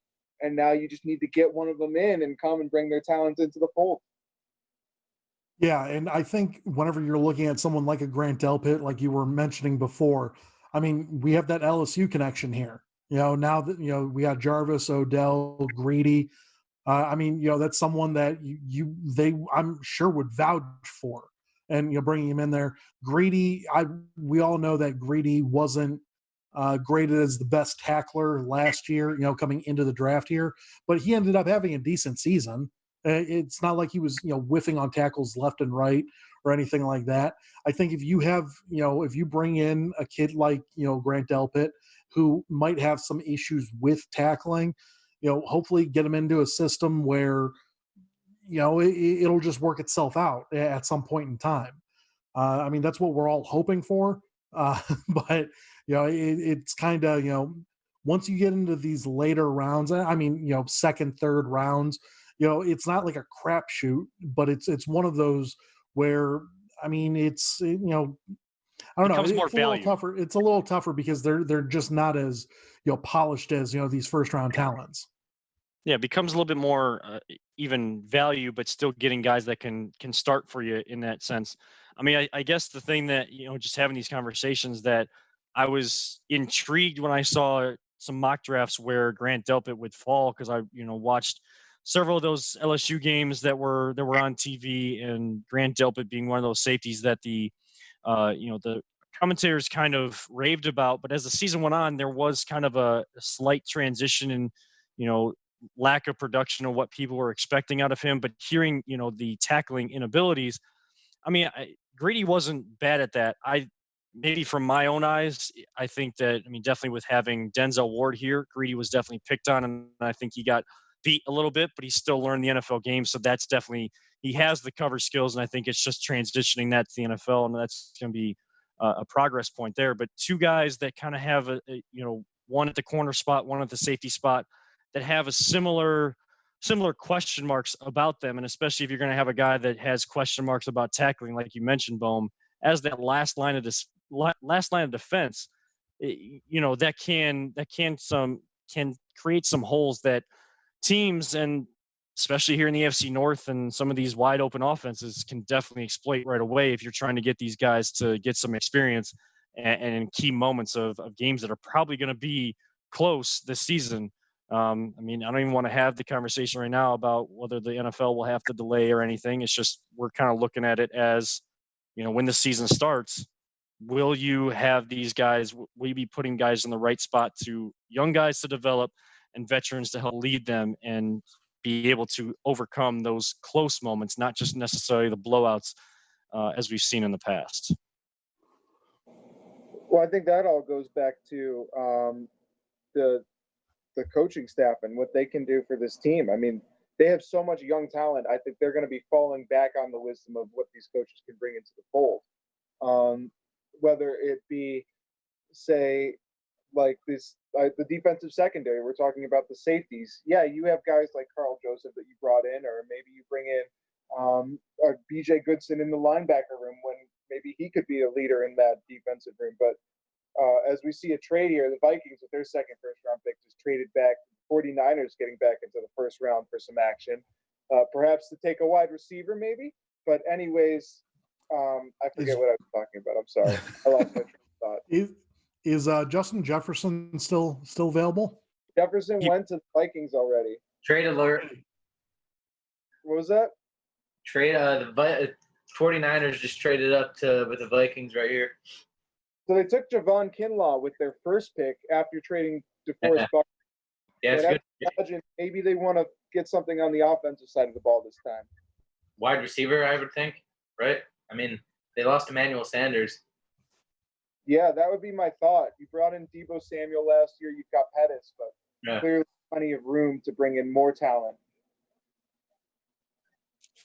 Yeah, it looks like they traded picks 31, 117, and 176 to the Vikings there to trade up here. It looks like just kind of watching along with Adam Schefter as he reports that trade. So, Yeah, kind of a package deal.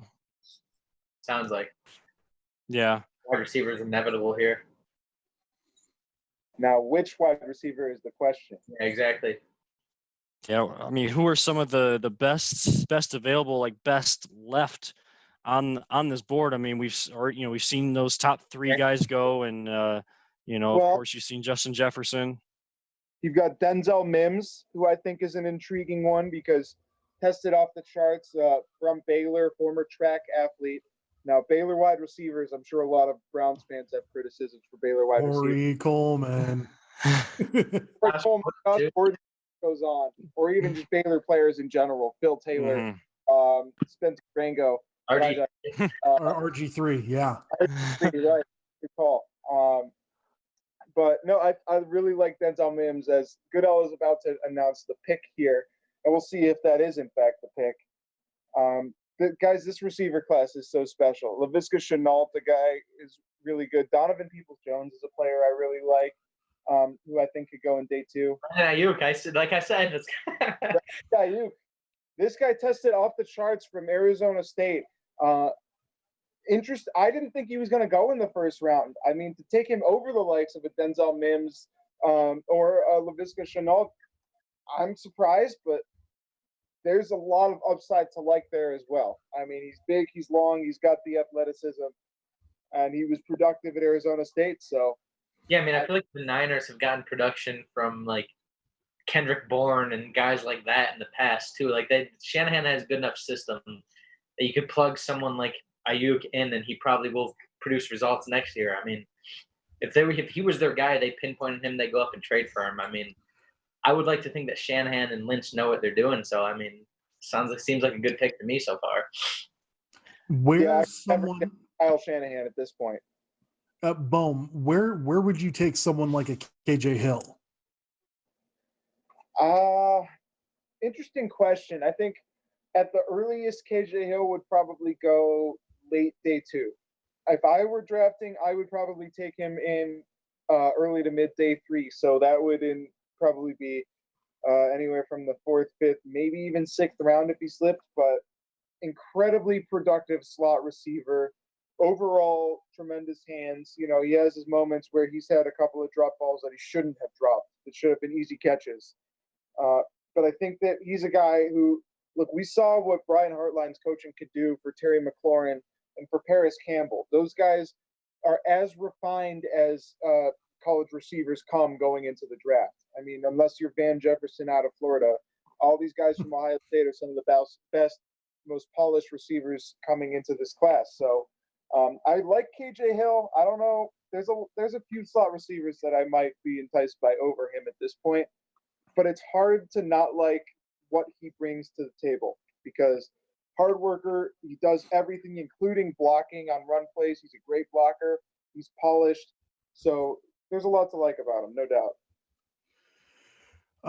And as we're on here, the Dolphins are now on the clock here for us. The Dolphins took what, Tua, and who was their second pick that they had picked? Jackson, USC. Okay. All right. So they ended up with their tackle, their quarterback. Who do you think that they're going to be going along with now? Do you think that they can shore up that offensive line even more? You know what wouldn't surprise me here would be a running back. I don't know why. Good possibility. Yeah. I mean, running back. Yeah. I mean, running back hasn't gone off the board yet, right? Swift is still there. I think Hilaire Edwards is still there. Obviously, Dobbins and Taylor. So you have your pick of a litter. It's definitely a position they need. I don't know if we'll see. I mean, it's their third first-round pick. Yeah. I mean, you would think defense at this point. I mean, you've gotten two of the main offensive spots that we've heard about them trying to either trade up for offensive line or quarterback, kind of been all over the board with that. But towards the end of this draft here, you would think defense. But I mean, I wouldn't be shocked by the running back or even some of these wide receivers that Bohm keeps talking about. I mean, 49ers trade up to get a guy that goes ahead of some other ones that Bohm had a little bit higher, but you trust in those guys. Long-term deal recently, I do believe. Yeah. Still relatively young, so I don't know if that would play a role in this. No, I mean, obviously you can never have too many weapons at receiver, but I think they're a little bit locked up there at least. To me, it would go defensively or running back, but we'll see. Right, and you also got to think. I mean, I'm kind of with Kevin on this one. I mean, Brian Flores. I mean, by nature, is a defensive coach.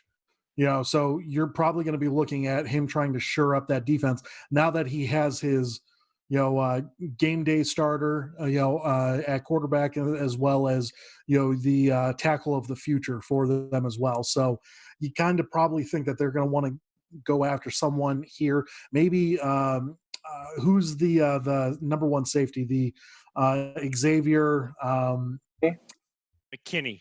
McKinney, thank you. Yeah. Maybe go after him. Someone to replace. My God, why? It's late in the night now. So yeah, it is. Yeah, it is. Fitzpatrick or Minka. Yeah, Minka Fitzpatrick. Yeah, I mean, it wouldn't surprise me. I mean, to see. Now that I think about it too, I'm trying to piece together like where did they get all these first round picks? I forgot about the Minka Fitzpatrick. Yeah, loading players like before the season started. Like it's like that Oprah meme, like you get a player, you get a player, you get a player, you get a player. We all get players. I'm not used to seeing any team with multiple first round picks except unless it's like the Browns because we just keep trading back and we acquired picks. Figure out and mess up three. We'd pick 3 players in the first round and they'd be off our team in 2 years. Yeah. I mean, what was that? I mean, we have Njoku out of those 3 picks that we had the 1 year with Peppers, and who was was Peppers, Njoku, and Garrett. Okay, Yeah. so we got Garrett and Njoku out of that. So pretty good deal there, but it's I mean, it would be weird to see a defensive coach when you got three shots at it, not kind of get his forte there and get a defensive player, like the top rated defensive player to fill a spot there. Paulus, you bring up a good point. I would think Xavier McKinney would be a player here that they may look at if they're going to go defense. Yeah, I mean, it would just be a smart pick. I mean, they need defense. They once again they were a 5-11 team. They were a tough 5-11 team, but you can only go so far with honestly mediocre talent. So I mean, coaching can only get you so far. So getting the number one safety, that would be a huge thing for them. Miami has a lot of holes. Obviously, everyone going into this year thought Miami was probably going to be a bottom 2-3 team. They overproduced, and they ended up getting that what was it, the 5th pick of the draft there for us. So yeah, I mean, there's just so much that that this team needs, and then you look at a team like Seattle, who's going to be right after them. I mean, you would think probably they might need like an edge rusher, seeing as Jadeveon Clowney's probably not going to be coming back. Right. I mean, and even just looking at Miami here before they pick, you heard all that stuff about tank for Tua for so long, and then then they were still suspected to get him because of the injury, and then it seemed like they were off of that, and they end up with Tua. So I mean, the trade alert. Dolphins just traded out to the Packers. Okay, so trying to get some more assets there. I mean, and even just looking at Mel's best available right now, he's got Xavier McKinney as the number 1. Jordan Love is his 2nd overall player. Patrick Queen, the linebacker at LSU. Antoine Winfield Jr., the safety that we have been talking about out of Minnesota.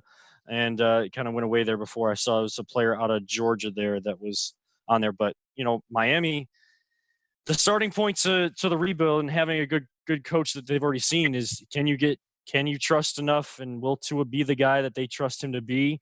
If you can get the guy at quarterback and you can protect him, that's a good start. Guys, it seems like Jordan Love is the pick here, unless I'm crazy. The Packers about to take Jordan Love. It looks like it. Yeah. Showed him his girlfriend was crying and they were on the phone. Yeah. So it looks like that might be the pick here. Maybe they're planning on doing it again like they did last time, have Jordan Love sign. That's surprising that they jumped up that much to get him, though. I mean, not that much, but I mean, you probably could have waited because I mean, you're looking at the teams like Miami didn't need to do that. Seattle, Russell Wilson, Baltimore, Lamar. Like, why would you have to jump up that much? Well, I mean, because you can't rule out teams like in this same situation. I guess maybe in the same situation as the Packers. Like if you looked at the Packers there, you would think like Packers aren't going to take a quarterback, right? But then right, you're looking at in terms of like down the line because I don't think Love was definitely a guy that you couldn't draft and expect to produce next year. I think he's way too raw of talent for that. Oh no, he's absolutely way too raw of a talent. But the only team that I would have been, if I'm the Packers, the only team that I'm looking at that might jump ahead, but they just gave up their pick was the Patriots. Yeah, so unless they were starting to hear that people were inquiring about Jordan Love and they had him rated that highly on their board that they wanted to get that, who they hope to be the heir apparent to Aaron Rodgers, just try to go down this line of having great quarterbacks and developing some of these guys and trying to go through that system. I mean, I guess if they must have heard something. If they really like Jordan Love, they traded up to do this. If anybody from the early second round or something like that was trying to trade up to this spot. So it's official. Jordan Love is a Packer. That's crazy. Yeah, I mean, I'm not sure. I haven't seen any sort of trade package yet, but interesting to see how much they had to give up and how much it was worth it and what. They were at pick 28. Was that what, or was it 30? 30, yeah. 30, yeah. That is interesting. I wonder, that's one of those things where I think the draft is so interesting because, like, if you see the Packers there and you have some sort of inkling that they do like Jordan Love, and you're one of these teams that's there, like, why not just like call them and just like, we're gonna like, you have no intention of taking Jordan Love. Why not just like, I mean, if he's there, we're gonna take him, right? Like, might as well just get those extra couple of draft picks if you know that that's the case. I always find it so interesting from that standpoint. I just think it's going to be weird because you look at someone, and I know Aaron Rodgers, isn't, a young, a young spry sort of lad, but I mean, he's still got years left, I think. So I mean, getting Jordan Love in here, I mean, could it be a good thing for 3 or 4 years down the road? Yeah, but you just went 13-3. I mean, you went to the NFC Championship game. You're looking to get someone that will help you push yourself into the Super Bowl. I'm surprised that they didn't go after, possibly, best wide receiver on the board, or something along the defensive side. That's just surprising to me. Yeah, I mean, I don't want to like compare talent or scenario, but I mean, it just follows that mold of getting Aaron Rodgers at that time, like just having a guy rated there, and even though you knew you still had Brett Favre for possibly a couple more years, and you saw how that ended up, but you said it, Aaron Rodgers has a few more years. He's of that ilk of the Tom Brady, not just in talent, but a guy that wants to play well into his years. I mean, I'd be interested to, Bohm's kind of distinction on him, but I mean, I just don't know who they had to jump. I mean, that's my thing. I mean, you got Seattle now, Baltimore, Tennessee, all of those guys locked up their quarterbacks.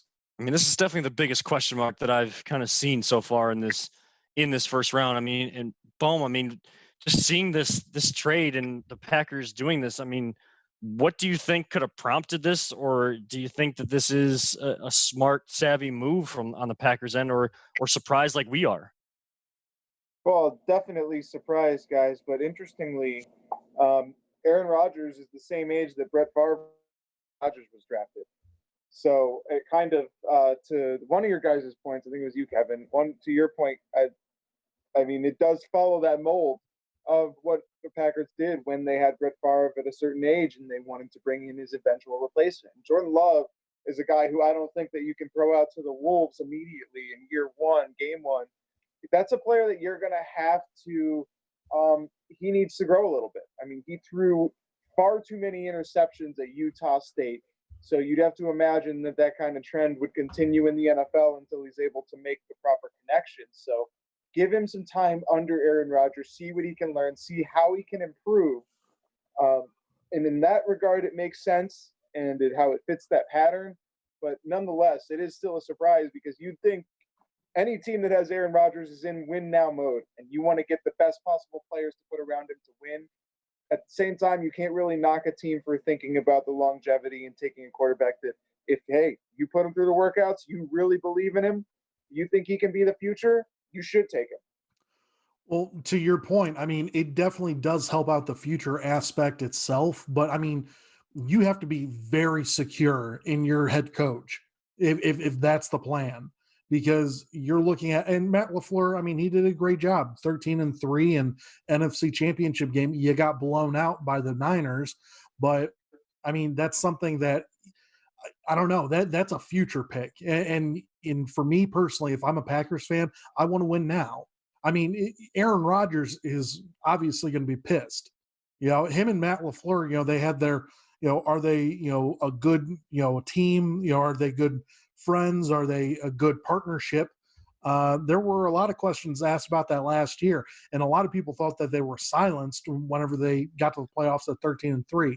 I think that this just opened up Pandora's box, because now Aaron Rodgers is just going to be, you know, moody and pissed off all the time, you know, and just say like, you know, the kid's not going to take my job, but you didn't get me anybody to, you know, to help me out.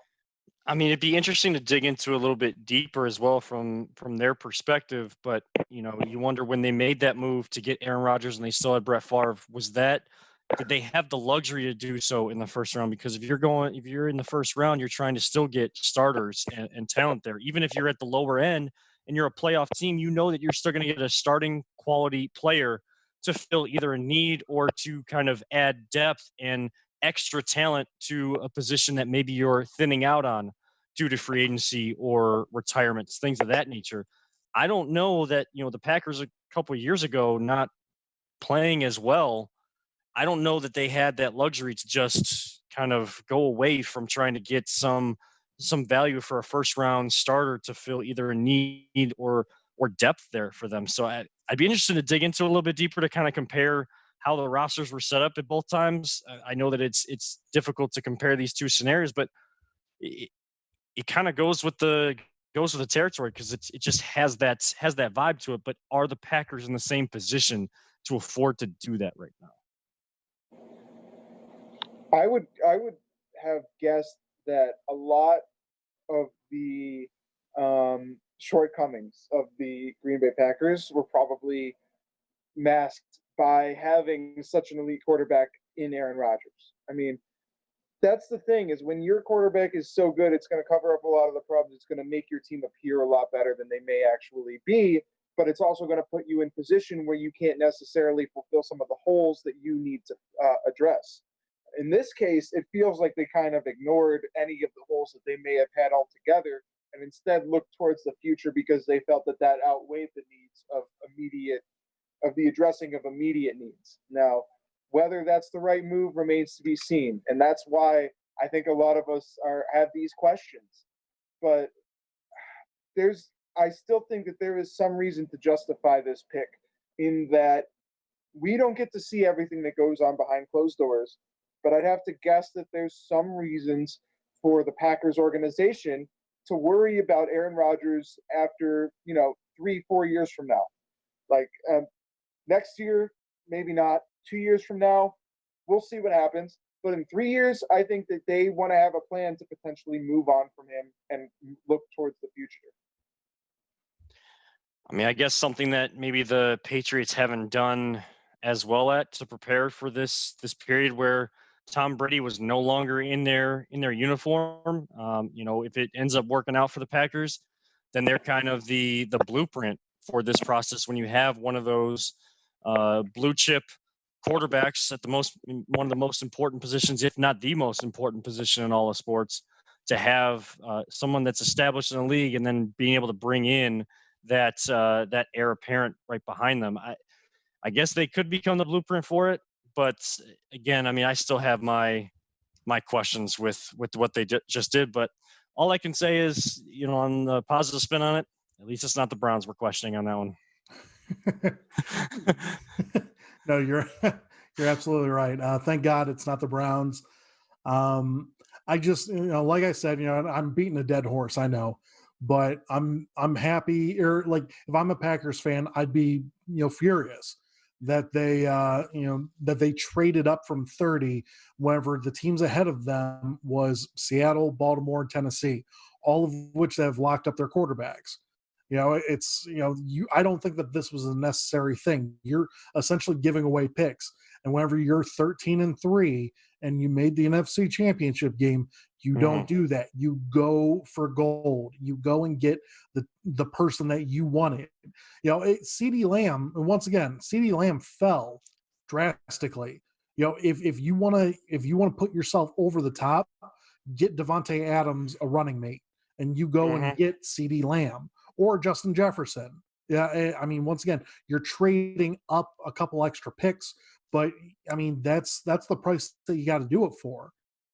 Yeah, I mean, and now Seattle goes inside linebacker Jordan Brooks out of Texas Tech. Interesting to see him kind of go before Patrick Queen. But I mean, on the opposite side, I mean, I start with a question in terms of Seattle, but I'm not going to question that as much because they're lower on in the draft and they're still kind of, you know, they've evaluated him as a better fit for their defense and a team that's always known for their defense. So it's not as big of a question mark as a team like Green Bay, while they are picking at the lower end of the first round, going and taking a player that now is most likely going to sit on the bench for a few years. I mean, honestly, I know, you know, Bo had to step away. Would love to get his take on Jordan Brooks, just doing a little watching of some of his film from the inside linebacker position, a guy that can, you know, get through the gaps, can play around the outside, good speed. Looks like he's got some pretty good coverage skills, but of course they're only going to show the best highlights. So you wonder how often that happens. Yeah, they're not going to show you getting beat. Yeah. Right. Yeah. I mean, they'll start doing that as you get later on, not necessarily full on negative highlights, but you'll see the difference between a top level first round talent in the highlights they show and in the second, third round, even into day 3, like why a player like that can have an impact, what talent they have, what raw ability they have, but also what kind of gaps they have to plug in there. Bohm, do you know much about Jordan Brooks here, the linebacker going to Seattle, and kind of him going before Patrick Queen, who I haven't seen come off the board yet? Yeah, well, I think he's been a real climber in this offseason, and you hit on it, Kevin. The real surprise here is the fact that he went ahead of Patrick Queen, a guy who I think many expected to be the second line inside linebacker off the board, and instead you see Kenneth Murray go ahead of him, and now we're seeing Jordan Brooks go ahead of him. Now, I said it earlier, I think Brooks is a guy that a lot of teams could fall in love with and could easily go in the first round, and here we are with Seattle, and he fits that kind of mold. And I think, you know, we'll see. I'm sort of holding out hope that Patrick Queen slides to 41, guys, but I just don't feel like that's likely at all. And we've still got a few picks. I got to jump in here real quick and just point out the fact that McKinney is still available, Delpit is still available, and Winfield Jr. is still available. What are we waiting for? I was just going to ask you that. I mean, are we more concerned about this safety spot and hoping that one of those 3 fall to us, or is you know, possibly going after Queen, you know, more of something that the Browns should do? Well, it's like what's interesting is like I think DPS had I think somebody had just reported that like the Browns did not expect Jedrick Wills to be there at all. It's like I don't think they probably expect McKinney to be available where he is right now. So it's like if that's the logic, then yeah, let's go make a move, because I think that like I was saying from the I don't pretend to know draft day nuggets on these guys or anything, but I think McKinney is probably the best fit as in terms of the center field type player that I was talking about earlier, and that I would want in a safety, considering we already have Carl Joseph, and he's that aggressive tackler. Can play up in the box type guy. McKinney's still there, like. Well, and a lot of people were saying that would be there. I think we would be having a conversation between Winfield and Delpit at this point. And right, and McKinney, I mean, Bohm, weren't you saying that McKinney was probably, you know, looking to go to Dallas at what, pick 17? So, I mean, he's still there. It's pretty crazy. Yeah, so it's interesting to me. Now, right now, my biggest concern is that I really hope Baltimore makes a bad pick, because I do not want to see another AFC opponent get better. Fingers crossed. Fingers crossed. Yeah, right. But no, I'm getting drafted this time last year, so yeah. Yeah. The thing, I like McKinney because he's extremely versatile. I mean, he played all different kinds of roles while with the Crimson Tide. Now, when I I don't want to pigeonhole him into this, but I feel like he's kind of a little bit of a better Jabril Peppers in terms of like kind of that jack of all trades, master of none. Like in some regards, I think he could be great against the run, but I also think that he's kind of limited in his coverage for now. Now that doesn't mean that there's not room for improvement, because obviously as an Alabama prospect, you would think there's plenty of room for growth. But if we're looking for guys in that modern NFL who could really excel in coverage and in the passing game, and as someone who can really close on players, I mean, that's where I love a guy like Winfield. And I don't know if he's going to fall all the way to 41, but he's probably my favorite safety prospect for the Browns if they stand pat at 41, if he does fall. He might be undersized. He might have had some injury concerns in the past, but he exceeded expectations at every level that he played. And I have no reason to doubt that won't happen in the NFL. And you wonder how the Browns have these safeties rated too. Like if that is kind of that, as it's been mocked. I mean, they held true to what's been mocked to them tonight with the offensive tackle. But if it is safety and what they're looking for, it's interesting to see how these last few picks of the first round go, what Baltimore does here. Of course, someone you have to look out for because of being an AFC North opponent and how they can get better in this scenario, but how they have these safeties rated. And if they're, kind of starting to fall and they do get towards that second round, you're probably going to see a run on them early. So, if the Browns really want one of them, it may be of their best interest to try to trade up. But of course, it takes two to tango to get these trades up and trades going, and what people are asking for versus what another team is willing to give up and what they feel that pick is worth. Guys, they're showing Patrick Queen's house, and there were some family members that looked a little excited, and now I gotta say I'm a tad nervous. Yep, Yeah. I think that's the pick. It was that and Grant Delpit, so it's gonna be. I think it's gonna be one of those two, probably Queen. Well, thank you so much, Green Bay. Bastards. I mean, Baltimore's picking here for a reason. We have to plan making good picks. We still got the higher rated prospect overall in Jedrick Wills. And I think that at the end of the day, I mean, this Browns team, we know they were held back by their coaching. Now that they have a competent coaching staff in place, maybe they could far exceed anything that the Ravens had hoped. Well, and then we also forget that, we dominated them at their own house. And that was with bumbling Freddie Kitchens. So, and that was Myles Garrett led defense too. Like you saw the difference there early on this season with having, I think Klimek even mentioned it earlier, or somebody mentioned it earlier. I mean, having Garrett there versus not, we've mentioned it several times too. And we need to have guys that are going to be like a Patrick Queen, that because you still have to defend against teams you're going to have to play most often throughout the year. And it's that 2 times a year with your AFC North opponents. Yep, here it is. Yeah, Patrick Queen is coming off the board there. Yeah, I mean, it's as fans, like we hate it, but it's like we hate it because it's such a good pick. Oh, absolutely. And it's even though Ozzie Newsome not at the helm anymore, again, people in place to take over and still making those quality decisions. They're still competing. They're winning AFC North championships, getting themselves in. Yeah, they didn't have success in their first and only playoff game this year, but they're in this position for a reason, and they're going to find value. Whatever falls to them, they're going to get that value and continue to have that success. That's what we want for the Browns. That's really what we want. We want to be waiting until this point in the draft, and because we already have a solidified team, and we're just adding that one piece that kind of fell, that value pick, that's still going to have an impact. Just get me to the 20s. At this point in time, just get me to the 20s. Right. Get me to that playoff, you're right there at the playoff picture. You're in, you're out, you're right there. I just want my week 17 to matter. God's honest truth. I just want my week 17 to matter now. And I think by locking up that left tackle, and I've said it, since before this podcast even started today, that I'm so thankful that the Browns locked up that left tackle spot, because that's the one spot that worried me the most about this entire team.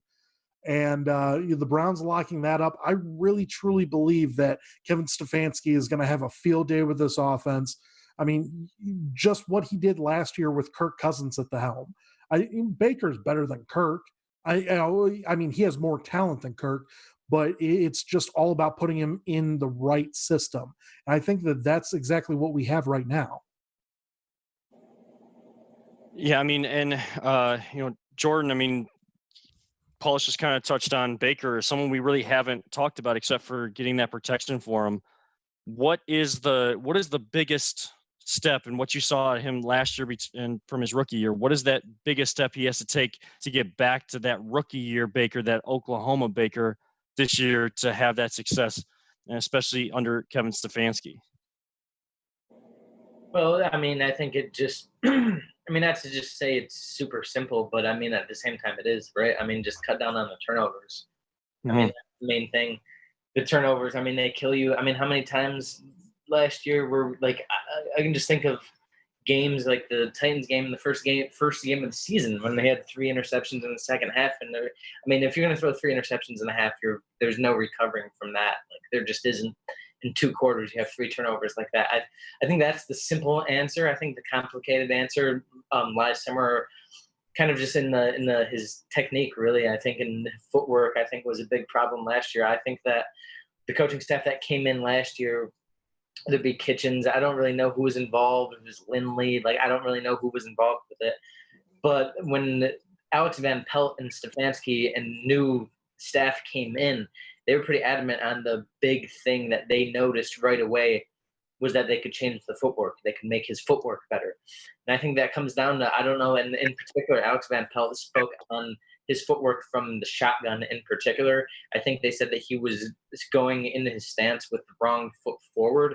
And then I know, you have those crazy people on Twitter who are dissecting every single Instagram post and every throw he's made that he's posted on the internet since then. And apparently he has been putting the other foot that Alex Van Pelt said needed to be forward, not back. He actually has applied that already and is trying to get better in that sense. So I think, like I said, the simple answer, I think you cut down on the turnovers. That's obvious, right? You can't throw 20 plus interceptions in a season and expect to be successful. I think the complicated answer and the more probably right answer is somewhere within the technique and kind of just off-season preparation. But in general, I think that his footwork is the big thing.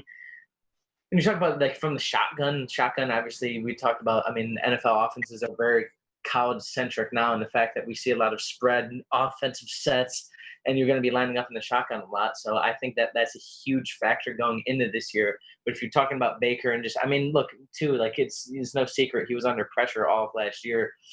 And for whatever reason, I don't know if it makes sense to even say, but like I don't know if he was as mobile as he was, and maybe mobile is not the right word, but I think like back to his days at Oklahoma and like his Heisman year, he had these plays where he would just like, it didn't make sense how he would escape the sack, but he would.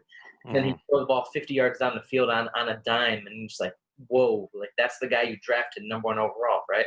I feel like we didn't see that last year, and I think that started early because he, like, how many times we saw him like just try and whip the ball at someone 5 yards away from him. Like, dude, you got to put some finesse on your pass. Like, I just think that all ties into it, right? Like he was under pressure a lot, and then that got to him, and then all of a sudden he wasn't comfortable, and then he wasn't thinking to myself, like, I can hold on to the ball a little bit longer here, and I have the ability to evade things just in my craftiness in the pocket. We didn't see a lot of that, and I think still some of that goes back to footwork. Some of that goes back to obviously your offensive line, and we've done a good job of addressing the 2 tackle positions with Conklin and obviously Wills tonight. And the other thing on Wills, not to go on another 8-minute rant here, but the thing with Wills too is like the thing that I've read about him in regard to the other tackles was that it seemed like he was the most NFL ready. Right, like he was the guy that you could plug in right away and he can make an impact on your offensive line. And I think that speaks to Trent Williams, right? Like we talked about, is that an option? I think that maybe it might not be an option now that you got Jedrick Wills and you didn't think he was going to be there, but you ended up getting the tackle who's the most NFL ready right off the bat. I don't know if people probably wouldn't say that he had the most potential out of all of those offensive linemen, but in terms of being draft ready and the guy that you could plug in next year and say go start at left tackle, make an impact in an AFC North where you have, I mean, let's face it, you got defenses, you got TJ Watt, everyone on the Steelers, everyone on the Ravens tear us apart every year. You need to be able to protect from those tackle positions. But again, to your original question, Kevin, I think that the main thing for Baker, it's cut down on turnovers. It's footwork. And of course, it was the tackles. One of those has been addressed. We'll see about the other two. Those other two are going to be what turns him around in year 3. Yeah, I mean, you saw him being more, kind of thinking too much. And, I had a track coach in high school that said when you start as an athlete, when you start thinking too much and you don't just react to the situation or just do what what you need to do, you start thinking, then that can really throw you off. And Paulus and I have talked about, you brought up a good point with the shotgun as well. I mean, we talked about how he was still taking like 7-step drops and you're already like 5 yards back in the shotgun. And now you're getting sacked for like a 10, 15 yard loss as well, because there's not enough time from those tackles. I think for Baker, honestly, I don't care about him not being right from the start, being a guy that can read every single option out there and get it to that guy. That quick, reactionary, accurate quarterback that he was at Oklahoma, that he was in his first year here with Cleveland. And then if you can get him going early with some of those quick reads, we saw some of those games where he had success this year. He had those quick reads, got in a rhythm, and then later on in the game, he was able to take some of those. He was able to take some of those longer times in the pocket when he got some time to go through all of his reads and get it to the right guy. Did you guys see Mike Vrabel's setup? Yeah, I was just about to say, his kids are out of it, man. One of them has a mullet. Yes. The other one is like the guy from The Incredibles, like Samuel L. Jackson's character. The full bodysuit from The Incredibles. Yeah. Yeah. Like, what's going on there? What's that dynamic? Mike Vrabel's a weird dude in general. Mike Vrabel's a baller, dude. Mike Vrabel, what did he say? He said that he'd cut off his own to make it to the Super Bowl. He would give a ball to go to a Super Bowl or something like that. Yeah. It's a weird thing to bring up. Live television. Right. Right. Yeah, he's a little all over the board. Dude, I'd run through 3 brick walls for Mike Vrabel. That dude is a boss.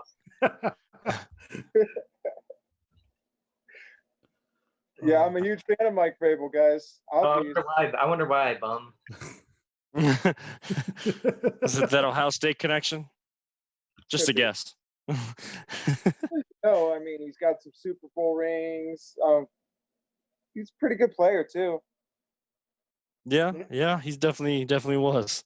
Yeah, he was okay. Caught a couple of touchdowns in the Super Bowl and Brady.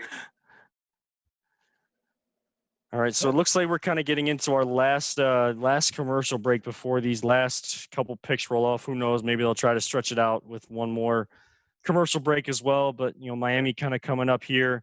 They got that pick from the Packers, just trading back to 30. You could see when these safeties go, but I think that these next 3 picks could be very, very telling on what kind of run we might see to start day 2 tomorrow. I mean, this is going to kind of set the stage for tomorrow.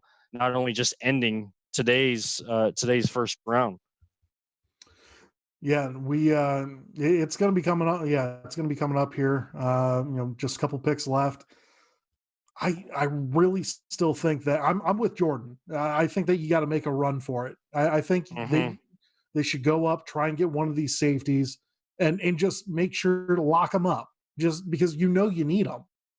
I'm trying to have that conversation in my head right now. What makes more sense? Because the fact that there hasn't been a safety taken yet, and you sit at pick 41, now does it almost make more sense to sit at pick 41 because you will have one of those 3 guys there?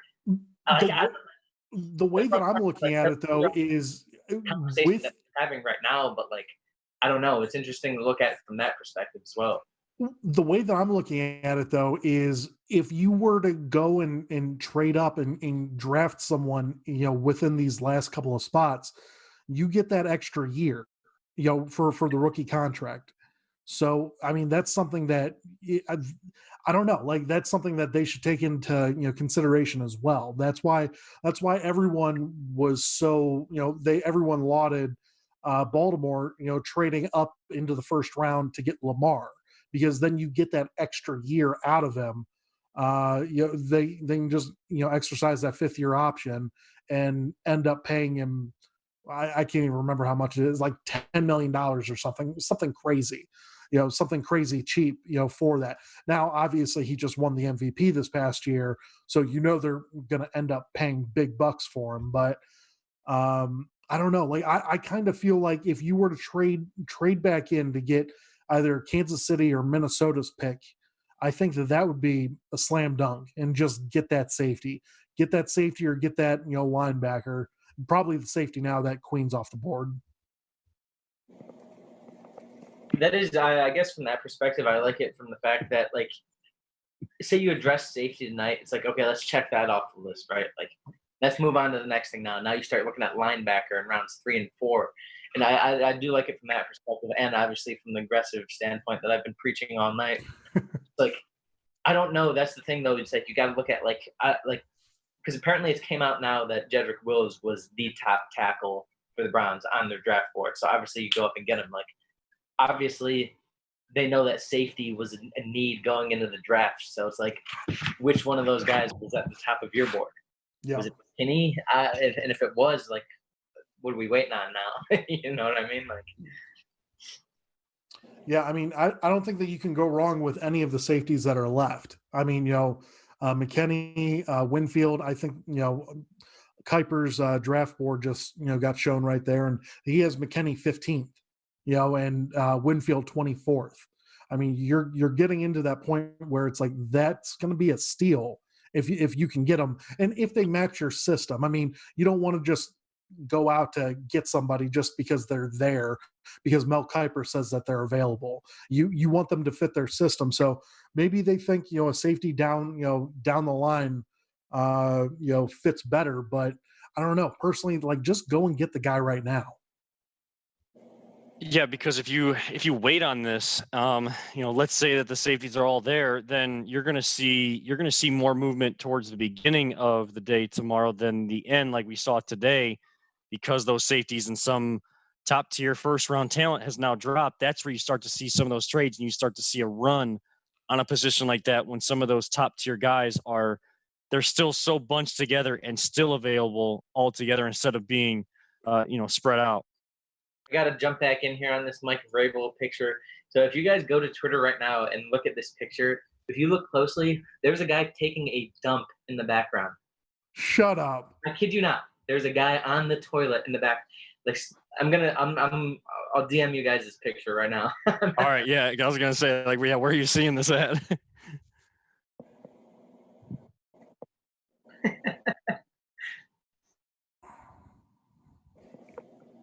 We're just kind of taking a look, as Climax kind of sends that I see him. picture to us. I see him. Uh-oh. Oh my God. Yeah. Look all the way to the left. All right, I just said it. That's fantastic. That's got to be a mirror, right? I hope so. That's not a door. Like, that's a reflection, I think, right? That might be Photoshop. This is too good. Someone posted on Facebook already Goodell's basement office there with a picture of a naked guy on the shelf. Oh, so it was photoshopped? Probably. I don't know. I mean, I don't know. I haven't seen that one, but you gotta be quick. People are getting out there quick to make fun of this stuff. So they probably saw the kids and they're like, yeah, let's throw something even crazier in there. Yeah, I don't know. I can't tell if that would be photoshopped or not. But if it is true, that's fantastic. That's one way to utilize your time in social distance and just trying to get through the remaining part of this first round here. I mean, that's kind of more of the excitement that we've kind of seen, because you haven't really had these big trades except for that. I mean, I guess the most surprising thing in terms of actual football picks was Green Bay. But oh man, if someone's out there doing that and getting out there that quick, I mean, kudos, I guess. I don't know how to really distinguish that. Every year at this point of like going into the draft, it's like, watch out, this could be the year where we see like 10 trades, and then literally never happens. Yeah. I mean, we gotta not only not like stop buying into the Browns hype before we actually see it kind of come to fruition, but also these trades that we keep hearing about. It's the years and it's all the drafts that we hear about that, oh, you could see all these trades, even the NBA draft, you see that. And those are the years that it's like, you come out of it like, oh, I feel cheated. Think about that. How many times in the trade deadline they're like, okay, like we're hearing a lot of pieces could be moving, and then a trade that ends up having Omer or Sheik for like second round pick and cash. Yeah, it's like the years that it's more quiet, that's the years to really prepare yourself for some absolute craziness, because people are keeping it more close to the vest. It's like these years where you hear a lot of trade rumors and stuff, too many people all at once are trying to float things out there and trying to outsmart the other. And it's just like this year we've just kind of seen people go with their board. And I think that's kind of been, for the most part, this whole first round, that's been the theme. Smoke Screen Nation. Like how many, like it's a good hashtag. Hashtag Smoke Screen Nation. Yeah. I would have thought that the Browns, like I hadn't heard anyone say that they thought that Jedrick Wills was the top of the Browns list, you know what I mean?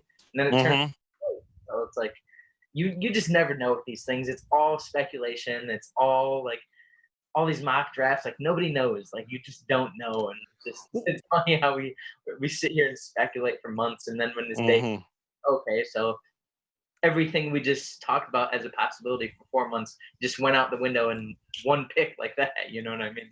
Like that's all. And especially this year, because I mean, you couldn't invite anybody, you couldn't go see their pro days, you couldn't do anything this year. So the fact that, everyone's dropping mock drafts every other day, like you have no idea. It's all we had. Like it's all that, like these analysts were coming out of the woodwork on Twitter. Like I saw random people that were dropping mock drafts, and there was something like I saw every single day that there was just, an ability for people to go through. I don't know if it was like a draft simulator or something where people were dropping their own mock draft left and right. They were up to like 20 different mock drafts throughout this whole process. I mean, it is all we had, but it was like, just looking back on it now that we have solidified the position we've all talked about, it's like, I also can't believe we spent all this time breaking down so many different offensive tackles. Like, I honestly, the biggest thing I hope for Jedrick Wills is I hope that I rarely hear his name except for listed as a Pro Bowler or, Pro Football Focus, like high grades during the week in between games. Because if you hear an offensive lineman's name a lot during a game, more often than not, it's not a good thing. That's because the referee is saying his name way too much. No, yeah, you're absolutely right with that one, Kevin. Getting back into the mock drafts and everything like that, I think we need to have a Mike Bohm mock draft for next year. We need you to start doing some mocks there for us. I know getting you on here, you were saying that what was that? What was that, Jordan? 3 rounds minimum. Minimum 3 rounds. Absolutely. Well, he was telling me beforehand, I was like, man, I would love to get you on the podcast, be awesome. What sort of players do you have up? And he's like, oh, I already have like, top 100 list. I was like, this is perfect. This is exactly what we needed. So I think next year we need you to do a mock draft there for us, and get us all set up with that. I think next year you guys all have to do one. I've definitely been referring to the big board throughout the night just to recall some names throughout, but yeah, I definitely think that could be done. Perfect. That's awesome. Nick, I think I think Peter even said, yeah, Peter's saying we should all do one.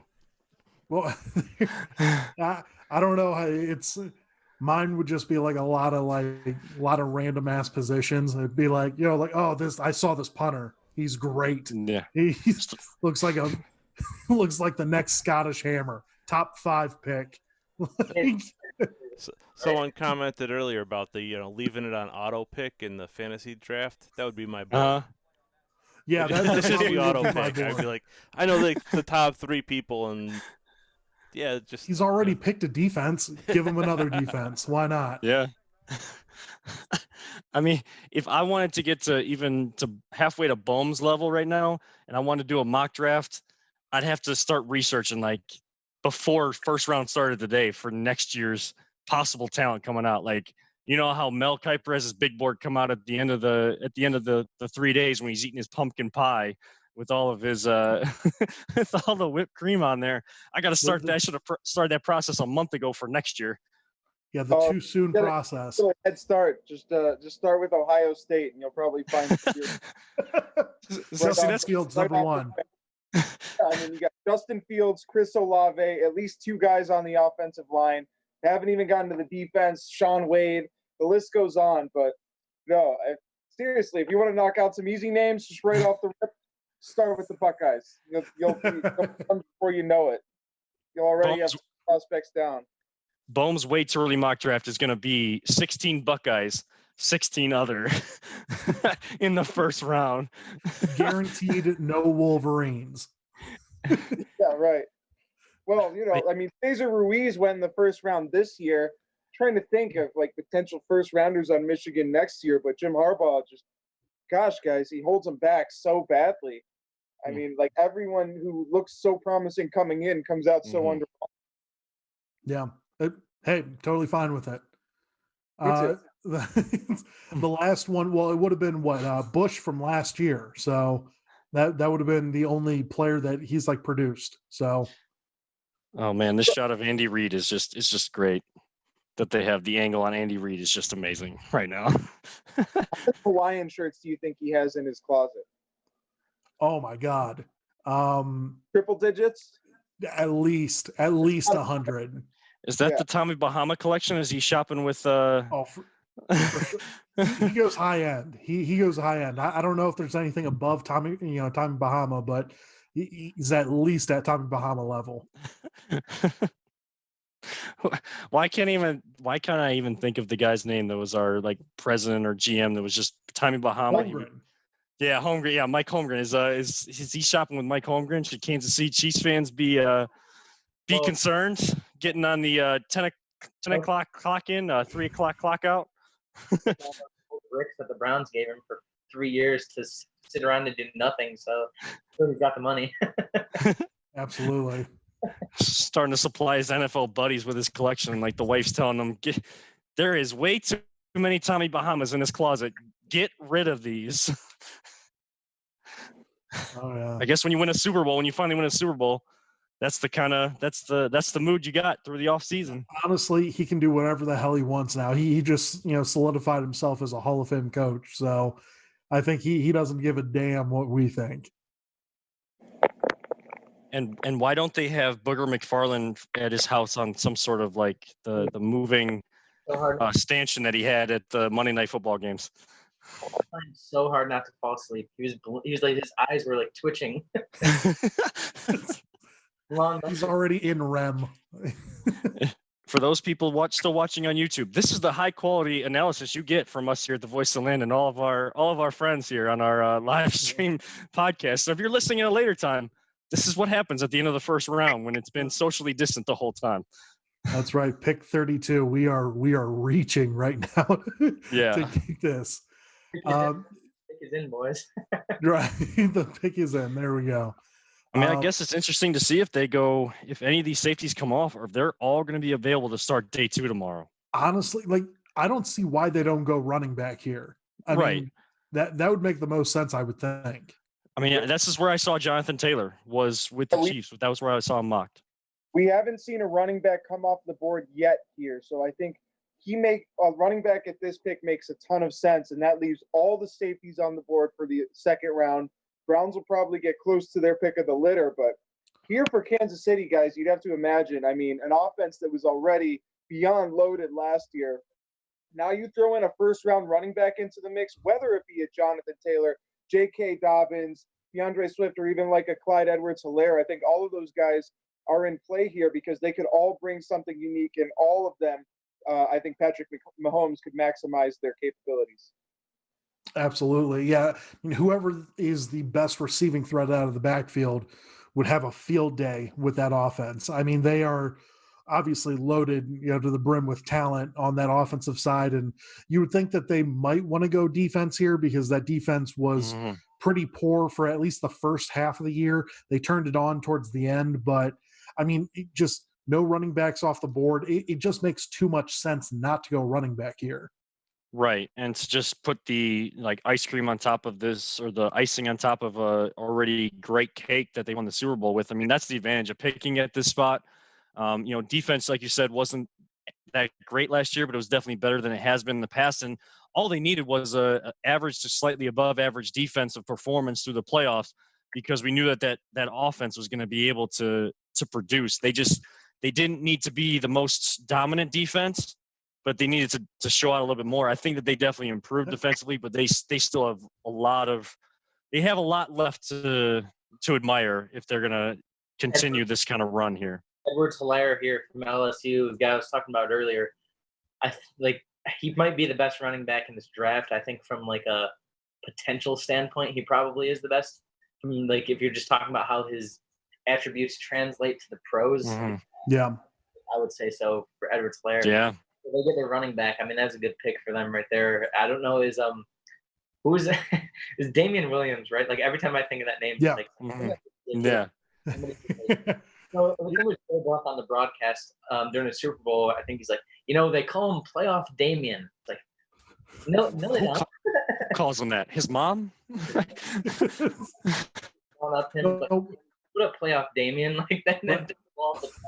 What a baller name. What a playoff. It's like, no, that doesn't make any sense. Had him, right? That's my point, though. I think they still have him. I'm not sure. So, I mean, the Chiefs the rich get richer, gentlemen. The rich get richer. Absolutely. All right. So, that's kind of winding down that wraps up the first round. Just before we get out of here, guys, just looking at some just final impressions, and Climac, I'll start with you. Just final impressions from the first round and kind of this unique format we kind of implemented for the draft this year. Well, first off, thanks for having me, fellas. It was a good time, and do it again soon. Why don't we? And at the same time, if we're just talking about my general impressions for the night, I think just in general, I think the Browns, they did what we wanted, right? To me, worst case scenario, the thing that I said that I didn't want to happen when I walked away from the end of the night was the Browns traded down and made a compromise to get someone that was lesser talent, that they thought that they could get a value pick at say 18 or something like that. They didn't do it. They had their guy. They drafted him. They did it like that, which again, my two themes of the night, I guess you could say, were aggressive and the alignment that we talked about, and the fast pick, having taken the guy at the top of your board proved those two things to be true. But most importantly, alignment, because that's the one thing that's been holding us back since '99. It seems like there's always been some sort of power struggle going on in Berea.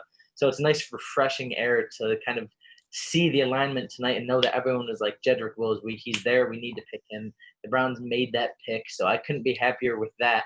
If I talk about the draft as a whole, a little bit disappointed that it sounds wrong, but I'm almost disappointed that it went smoothly because I was almost looking forward to just kind of the weirdness and being able to look back in 20 years and be like, hey, remember that one night of the draft when it was a virtual draft and somebody missed their pick, or this guy got drafted because the internet kicked out or something like that. It would have been funny to look back on it from that perspective. And it was kind of quiet on the trade front. So as a draft overall, it was all right. It was fun to sit here and talk with you guys, but if I'm looking at it from the Browns perspective, they got their offensive tackle. Baker got his help. And really that's all that matters, guys. Right now, it seems like we didn't mess it up. and that's really all you can ask for as a Browns fan. So we didn't mess it up. That's like the greatest closing line that you can have to sum up a Browns draft or anything the Browns do. Bohm, how about for you for this night? I mean, of course, appreciate you being on here as well as Climax, but breaking things down. But just your impressions about the Browns, the draft overall, and how this format has kind of worked out. Yeah, well, thanks for having me, guys. It was really fun to be a part of, and I genuinely appreciate you guys allowing me the opportunity to be included here. And as far as the draft goes, I feel incredibly encouraged about where the Browns sit moving forward. I mean, to Climax's point, you addressed your primary need with your most important pick. So you got that out of the way. But also, I love the way that things have shaken out here after the first round. I mean, like we talked about, guys, every single safety is still on the board for the Browns. You've got 8 picks ahead of you. You'd have to imagine that you're probably going to come away with one of those safeties that you really had your eye on. And so you've got to feel great going into day 2 there. A lot of promising prospects. Not a lot of linebackers have come off the board either. Still one of my favorite receivers, and Michael Pittman is on the board. So I think the Browns will have an interesting choice at 41. And then 2 picks in round 3. There's going to be a lot of excitement in that tail end of tomorrow, guys, into day 3 as well. Yeah, definitely some excitement. I mean, Paulus, and for you as we wind down, I thoroughly enjoyed this. I mean, just for you and kind of being able to do this alongside you and everything we've been able to do alongside each other, just wrap all this up for us. I mean, this night has just been so much fun, different than we probably expected, but just where are you at mentally and with the Browns right now?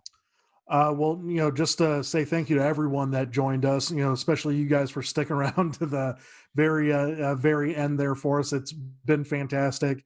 I thought that everything went really smooth. I mean, not just from our recording end, everything, seemed to go pretty well. I like the whole Zoom process, us doing everything like this. I thought it was really cool, getting everyone on here. A couple of surprise guests. I didn't think, Hayden Grove was going to stop by. That shocked me when I saw his honestly, I didn't see him pop up. stopping by. I didn't see Paul Brown stopping by. That's what B said. Crew stopped by. I mean, it was fantastic all the way through. I'm super glad, happy that we got to have everyone join in and kick it with us for a while. Obviously, to Peter, I mean, you and Jim both killed it. So truly do appreciate everything that you guys have done on your end. And then Kevin, I mean, you leading the charge, brother. I mean, you crushed it. So thank you very much for everything that you've done. For the Browns, I mean, I'm just happy that we got our left tackle. And I'm telling you right now, I'm calling playoffs. Calling playoffs right now. Oh, he's getting sucked in. We got our left tackle. We're about to get our safety. Like it's go time, guys. It is go time. I'm not going to bed. I'm going to stay up all night. He's going to stay up all night. I mean, I've been in the new apartment here tonight, and I'm probably keeping all the new neighbors up tonight. And I don't care because I've had an absolute blast with this. I mean, in terms of just impressions, as everybody's kind of mentioned, I thought the draft went well. Not having, of course, I kind of wanted, like Climax said, I kind of wanted that one hiccup, that one IT issue to kind of have people go past their time on the clock there. That would have been fun. A little bit more trade action early on. They were kind of more quieter trades, except for that Green Bay. That's kind of my biggest shock of the night. But I mean, overall for the Browns, they did what we all expected them to. They took one of the top tackles. They took their guy. They did it right away. They didn't hesitate. And like I said, Climax kind of summed it up. They didn't mess it up, and that's really kind of still where we're at with the Browns. And until they take that next step to be a successful organization, like you see at the end of the draft, that's kind of the best way to sum it up. But I'm happy, and now let's continue to, if the drafts fall into you, be aggressive with the guy you want, and allow those players to come to you. And if you feel like you need to trade up, or you need to trade around a little bit now as you get into day 2 and day 3, that is the time to do it. But guys, I thoroughly appreciate everybody being on here, to Jordan, Climax, and Michael Bohm. talking with you guys during the internship and just kind of becoming friends with you guys over time. Appreciate everything you guys do. We got to do this more often, even if it's not on a live stream. We got to get together more in any way we can. Just right now with social distancing. To Peter and Jim, thank you so much from behind the scenes, all the production to get us live, even if we had some issues technically with some of the bandwidth or anything. You guys kept us going, and everything that you guys do is just amazing, and can't thank you guys enough. I want to thank Brittany Mollis, Breezy Clee. We had Hayden Grove, Cameron Justice from Channel 5. We also had Paul Brown from England, Kevin and Braden, Jay, always positive Jay. Can't forget about him getting this all set up for us on here. Angie and Jen, who joined us earlier. I feel like I'm missing people that were on here. Tyler from our Fantasy Football League. I'm trying to get all the names together of all the guests that we had here tonight.